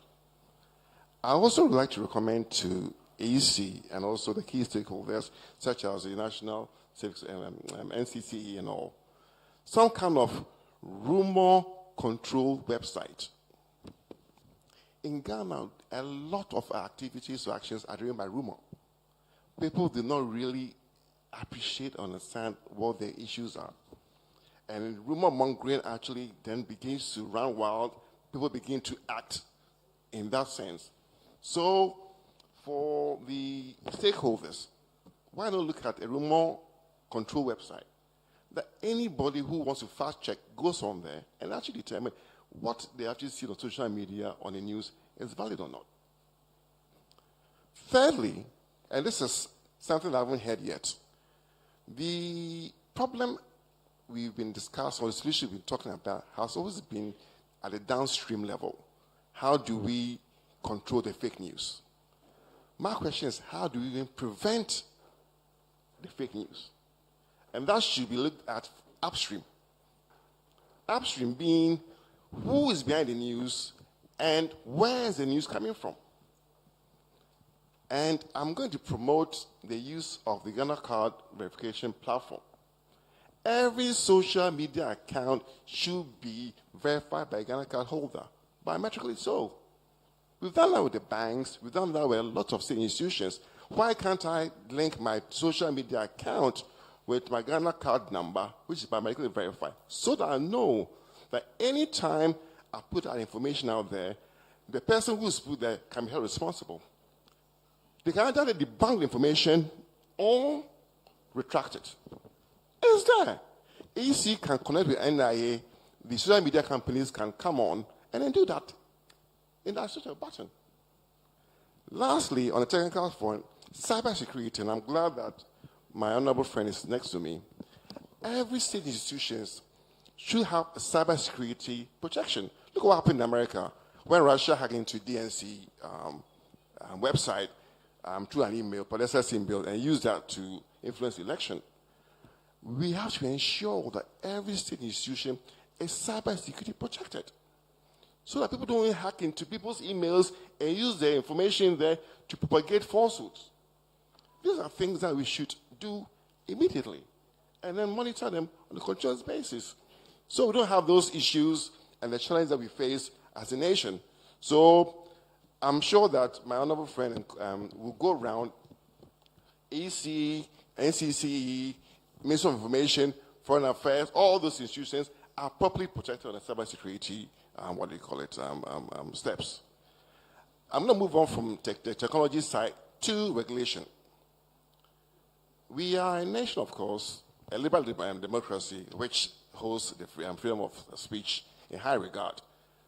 And yes, I wouldn't go down the route of shutting down platforms, because no information is just as bad as disinformation. But however, there should be critical regulatory systems in place. Let me tell you, when Elon Musk took over Twitter, the first thing he did was to close down his safety and trust department. What happened? There's been an escalation of fake news on Twitter. Social media companies should be made to regulate, to put in place departments that protect safety and trust on their platforms. And we should insist that in this country. Yes, I know that we are more consumers, we don't control them, but coincidentally, for those who may like to know, next year, there's going to be elections in countries that have a total population of over 4 billion people, including USA, India, Ghana, and all. What does that mean?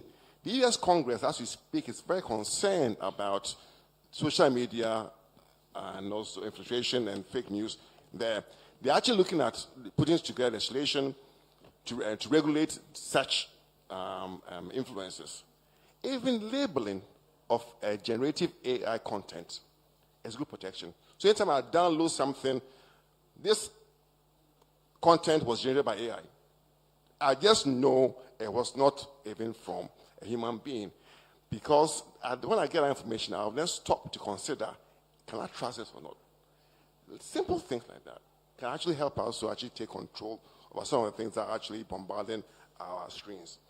Lastly, I'll talk about the law. Why can't we jail people for acting in a malicious manner? Freedom of speech does not give us that carte blanche to do anything we want. In fact, deepfakes and all are actually defamatory under the law. You cannot impose my head on your head and then purport to assess something I haven't said. It's actually defamatory. People should be made to pay legal penalties for such activities. And so the fake news and co, we can look at addressing them. We also spoke about Rights to Information Act. All those things are legal, in our legal landscape. That will help us to actually control and also be more transparent in terms of what we put out there. So these are some of the things I want to talk about. I don't want to, there's a lot of information that we have, but I'm here to help the country in terms of margins group, to provide some of the solutions I've spoken about, and we're always here to engage. Thank you. Thank you so much. Very interesting comments for this round, but I picked a few highlights from Mr. Yabwedu Ayeboafo. He says, with rights come with responsibilities. So although you have the right to freedom of expression, of course, you also have the responsibility to ensure that you are spreading the real news. From Ms. Adi, chairperson of the NCCE, she says, when the people are informed, that in itself will fight disinformation. So we should invest in civic education.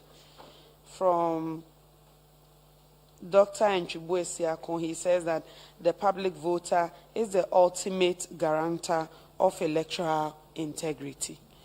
And from Mr. Oye, he says the EC must set up a rumor control website so that people will have alternative source of information. And these are some interesting comments that I wrote from their submissions. Ladies and gentlemen, this is the time. If you have any comments or questions for the panelists, we will take them before we go for their concluding remarks. We can take up to 5 questions. So if I see your hand first, of course, I'm going to call you. So 1, 2, 3, 4, 5. Okay. Okay, I have seen the General Secretary of PNC's PNC over there, so of course I'm going to give her the opportunity to ask, and also Chairman Peter McMenu from the New Patriotic Party. I am also informed by organizers that they invited the NDC, but unfortunately they couldn't make it. But we are hoping that next time they will be able to join such an important discussion. So kindly mention your name and affiliation. Thank you. With the Progressive People's Party. Yes, I'm Felix Mante. I think political parties have featured so much in this discussion as main group behind disinformation. But for me, many actors are also part of it, and it's not exclusively the preserve of the political party. But Mr. Ebuafo, you and I will agree within the space that we all operate. When information is lacking, our society depends on information to survive. People will assume, they will speculate, and even they will guess, and sometimes make it up to suit whatever purpose they wanted to achieve. So an empty space will be filled with whatever information that people think is right for them. So don't you think it is time we get the producers of information to give us real-time, accurate information, so that the act of people disinforming will be out of the way. And Madam Catherine, you highlighted mistrust and disbelief within the social setup. And for me, I think these are bases where we have issue of transparency. If institutions of state will be more transparent to the public and be willing, ready, because it seems sometimes the institutions of state feel so protected, build a hedge around themselves, not willing to open up for transparency purposes, so that people will be more reserved in some of these things and coming out with issues they think might not be true or they are true. So that is what Thank you so much for the questions. Okay, the two hands at the back, and then we'll end it. Yes, please.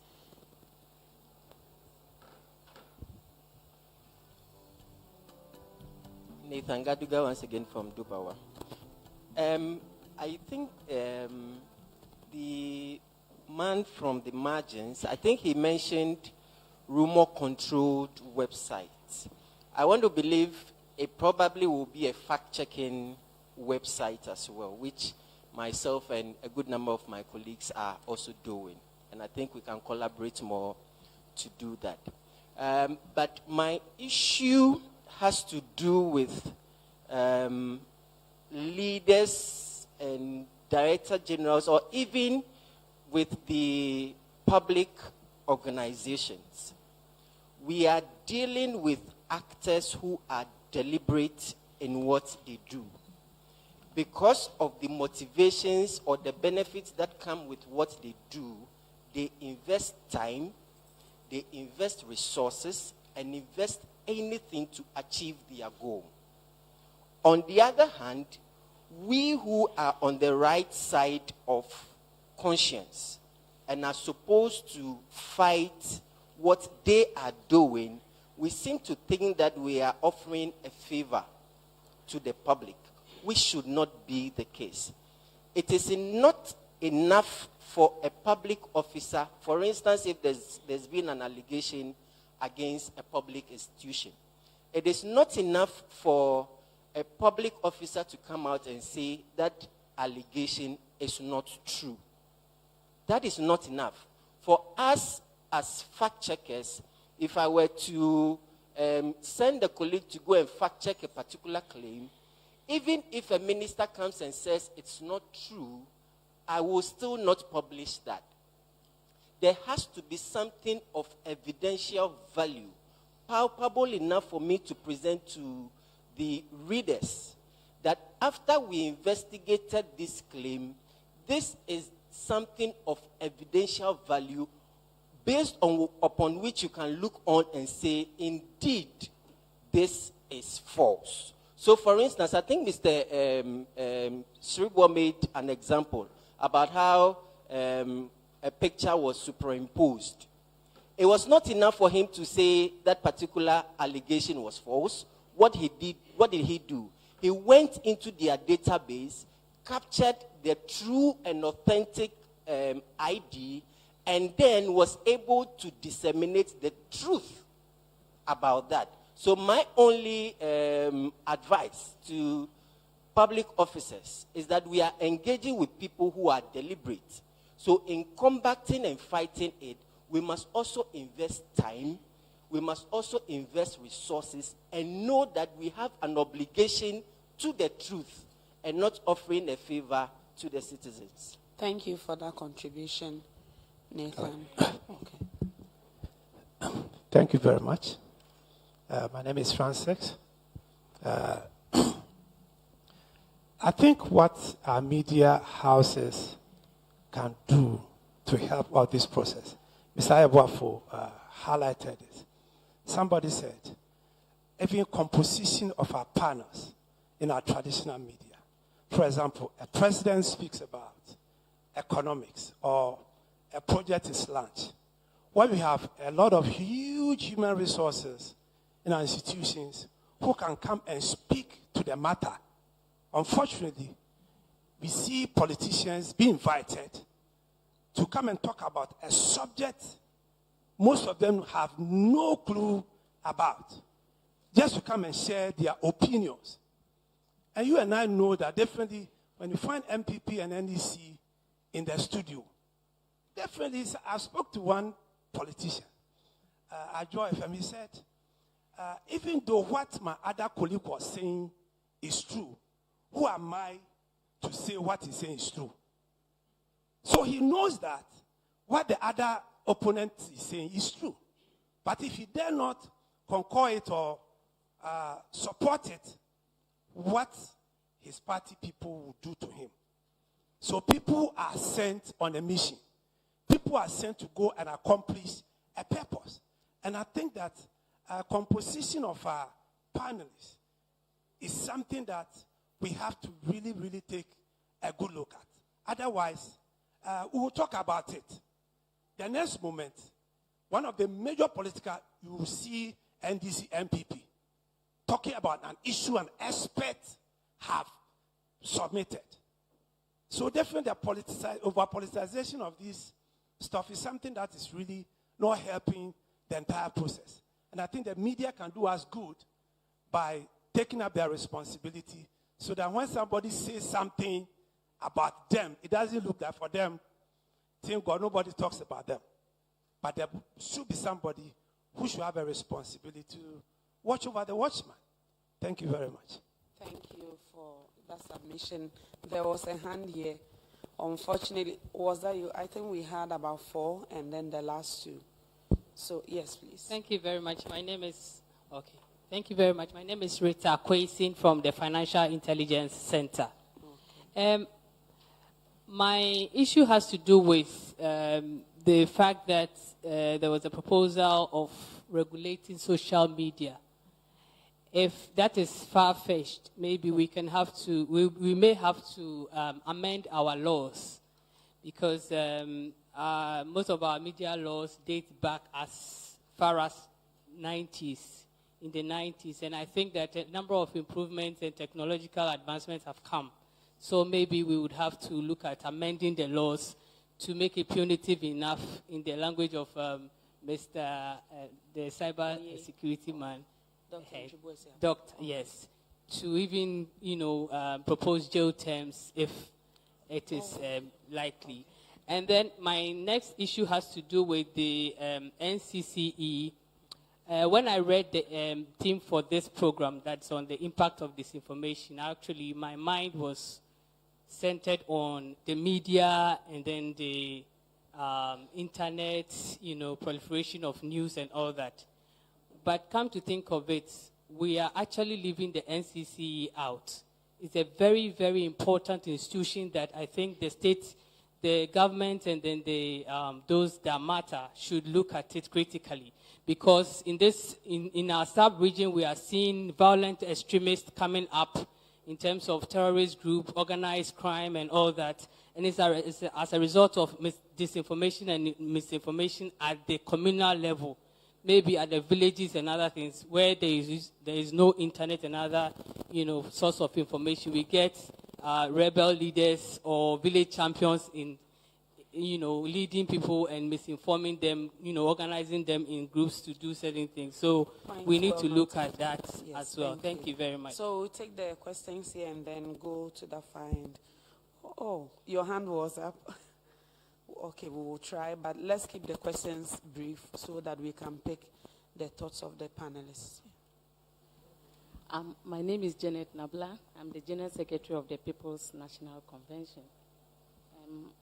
It is true that now Ghana, they are trying to create duopoly. Can you please speak up a little bit, please, ma'am? It is true that Ghana, we are now trying to create duopoly of only 2 political parties in the system.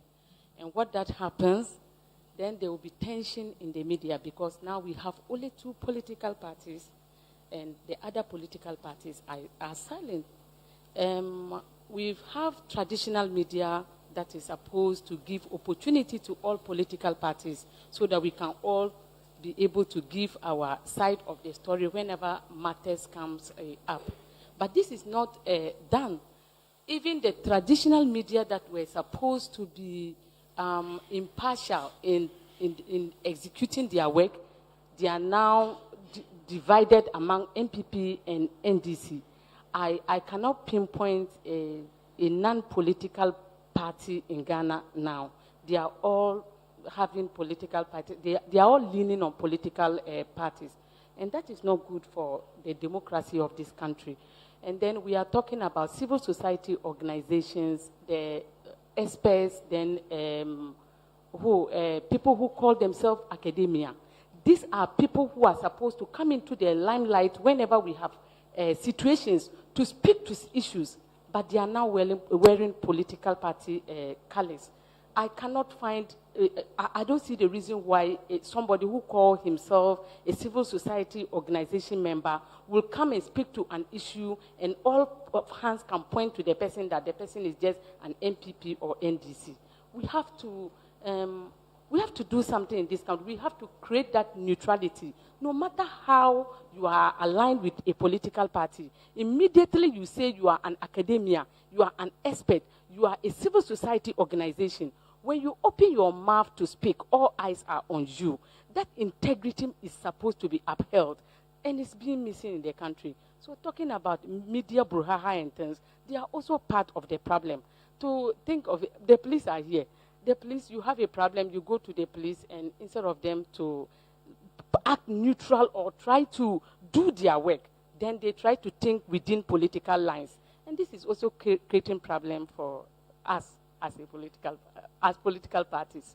Thank you.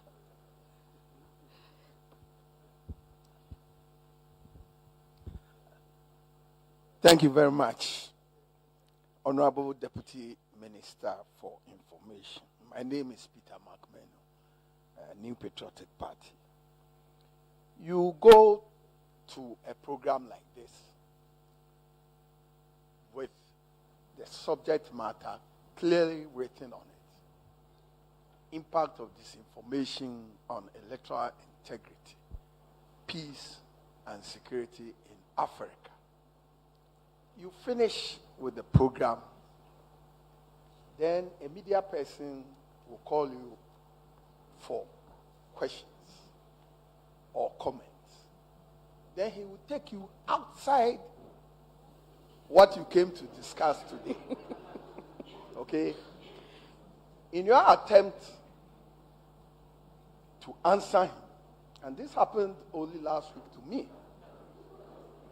I was at President Kufuor's house on the 1-week observation of late First Lady, Mrs. Theresa Kufuor. You asked me about how I know Mrs. Kufuor. I answered about the interactions, the history of what I know about her. Then the next question Are you sure you are going to break the 8?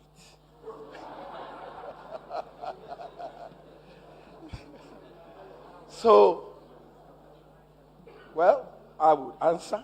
I go on to answer yes.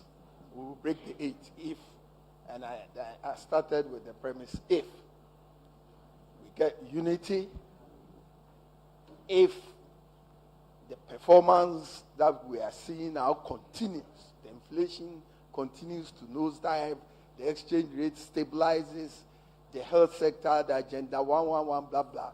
And then I quoted late Mrs. Margaret Thatcher, who said that 1 week in an election is a long time. So 1 year and 2 months to election is a long time, and anything can happen. If we get our unity intact, we can win the election. Do you know the headline that came? NPP can change Ghana's fortune, Macberry says. You see, NPP can change. I don't know where he got the headline from. So these things, many people here are blaming political parties for ABC infractions, disinformation. But political parties and political actors are key components of democracy. You cannot take us out. Going back to the substance of why we are here. Electoral integrity, peace, and security.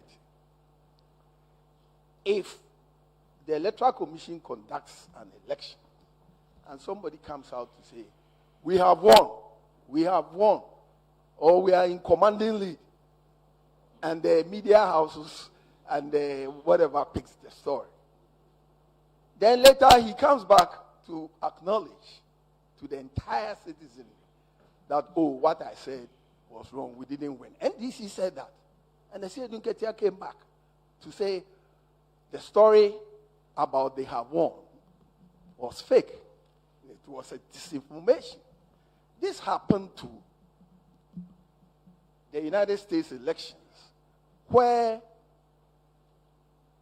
Fox News published in certain states, I think Georgia, Pennsylvania, and others, that Trump had won. And later retracted. But the company that supplied the election machinery, Dominion Elections Machinery, they sued Fox News. And they had to go and settle and pay the huge amount of $1.something billion. So do we have regulations in this country where the Electoral Commission, for example, can sue people who will come out and bring fake results and threaten the peace and security of our country? In fact, only 2 weeks ago, or a month ago, there was a DCE in Ghana's sense, but in Nigeria it's called councillors, who a governor of Ogun State sued him for misinforming the public about him. And he was found guilty and was made to pay a huge amount of naira. So, if we want peace and security in Africa, the question of regulations, which Margins have spoken about, and self-regulation, we ourselves do self-regulating ourselves, and punitive measurement, punishment, are critical to enable us to have the peace and security which we yearn for development in Africa. Thank you so much for the contribution. Unfortunately, I wanted us to take more questions, but we have exceeded that 1 hour that I promised we were going to stay in. So maybe if we can wrap up and then pick responses and concluding thoughts. Okay. Yes, Chairman. So if there was any question that you would like to respond to and add your concluding remarks.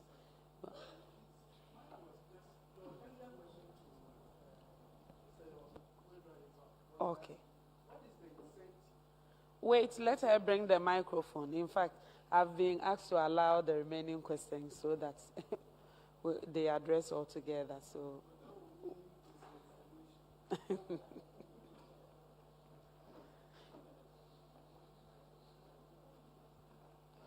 Okay, so we will take the two questions and Mr. Sechiado's question. Thank you very much. My name is Citizen Atudazi, and I'm the General Secretary of GCPP. So, Mr. Yabudwa, I think the Honorable Deputy Minister earlier asked that what is the incentive for those who would want to do the right things? Because it looks like disinformation sells. And if we don't take care, and I think those things are becoming part of the fabric of our society, that we tend to reward wrongdoings to the extent that nobody wants to be patriotic anymore. Everybody is doing it and making money. What is the incentive for me to be the one to be doing the right thing? To do the right checks? What is the incentive? The other thing is that... Please, let's keep it at one question. We barely had the opportunity the verification. For this one. So please, if you can give it to your colleague, yes. Mine is about the use of Ghana card as an identification of blocking the social media platforms. Yes. How would that be possible? Because we do not control the social media here in Ghana. Okay. And even if you are able to, the WhatsApp numbers are already verified and they are giving codes. Immediately you put in your chip and immediately you sign up for WhatsApp. You are verified with that number. So how do you go back again to, Okay, thank you. Thank you for the question. I believe the point is well noted. I am informed that the chairperson of the National Commission for Civic Education has another engagement at the moment, so maybe we can pick her concluding remarks so that she can take her leave, and then we'll pick the remaining questions. Okay. Yes. Thank you very much, and I do have another engagement that I'm extremely late for. I'm very uncomfortable. I apologize for this, but I was given a different time frame, so I made other arrangements. I think that I'll just cover a couple of things. One has to do with, somebody talked about institutional transparency with regards to the electoral system that we operate in Ghana today. And I think that is one of the most transparent electoral systems that you find anywhere in the world. Please check. Even in a lot of the Western democracies, you will not find an electoral process like this. We have been very proactive in continuously improving the system. Do you remember when we started with a black ballot box? That change from black ballot box to transparent ballot box was transformational. It changed the election altogether, and it gave people fewer excuses to say that the box has been stuffed. Therefore, it stopped the whole thing of going to snatch ballot boxes and stuff it and all of that. And every election, there are new improvements. It's never going to be, I don't know what it is that you are looking for, but it is very transparent as it is today. What is left is to build the systems around that, to make sure that institutions are working, to make sure that citizens are well equipped, well informed, to be able to assess what they are seeing and make the right judgments from it. That is what is left. But the electoral system itself, I think, is very, it may not be 100%, that's what I'm saying, but it's among the best in the world, I think. Regulating social media, again, it is important that we look at this in a balance. You regulate social media, but you also ensure that people are well informed to be able to assess the information that they pick up from social media. Because the human beings are not just there. You train people to behave in a particular way. You send people to school. You teach people to teach people to think in a particular way, so that it's not everything that hits them, is able to trigger that emotional reaction that will lead to problems for all of us. And Chairman McMahon said something about we cannot take politicians out. It's true. But the politicians and the political parties are a key component of the democracy that we are practicing. We have elected to practice multi-party democracy. That requires political parties. And they are not automatic demons in this situation that we are dealing with. But what we must do is build a robust political culture where even the internal democracy of the parties, we don't see it so clearly these days. We want to have political parties that have integrity, that demonstrate the best versions of ourselves as Ghanaians, that has the best types of Ghanaians in there, who will also bring a solid culture into their party. Once we have that, because you see, no political party is going to win an election, and then the actors who win the election will say, okay, we concede that we don't know how to run a country, so now we are going to look for some people who know how to run a country to run a country. No, it doesn't happen anywhere. Those who win the election will run the country. So why don't we build a political culture that brings a certain caliber of people into the political parties that will have an impact on the way our democracy is evolving? So it's not to take politicians out, far from it. If we do that, we have ended the democracy. But it's to ensure that the caliber of politicians that we have are those that will actually work to build our country and take it forward. Thank you so much for those submissions. Masterfully delivered. And I wish you all the best in your next meeting and other endeavors. So we had one student at the back who wanted to ask a question, and my sister in front, and Mr. Sechiado. You are welcome. Thank you all for this opportunity. I'm in the person of Kennedy Asamoah, a student of the Accra Academy. And there is one thing I want to add to everything said concerning the youth. Please, as a student, sometimes all this different misinformation about issues in Ghana are so confusing for some of us, especially with the internet age. But as we get closer to our elections in Ghana, we plead on those in authority and those who have the voice to kindly tone down on their comments and what they put out there on social media. The youth love Ghana and want to grow and learn in a peaceful environment. Thank you very much.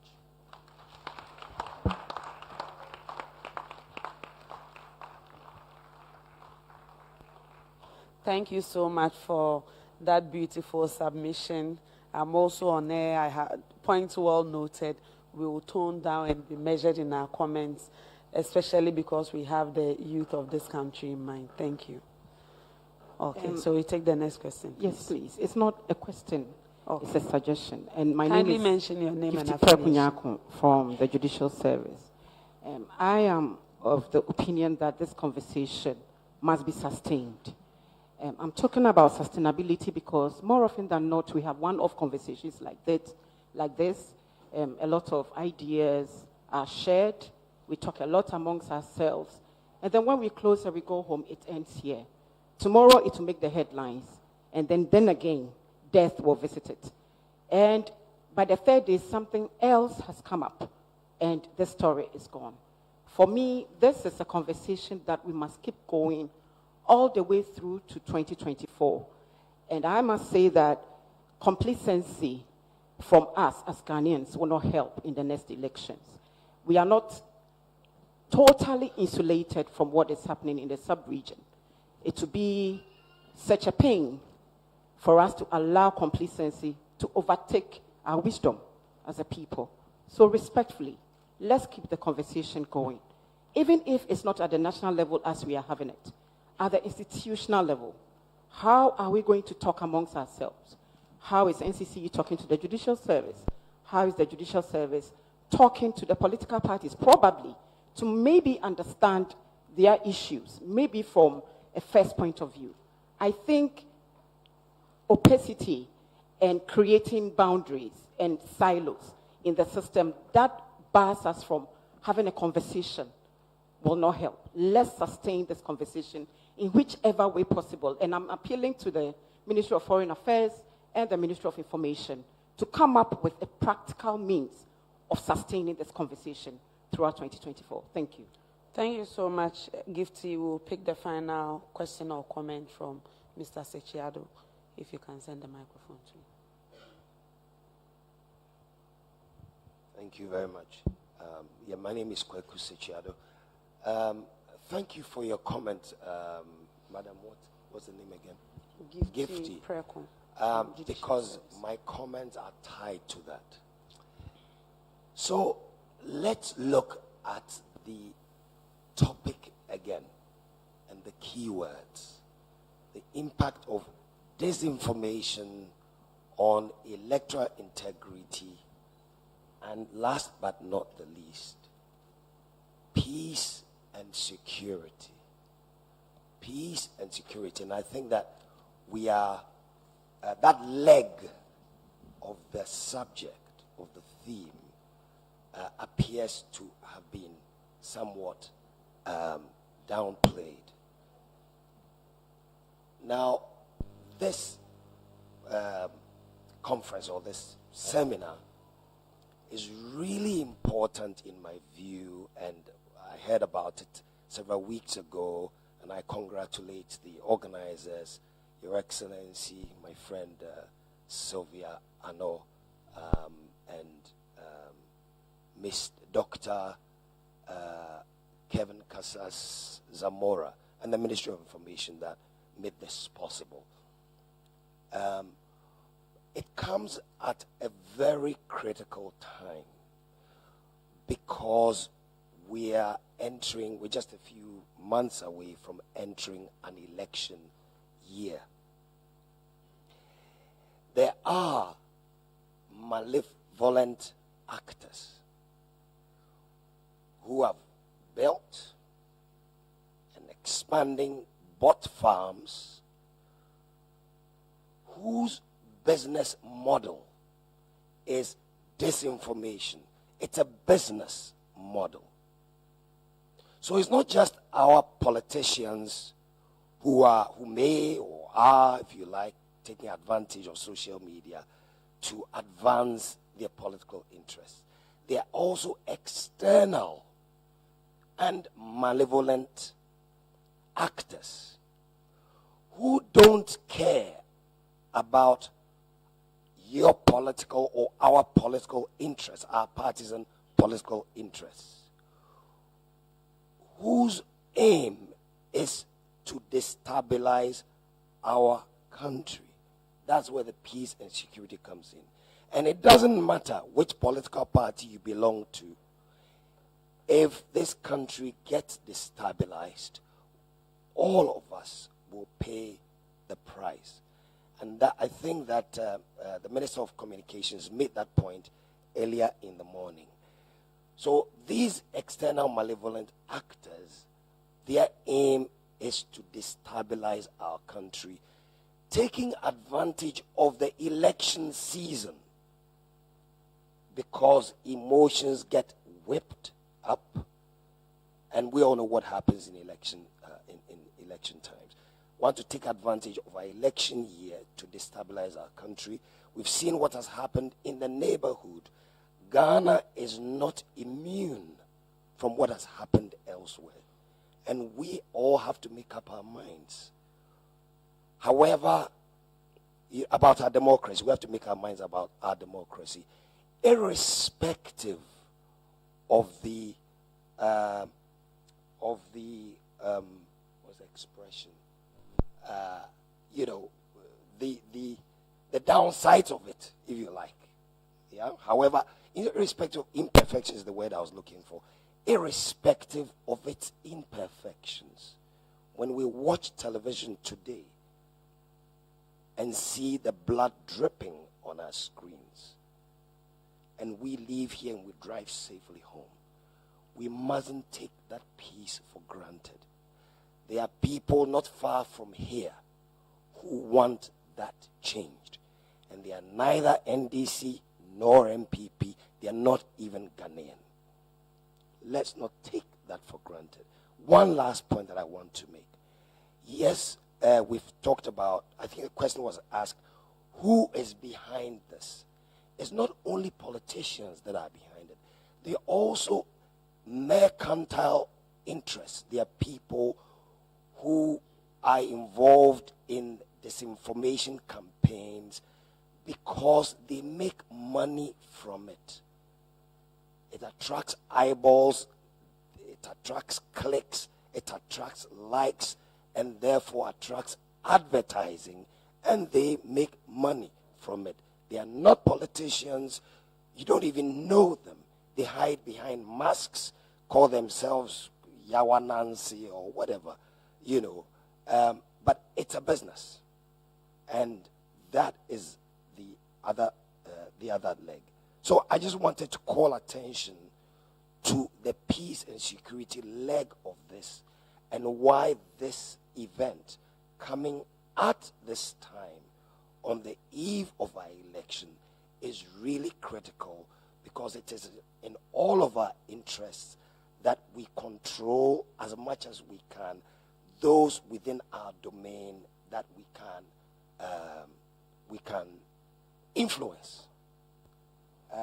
And one of the approaches, it's a shame that the NCC chair is left, but a basic public information and social media literacy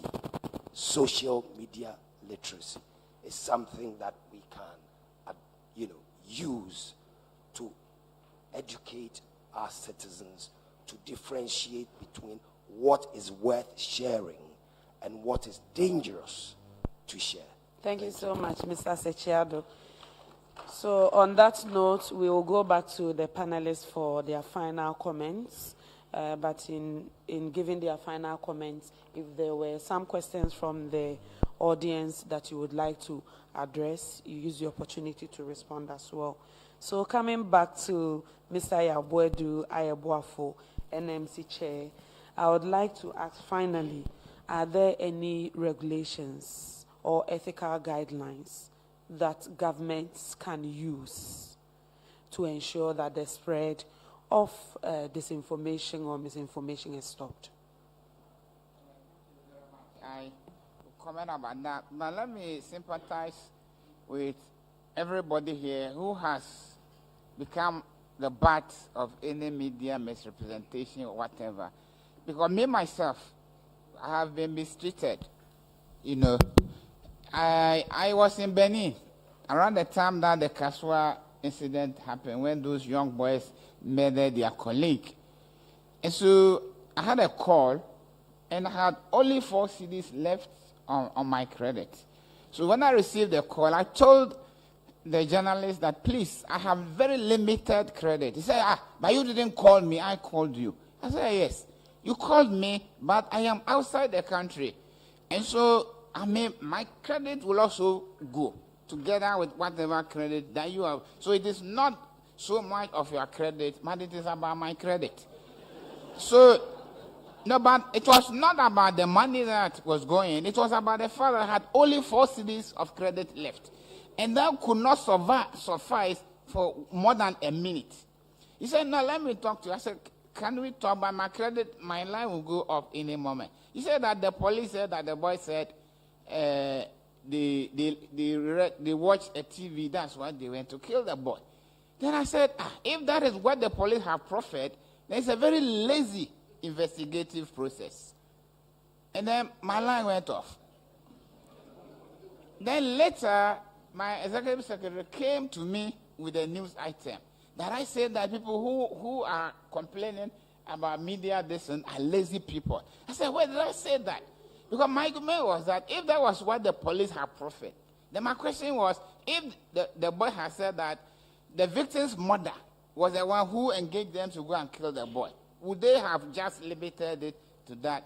And so I shared the sympathy, but my advice is that that fact alone is not sufficient for those of us who are holding public office to refuse to respond to the call of the media. My philosophy in that is that there are no foolish questions. There could be foolish answers. And so no matter how irritated you are about the media intrusion, no matter how irresponsible the question is, I think that if you take your time and you engage and you respond in a meaningful manner, the public are discerning enough to distinguish between the two of you, the media person who lacks courtesy and you who is responding, who is a better human person. And so please respond, because if you do not respond, you create room for the manufacture of the response. And that will be more devious, Because one of the things that we need to do as we approach next year is about the fact that public institutions must have very effective and efficient response mechanisms, so that whenever people call you, and Dr. Sebo, they will call you, different people will call you from different media houses. Not every one of them will use it the way that you want, but the good thing is that if they do not misrepresent you, except that you had wanted a certain portion to have been highlighted, which was not highlighted, but what they had highlighted is part of what you said, then I don't think that there's a bigger issue. It is only when they misrepresent what you said that becomes the problem. And a question of my panel composed exclusively of what we have been complaining, but we don't have control. Because there's no law that mandates the National Media Commission to decide that when you are constituting a panel, invite somebody from here, somebody from there. But we advise them that, look, the issues that you are discussing are issues that demand knowledge and understanding. Some of these communicators, somebody whispers something into their ears, and the next time they are pontificating, and they do not even understand the things that they are discussing. At the end of the day, they are going to take a position that fits into the position of the political party that they speak for. And that does not benefit anybody. And it's always better that even if you want to bring political figures, have an expert there. Yeah, but the unfortunate thing is what the PNC secretary said, that sometimes those experts themselves are more fanatical, partisanship than even the ordinary people that you listen to. Listen to some of the discussions on financial destinies and all that. And sometimes you ask yourself, is that the way that we should go about doing some of this? So that is that. And I agree with everybody that public institutions are obligated to us to provide us with the information that they have gathered. It is our money that they use in gathering those information. And as Stiglitz has maintained, that information is public property and it does not belong to them. And so when we go there, I don't know, the policemen are here. Sometimes go to the police station, find out how many people that they have arrested that day. If you are lucky, they will tell you to go away.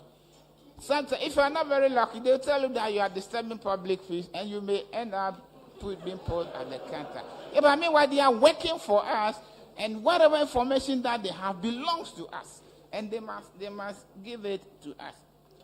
Now, Peter is not there.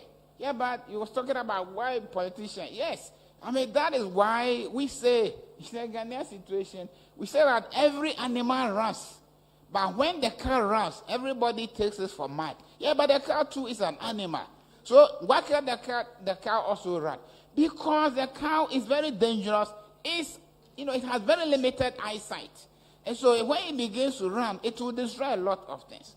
And so that we are holding the politicians, not because they are only people. Yeah, but we expect that since they seek our mandate and they profess that they are working in our collective interest, whatever that they will bring to the table will be in our benefit and not to deceive us into getting the thing. Now, finally, on the question of regulations, we have a continental body called the African Communications Authorities Regulatory Network. Now, since the last year, and we will be attending some series of this, and next week in Nigeria and early November in Cameroon. They've been trying that we should develop collective response in terms of regulation to the social media. And they realize that we alone cannot invite some of those, established platform owners. What's the population of Ghana using some of those things that we can summon them? We are not like the big people. When India said something, they had to go to India and defend themselves before the Indian parliament because they know that the money that they are generating from India is huge, and if India should cut them off, yeah, but who is Ghana? And so the continental body is trying to evolve regulations that will be uniform across the continent, such that political discrimination, suppression of free expression and all that will not be the foundation, but that whatever comes out of the regulation will be reflective of the collective needs of our people so that to serve the interests of the continent better. And we think that that approach is better than individual countries taking those decisions by themselves. Thank you so much, NMC Chair. We will now move to Dr. Entrapment from the Cybersecurity Authority. Doc, in safeguarding electoral integrity, peace, and security, we would like to pick your thoughts, your final thoughts on the practical strategies and recommendations which, if we implement as a country, will really help us in that regard, including what the Cybersecurity Authority has already been doing. Yes. Thank you, Honorable Deputy Minister. I think it's a question of improving our cybersecurity practices. It's new. It's very true. Even if you pick our personal level, it appears to me almost everybody in this room is using a smart device. But if we should do a survey, and maybe permit me respectfully to ask, how many of us have got antiviruses installed on your smart devices? May I see by your hands? Without lying, my background is forensics. How many of us have got antivirus on your phone? But let me chip this in, Honorable Deputy Minister. Certainly we recording less than 15-20%. But on one hand, statistics also shows that Ghanaians patronize pornographic website and betting website. That's the top 3 that we visit. So invariably, we are infecting ourselves with what? Malicious programs. The awareness gap there is huge, very, very huge.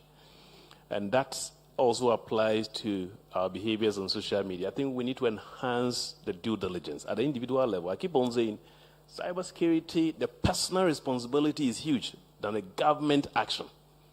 And this is the proof. I don't want to go further, but if we should be interrogating the cost of procuring antivirus to protect your digital device will be less than 200 Ghana cedis a year, which is expensive. Which is less expensive than somebody's lunch. It's awareness gap. It's not always about financial issues. And I think collectively, we need to change that culture. And that will also apply our due diligence using social media. That will help us collectively to contribute to detecting, preventing, and reporting incident or suspected incident regarding disinformation. But let's also look at protective mechanisms in terms of our critical institutions. Is very important because it's no more a question of whether you'll be attacked or not. I think attack will happen one way or the other at some point. But our ability to be able to mitigate those incidents and still run our digital services are very important. I think from the authorities, we keep on monitoring. We flag some of those. We issue advisories. Sometimes we work with the platform owners to take down content, and I think we'll continue to intensify and work with other agencies in that particular area. Of course, awareness creation is also key. But in terms of enforcement, my colleagues, please, are here. I think the laws are there. My preliminary analysis, there are 2 sections, provisions that can effectively apply to investigate and prosecute disinformation. If you take our Criminal Offences Act, Section 208 clearly can be used to deal with disinformation. Even if committed on the internet, you can apply the Electronic Transaction Act 123 to effectively prosecute and investigate. But if you also take the Electronic Communication Act, Section 76, it also, so we need to, I think, intensify our enforcement actions in that particular area. But the last point, the Honorable Deputy Minister, is hearing various submissions. It looks like efforts are being made to mitigate disinformation, but they are being done in a kind of segregated individuals. We have fact checkers here, this are here.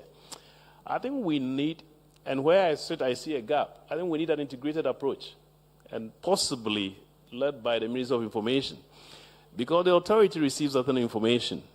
We examine them in the lab, analysts examine them, and we're able to look at it as what? Fake. Is there a repository, collective point that we can all? But it looks like, I'm not sure why competition is also happening in that particular area, but I do believe, gathering into the election, we should have a certain focal point which can be designated as a countering disinformation platform. And each of the stakeholders should contribute to that. It's not enough that my body is a fact checker. That is your contribution to the bigger picture. The agencies are also working. We do pick some of this, even a national security outfit. I think what is the purpose of that? It has to come in because we're talking about awareness creation. So can we channel our citizens to that level? Any user of a digital platform can go here and have access to what that information. Elsewhere, they do that on election day, live updates. And that's where we all go. But I think it's too much segregating, frankly. It's not the best approach. We ought to be collective. Bring every strength that you have into an integrated approach to deal with this issue. That would be my candid opinion and recommendation. Thank you for the opportunity.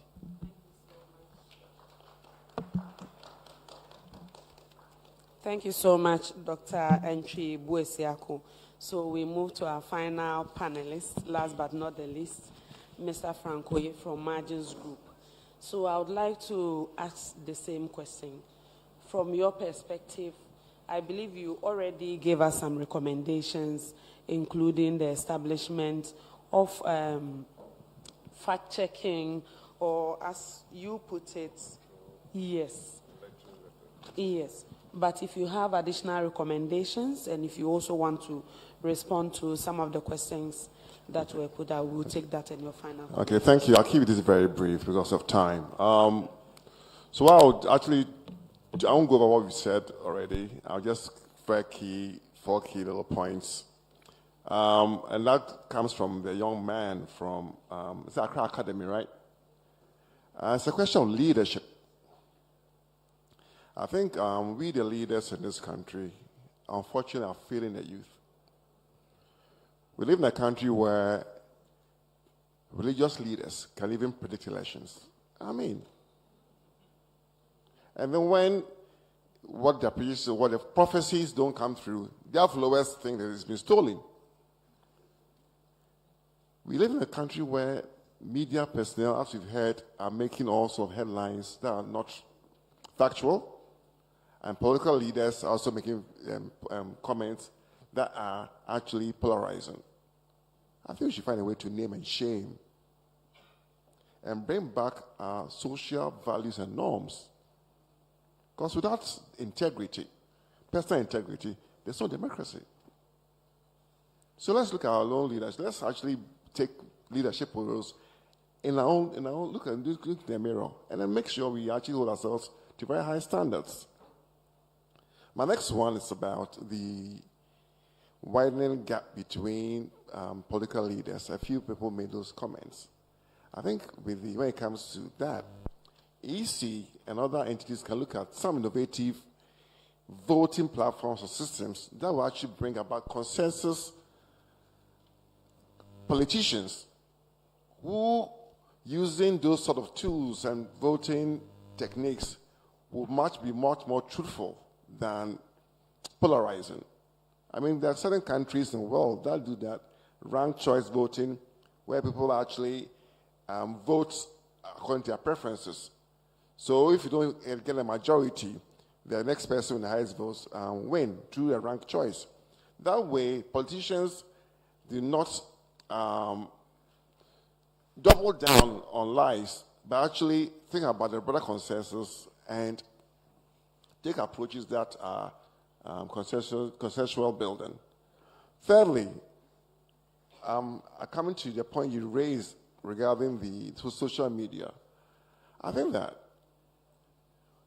for those who are in social media, I'm sure you know that Instagram, Facebook, and co are collecting VAT on advertising. These are local laws that have been embedded in social media companies. Why can't we have them put in your Ghana card number? Use a remote selfie verification to verify you before you actually post anything. If not verified, you only get read-only access. If you're verified, you actually can then post. We actually then know who is behind the post, and we can actually do debunking of fake news. And lastly, my honorable friend, sorry, I forgot your name, talk about media men calling journalists at all times and misquoting them. I mean, that shouldn't be the case. We have this call fatigue. Why can't you have, as I said again, the platform, the tool where they can go fact check, make sure they get the right information before they put that information? Why should media men be harassing everyone at every corner, calling them? It's not efficient. Let's find a way to automate a lot of these things. Let's put these platforms in place. And as Mr. Chibusaku said, if we can even have this integrated approach, all information is stored in a platform, updated regularly. If you want information, you go there, find it. If you want further particulars, you can then follow up with a call. So become more efficient and actually report the truth rather than harassing people. I think this is basically the few 4 points I want to make. And then let's look at the impact on our country and then improve our security and elections. Thank you. Thank you so much, Mr. Frank Oye from Margins Group, Dr. Enchibuesiako from Cybersecurity Authority, Mr. Yabuedu Ayeboafo from the National Media Commission, and the chairperson of NCCE who had to ask leave of us. Thank you so much for making time for this important conversation. Excellencies, ladies and gentlemen, thank you for the engagement and sitting through this session. I'm honored to have had the opportunity to participate and to moderate in this session. I will hand over to Jifa for the rest of the program. Thank you.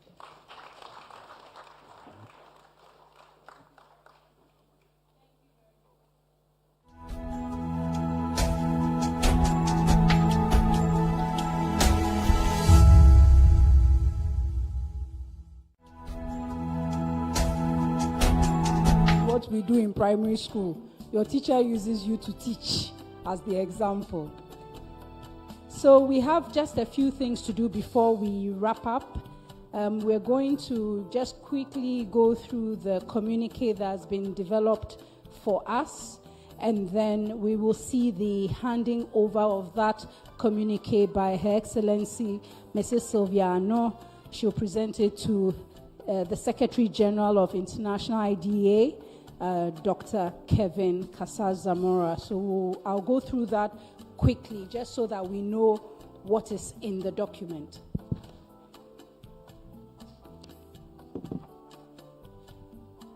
So there's a long preamble, some of which is culled from the concept note. So I'll just go straight to the main part for today. It says, we as state and non-state actors participating in the seminar held on the 19th October 2023 in Accra on the impact of disinformation and electoral integrity, peace and security in Africa, organized by the Ministry of Information and Ministry of Foreign Affairs and Regional Integration, respectively, and in collaboration with the International IDEA, declare as follows. 1. Disinformation poses a real threat to peace, security, and democratic governance in Africa's multi-ethnic societies. 2. Creators and perpetrators of disinformation are generally driven by political biases, mischief, financial and economic considerations, or even efforts to create or maintain authoritarian control. 3.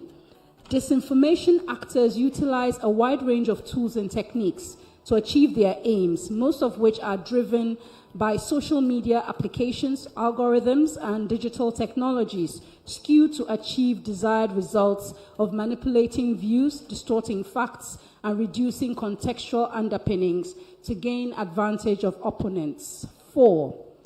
Electoral activities and outcomes are increasingly being affected by disinformation campaigns for or against preferred candidates and opponents that includes character assassination, defamation, and, quote, viral hostage-taking of personalities without any gatekeeping. 5. Campaigns using disinformation also tend to target female politicians and or candidates by undermining their competencies, diminishing and discriminating against their roles in public life, among others, which further weakens affirmative action efforts towards gender equality and increase women's participation in governance and decision-making. And 6, the speed and reach of disinformation through digitalized mass media platforms can conflict with facts, electoral information provided by the authorized institutions, and create doubt in the neutrality of election management bodies and the final election results. So those are the main points that we've recognized through all these discussions. Now, we further acknowledge and commit to 1, fight disinformation in ways that do not fundamentally impact citizens' rights, especially free speech.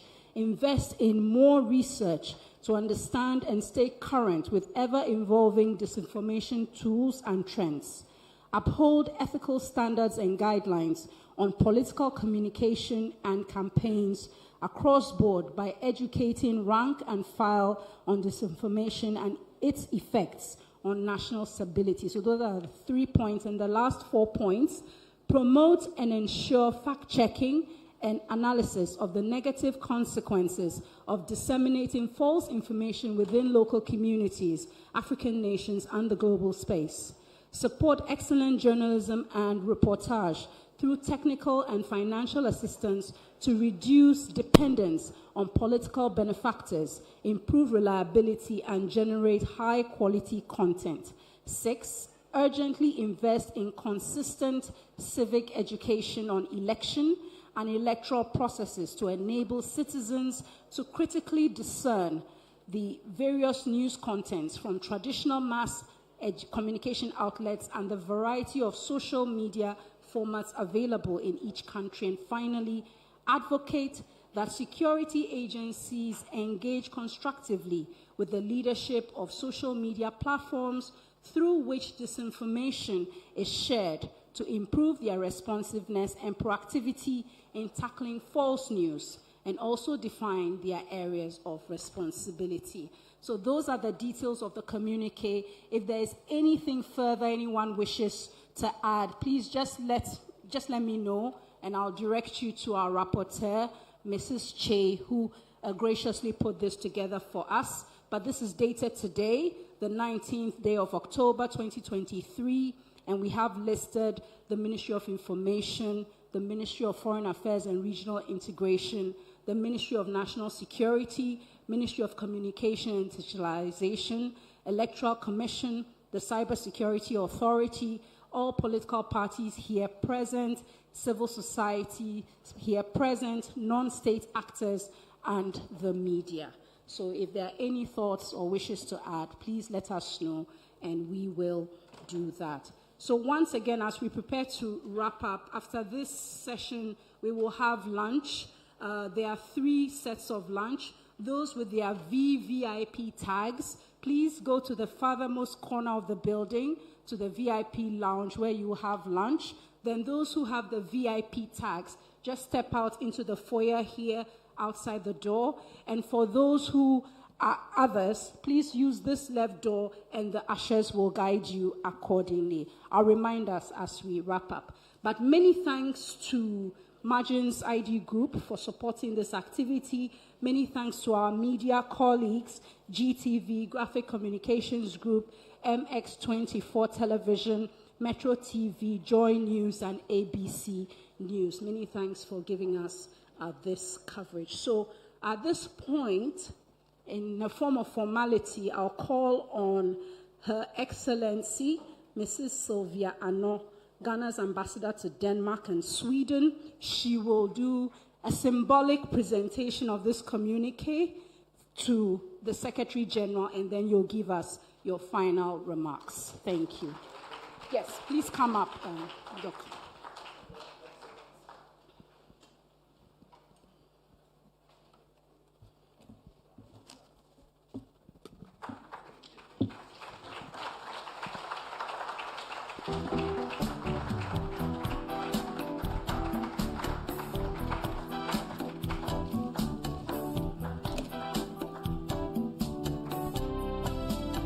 Thank you very much, Ifa.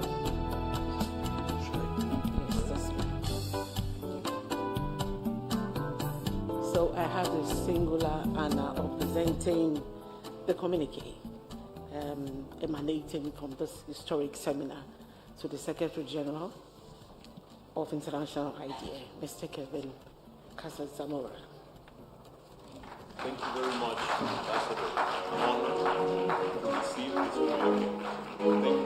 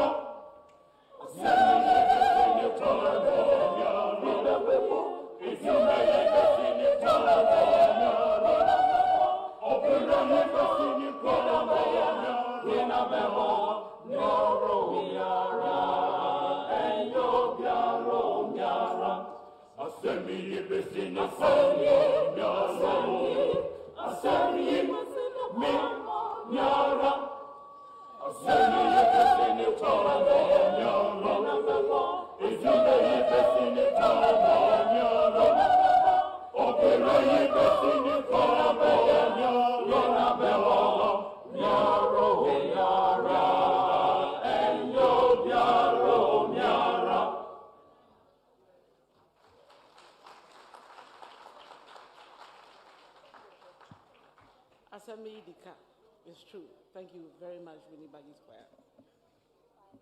Honorable Deputy Minister of State, Secretary General of International IDEA, distinguished guests, ladies and gentlemen, all protocols observed. Finally, we've come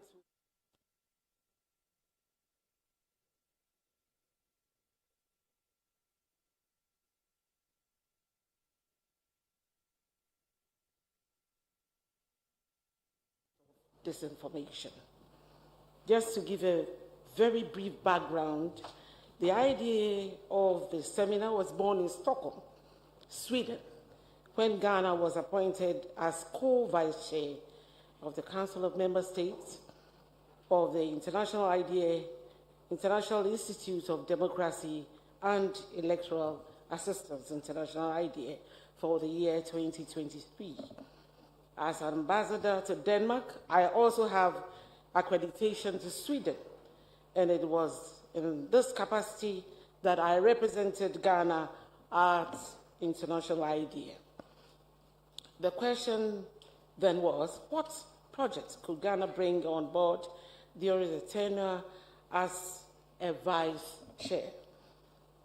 With a massive, unflinching support and true ownership of the project by the Honorable Minister of Information, Honorable Kojo Opon Nkrumah, the direction of Dr. Albert Entribo-Siakon, Director General of the Cybersecurity Authority, and the full backing of the Minister of Foreign Affairs and Regional Integration, Honorable Shirley Ayoko-Botwe, and the Secretary General of International IDEA, Mr. Kevin Casas-Zamora, the idea has today materialized. Amongst others, today's seminar is Ghana's contribution as a member state of International IDEA towards the building blocks of democracy. May our discussions today linger on and conscientize us as we prepare for next year's elections. May we thereby build a better democracy which will be worthy to be passed on to the next generation of Ghanaians. And through such engagements, may democracy thrive in Africa and across the globe. Ladies and gentlemen, I thank you for your time and attention.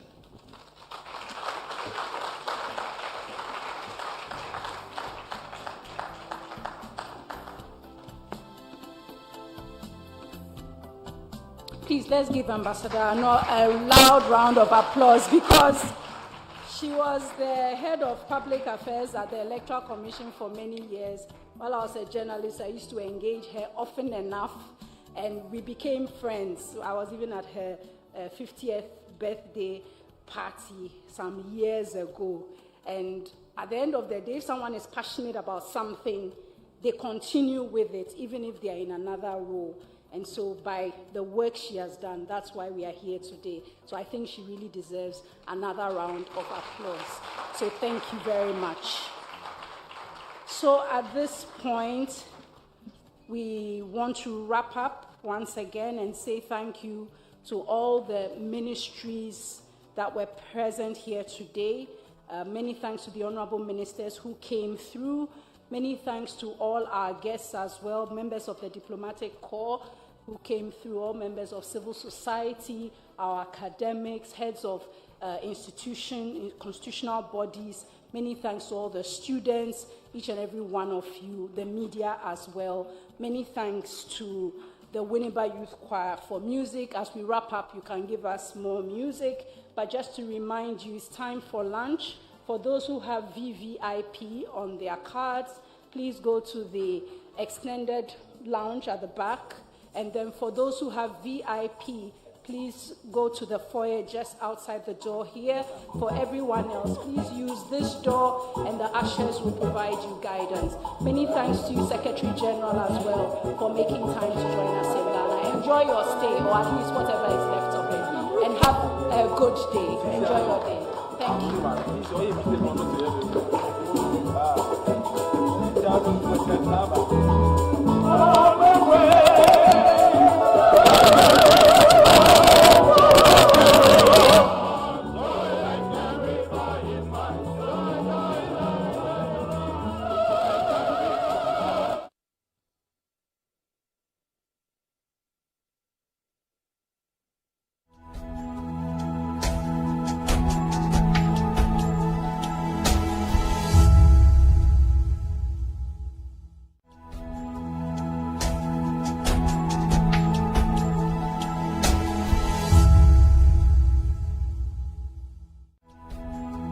Everyone needs the perfect snack to munch on during a fun moment.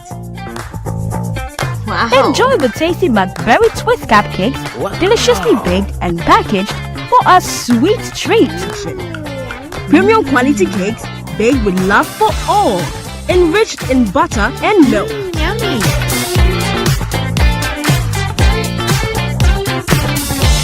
Oh! Macberry Twist cupcakes. Simply irresistible. Try one today. This advert is FDA approved. Are you still searching for the right platform to share your voice, thoughts, and feelings?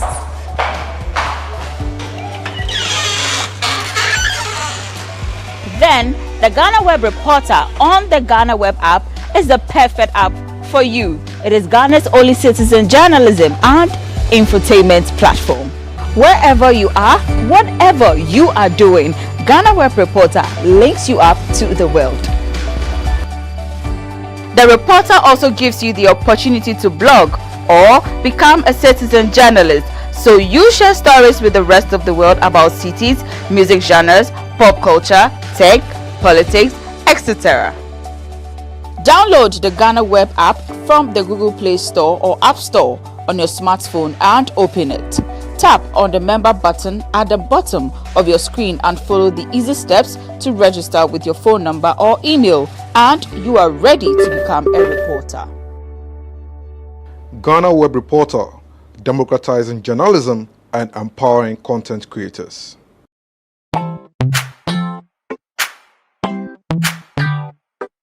Sweetheart, be mindful of your health. Idea Products Nadia Makeup. I welcome you to Sigma Health and Beauty. You can call us the Beauty Embassy. We pursue beauty more revealed with quality makeup products. There is only one place. The Sigma Health and Beauty 2022 Ghana Makeup Awards Beauty Retail Business of the Year. Of course, we are the defending champions. World-class makeup brands and Quanyeton, you name it. Maybelline, Dark and Lovely, House of Tara, and many more. Your professionalism in the beauty industry is unmatchable. The proper way of applying our products. Sigma Health and Beauty, Yewa Accra, Makola, Georgina Stores, and Rollins Park, Gate 4. Fryer in 0248 138 596 and 0201 408 186. Or visit our online shop at www.beautyavenuegh.com. Sigma, your beauty, our joy.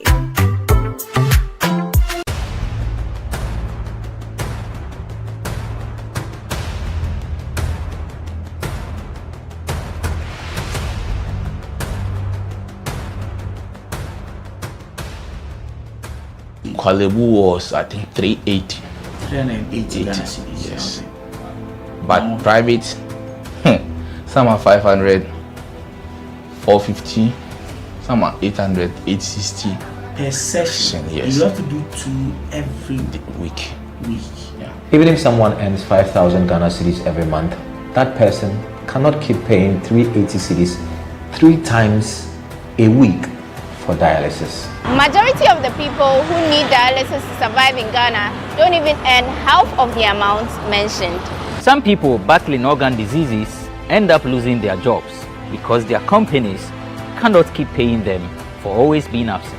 How are these people expected to afford the monies needed for dialysis as well as other expenses, talk less of the huge amounts they have to come up with for transplantation surgeries outside Ghana when they get donors? It is because of these people that GhanaWeb in August 2023 launched the organ donation legislation campaign to push for the country to pass a law that will guide organ harvesting and transplanting. As Kolebu plans to increase dialysis fees, the situation requires quicker attention and action. And so, we must get Parliament to start discussing the organ donation bill and pass it into law. Now, when this bill is passed, more lives will be saved and the financial burden on patients would be reduced. And that is why we need you to join us on this campaign. Join the campaign by sending a 1-minute video of yourself sharing why Ghana needs a legislation on organ donation now to editor@ghanaweb.com or via WhatsApp 0552 699 625. Alternatively, you can share the video directly on your social media handles with the hashtags #PassOrganDonationLaw and #LegalizeOrganDonationNow. Organ failure should not be a death sentence.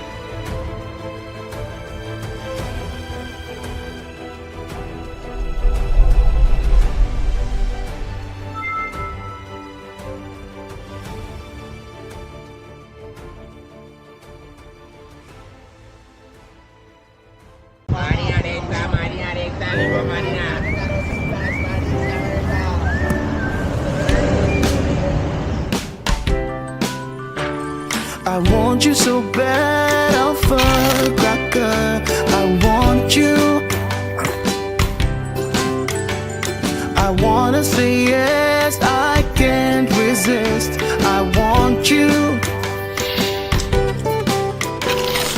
Ooh, I want you, alpha cracker.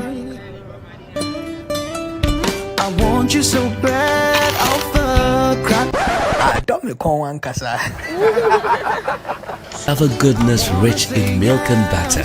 In Alpha Cracker. Yummy and deliciously crunchy. But I can't resist you. Alpha Crackers. Simply irresistible. This advert is FDA approved.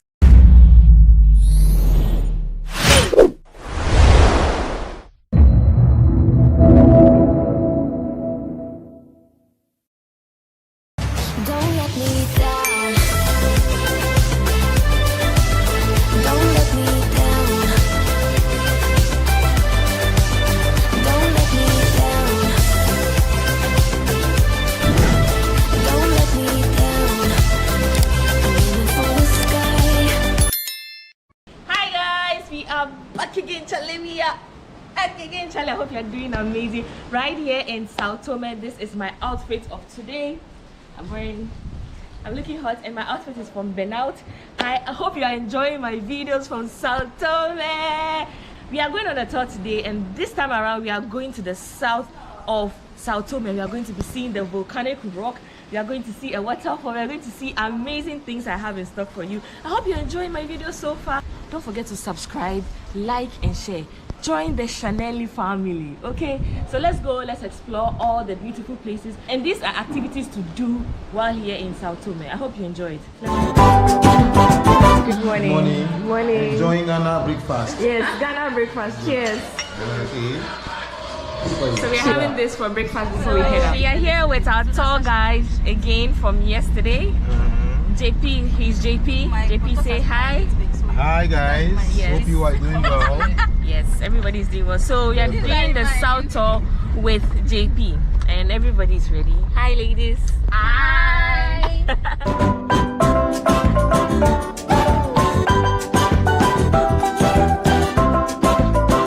I realized there are no public transport here. So how do they come from the city here? I mean, they come by taxis. Okay. Taxi, yeah, the big van. You know this one. This one. The yellow one. This is how the taxis look like. This one. Okay. We call it chocho in our country. Yes. Here we call it taxi. So we are currently at the first stop, which is a waterfall. It's called Mioba Waterfall. So this is our first stop, and this is the view here.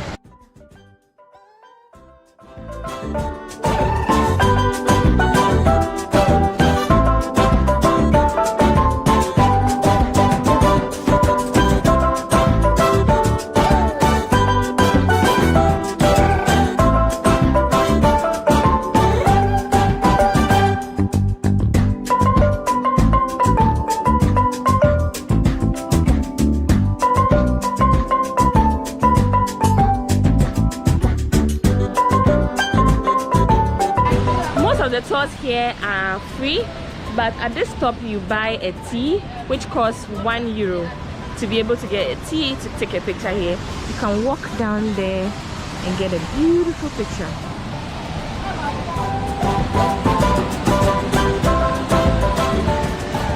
So guys, we ordered a cup of coffee, which costs €1 here at the waterfall. Oh, like I like.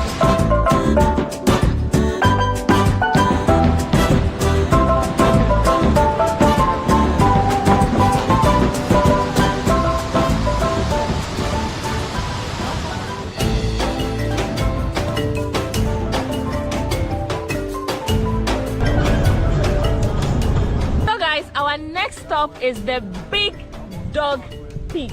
That's it over there. It's so beautiful.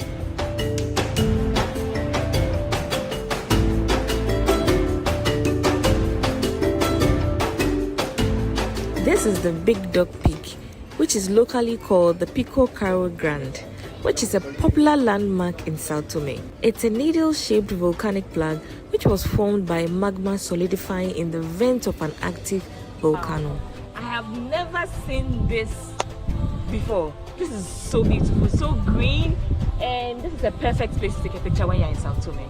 Come here whenever you're here. It's about 663 meters high above sea level.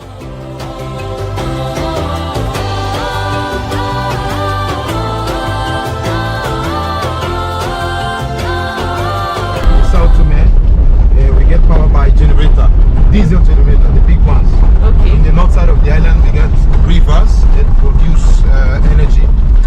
hydraulic systems.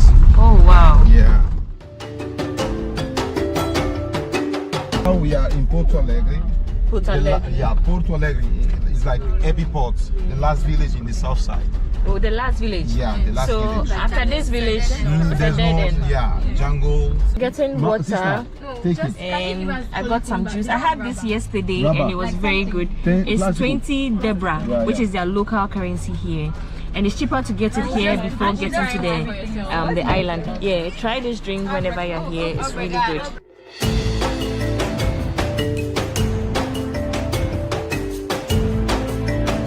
We are now at Resort Playa Yamen, where we gonna take a boat to the island of Rolas. I also want to spend a night here. This is a beautiful lodge. I'll be showing you soon.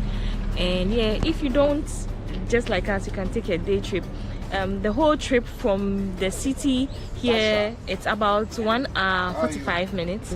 This is how it looks now, and this is how the rooms look like.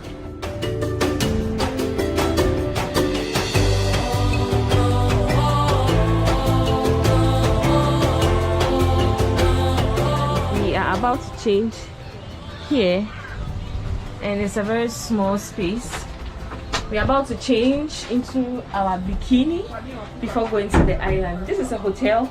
If you want to spend the night, you can come book a stay.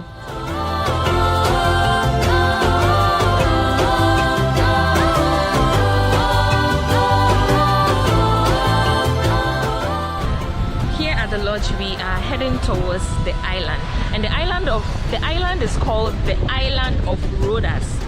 And before we get there, we need a boat to get there. That place is really beautiful. Here is beautiful from the pictures I have seen. I can't wait to get there.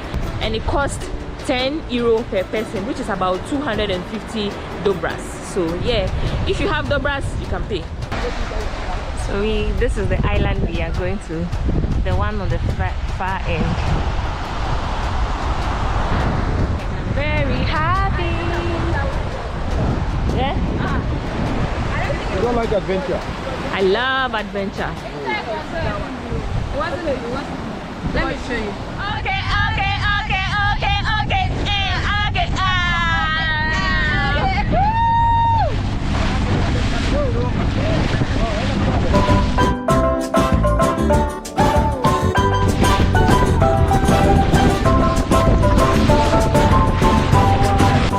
We are currently approaching the island where we can find the equator, which is the center of the world, and also to have lunch. Let's go, guys. All this because we want to visit the center of the world, which is the equator.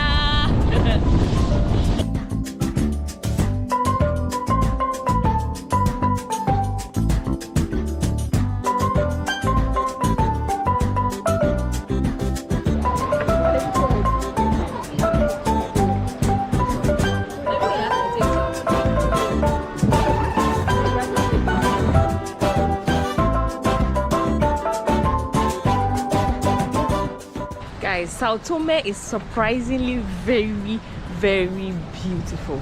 We are about to have lunch here before going to see the equator. As part of the Southern tour, this is a must try. I mean, everybody recommended this particular restaurant.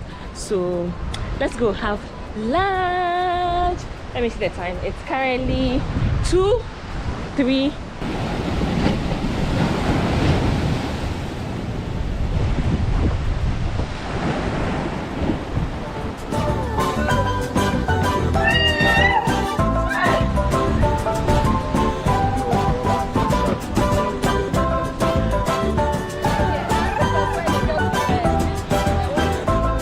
So this is going to be our lunch.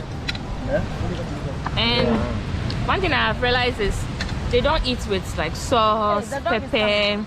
They just eat the rice with the fish. Let me know in the comment section. Is that how you eat in your country?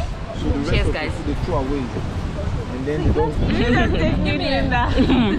So the food cost us €10 each. Everything was €40, and that's about 250 dobras. So I just paid in dobras, and the atmosphere here is really beautiful.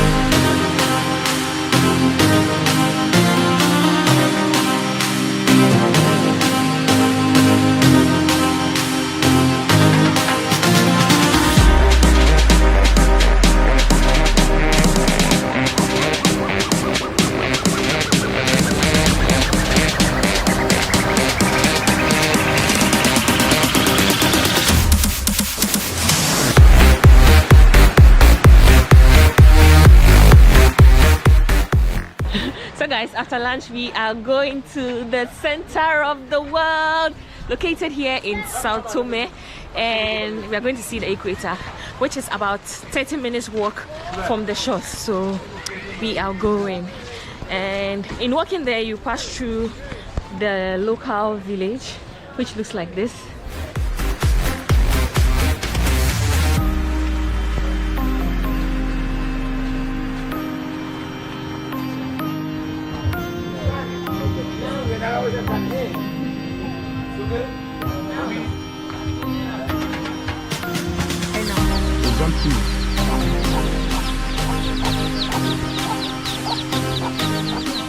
Thinking that here was the center of the world. Okay. And then they were wrong. They realized that the place where we are going to is actually the center of the world. So this one is a fruit of mistake. Bad calculation. Okay. Yeah. I don't know who told them that here was not the center of the world, but the place where we are going to is right center of the world. Okay. Yeah. So we are going there. So far we've hiked. It's not really a hike, it's like a walk of 10 minutes. So we are now heading to the center of the world. Let's go, guys! After 20 minutes walk, I am finally at the center of the world, but the rest are still at the back. I've been fit lately, so yeah. Okay, so he says I need to step in with my right foot first. It brings good luck. Good luck in Jesus' name. Amen. I'm finally here. Whew. This is the center of the world, right here in Sao Tome.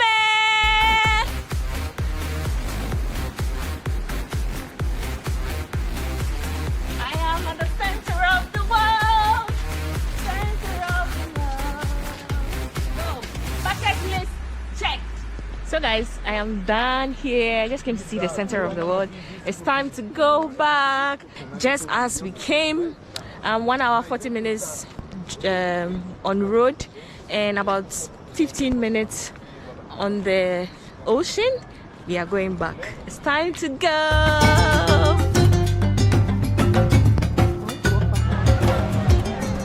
Wow, this place is so beautiful. We are heading back to the lodge and drive back to our hotel. And here, say bye-bye. Bye-bye. So the kids, I love the fact that the kids, everybody can swim. I saw them teaching a young boy how to swim, and it's so beautiful to watch.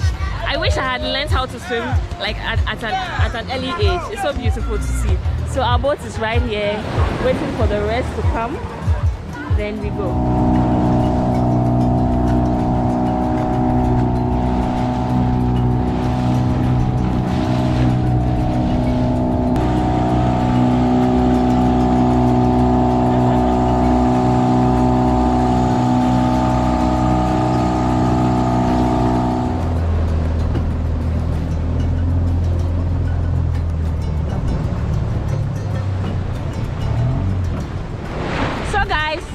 Brings us to the end of this vlog.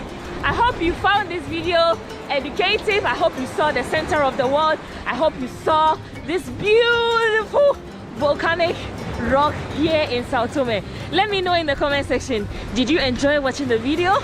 Guys, don't forget to subscribe, like and share. We are done with the tour. It's time to head back, which is going to be an hour and 45 minutes drive. So I hope you enjoyed watching. I love you all. Much love from Sao Tome. Mwah.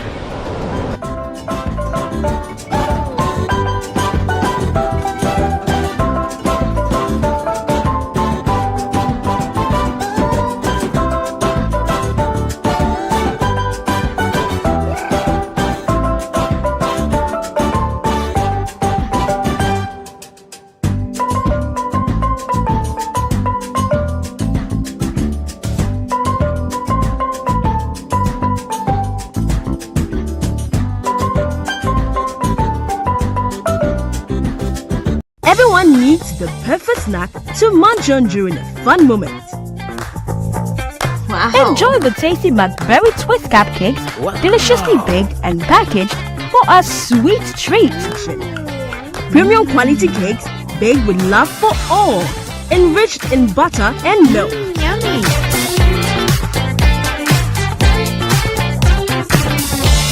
Oh, Macberry Twist cupcakes. Simply irresistible. Try one today. This advert is FDA approved. Are you still searching for the right platform to share your voice, thoughts, and feelings?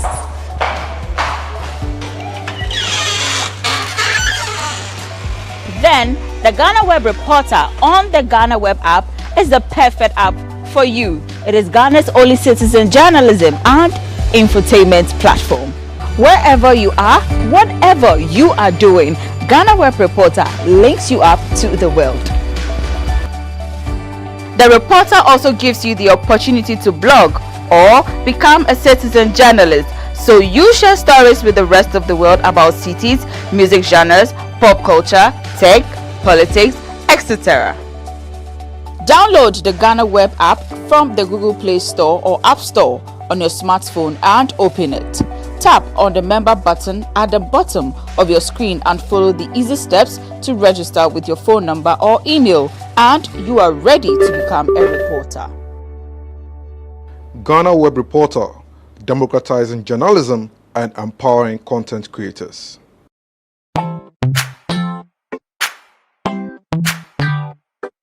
Sweetheart, be mindful of your health. Hajia products na the makeup. I welcome you to Sigma Health and Beauty. You can call us the Beauty Embassy. We pursue beauty more revealed with quality makeup products. There is only one place. The Sigma Health and Beauty 2022 Ghana Makeup Awards Beauty Retail Business of the Year. Of course, we are the defending champions. World-class makeup brands and Quanyeton, you name it. Maybelline, Dark and Lovely, House of Tara, and many more. Your professionalism in the beauty industry is unmatchable. Ensure the proper way of applying our products. Sigma Health and Beauty, Yewa Accra, Makola, Georgina Stores, and Rollins Park, Gate 4. Fryer 0248 138 596 and 0201 408 186. Or visit our online shop at www.beautyavenuegh.com. Sigma, your beauty, our joy.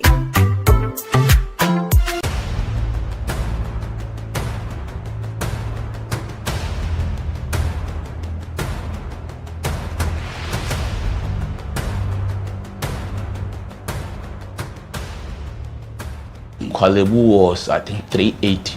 380 Ghana cedis. Yes. But private, some are 500, 450, some are 800, 860. Per session, yes. You have to do 2 every week. Yeah. Even if someone earns 5,000 Ghana cedis every month, that person cannot keep paying 380 cedis 3 times a week for dialysis. Majority of the people who need dialysis to survive in Ghana don't even earn half of the amount mentioned. Some people battling organ diseases end up losing their jobs because their companies cannot keep paying them for always being absent. How are these people expected to afford the monies needed for dialysis as well as other expenses? Talk less of the huge amounts they have to come up with for transplantation surgeries outside Ghana when they get donors. It is because of these people that GhanaWeb in August 2023 launched the organ donation legislation campaign to push for the country to pass a law that will guide organ harvesting and transplanting. As Kwalebu plans to increase dialysis fees, the situation requires quicker attention and action. And so, we must get Parliament to start discussing the organ donation bill and pass it into law. Now, when this bill is passed, more lives will be saved and the financial burden on patients would be reduced. And that is why we need you to join us on this campaign. Join the campaign by sending a 1-minute video of yourself sharing why Ghana needs a legislation on organ donation now to editor@ghanaweb.com or via WhatsApp 0552 699 625. Alternatively, you can share the video directly on your social media handles with the hashtags #PassOrganDonationLaw and #LegalizeOrganDonationNow. Organ failure should not be a death sentence.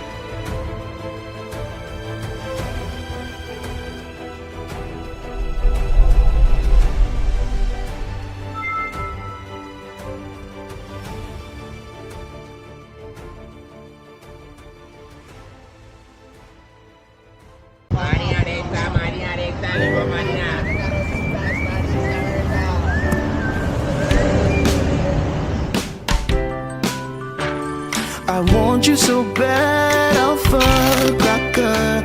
I want you. I wanna say yes, I can't resist. I want you. Ooh, I want you, alpha cracker. I want you so bad, alpha cracker. I don't make one kasa. Have a goodness rich in milk and butter in Alpha Cracker. Yummy and deliciously crunchy. But I can't resist you. Alpha Crackers, simply irresistible. This advert is FDA approved.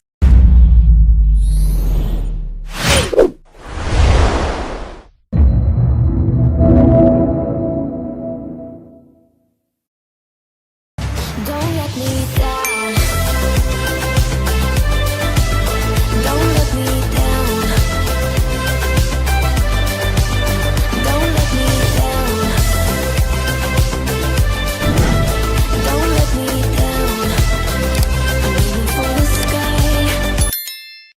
So guys, it's tour day today and we are leaving our apartment here. We are leaving to go explore the beautiful scenery of Sao Tome. For easy movement on the island, we rented this car for 45 euros a day. Yes, in Sao Tome, they accept euros as part of their currency. We are buying fuel because we are not so sure how much it costs and how long it's going to last us. We are buying 10 euros for the start and see if we get at least a quarter or half tank. Already at the local shop, about to get a SIM card. It costs 80 Debra, which is their local currency here. This is how their currency looks like. If you come here with any foreign currency, it should be in euro. For data, this is how much it costs here. Yeah, it's going to cost us 450 Debra. So we are currently going to the beach. We are going beach hopping. Our first stop is where? Club Santana. Club Santana. Ideally, make sure you come here with a license because it's easy to rent a car.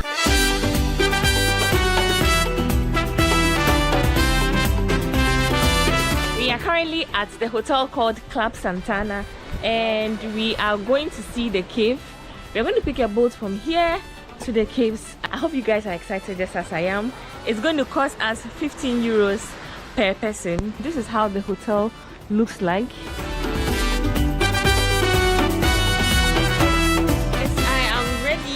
About to set off to see the caves. I hope you're excited just as I am.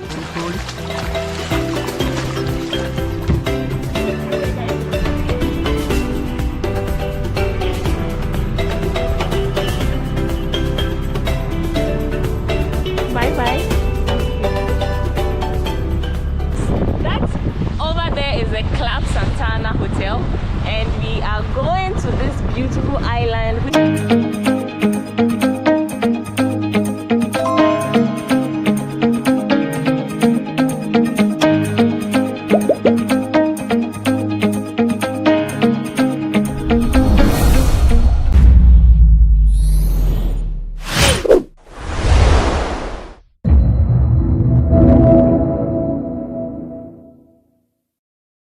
Everyone needs the perfect snack to munch on during a fun moment.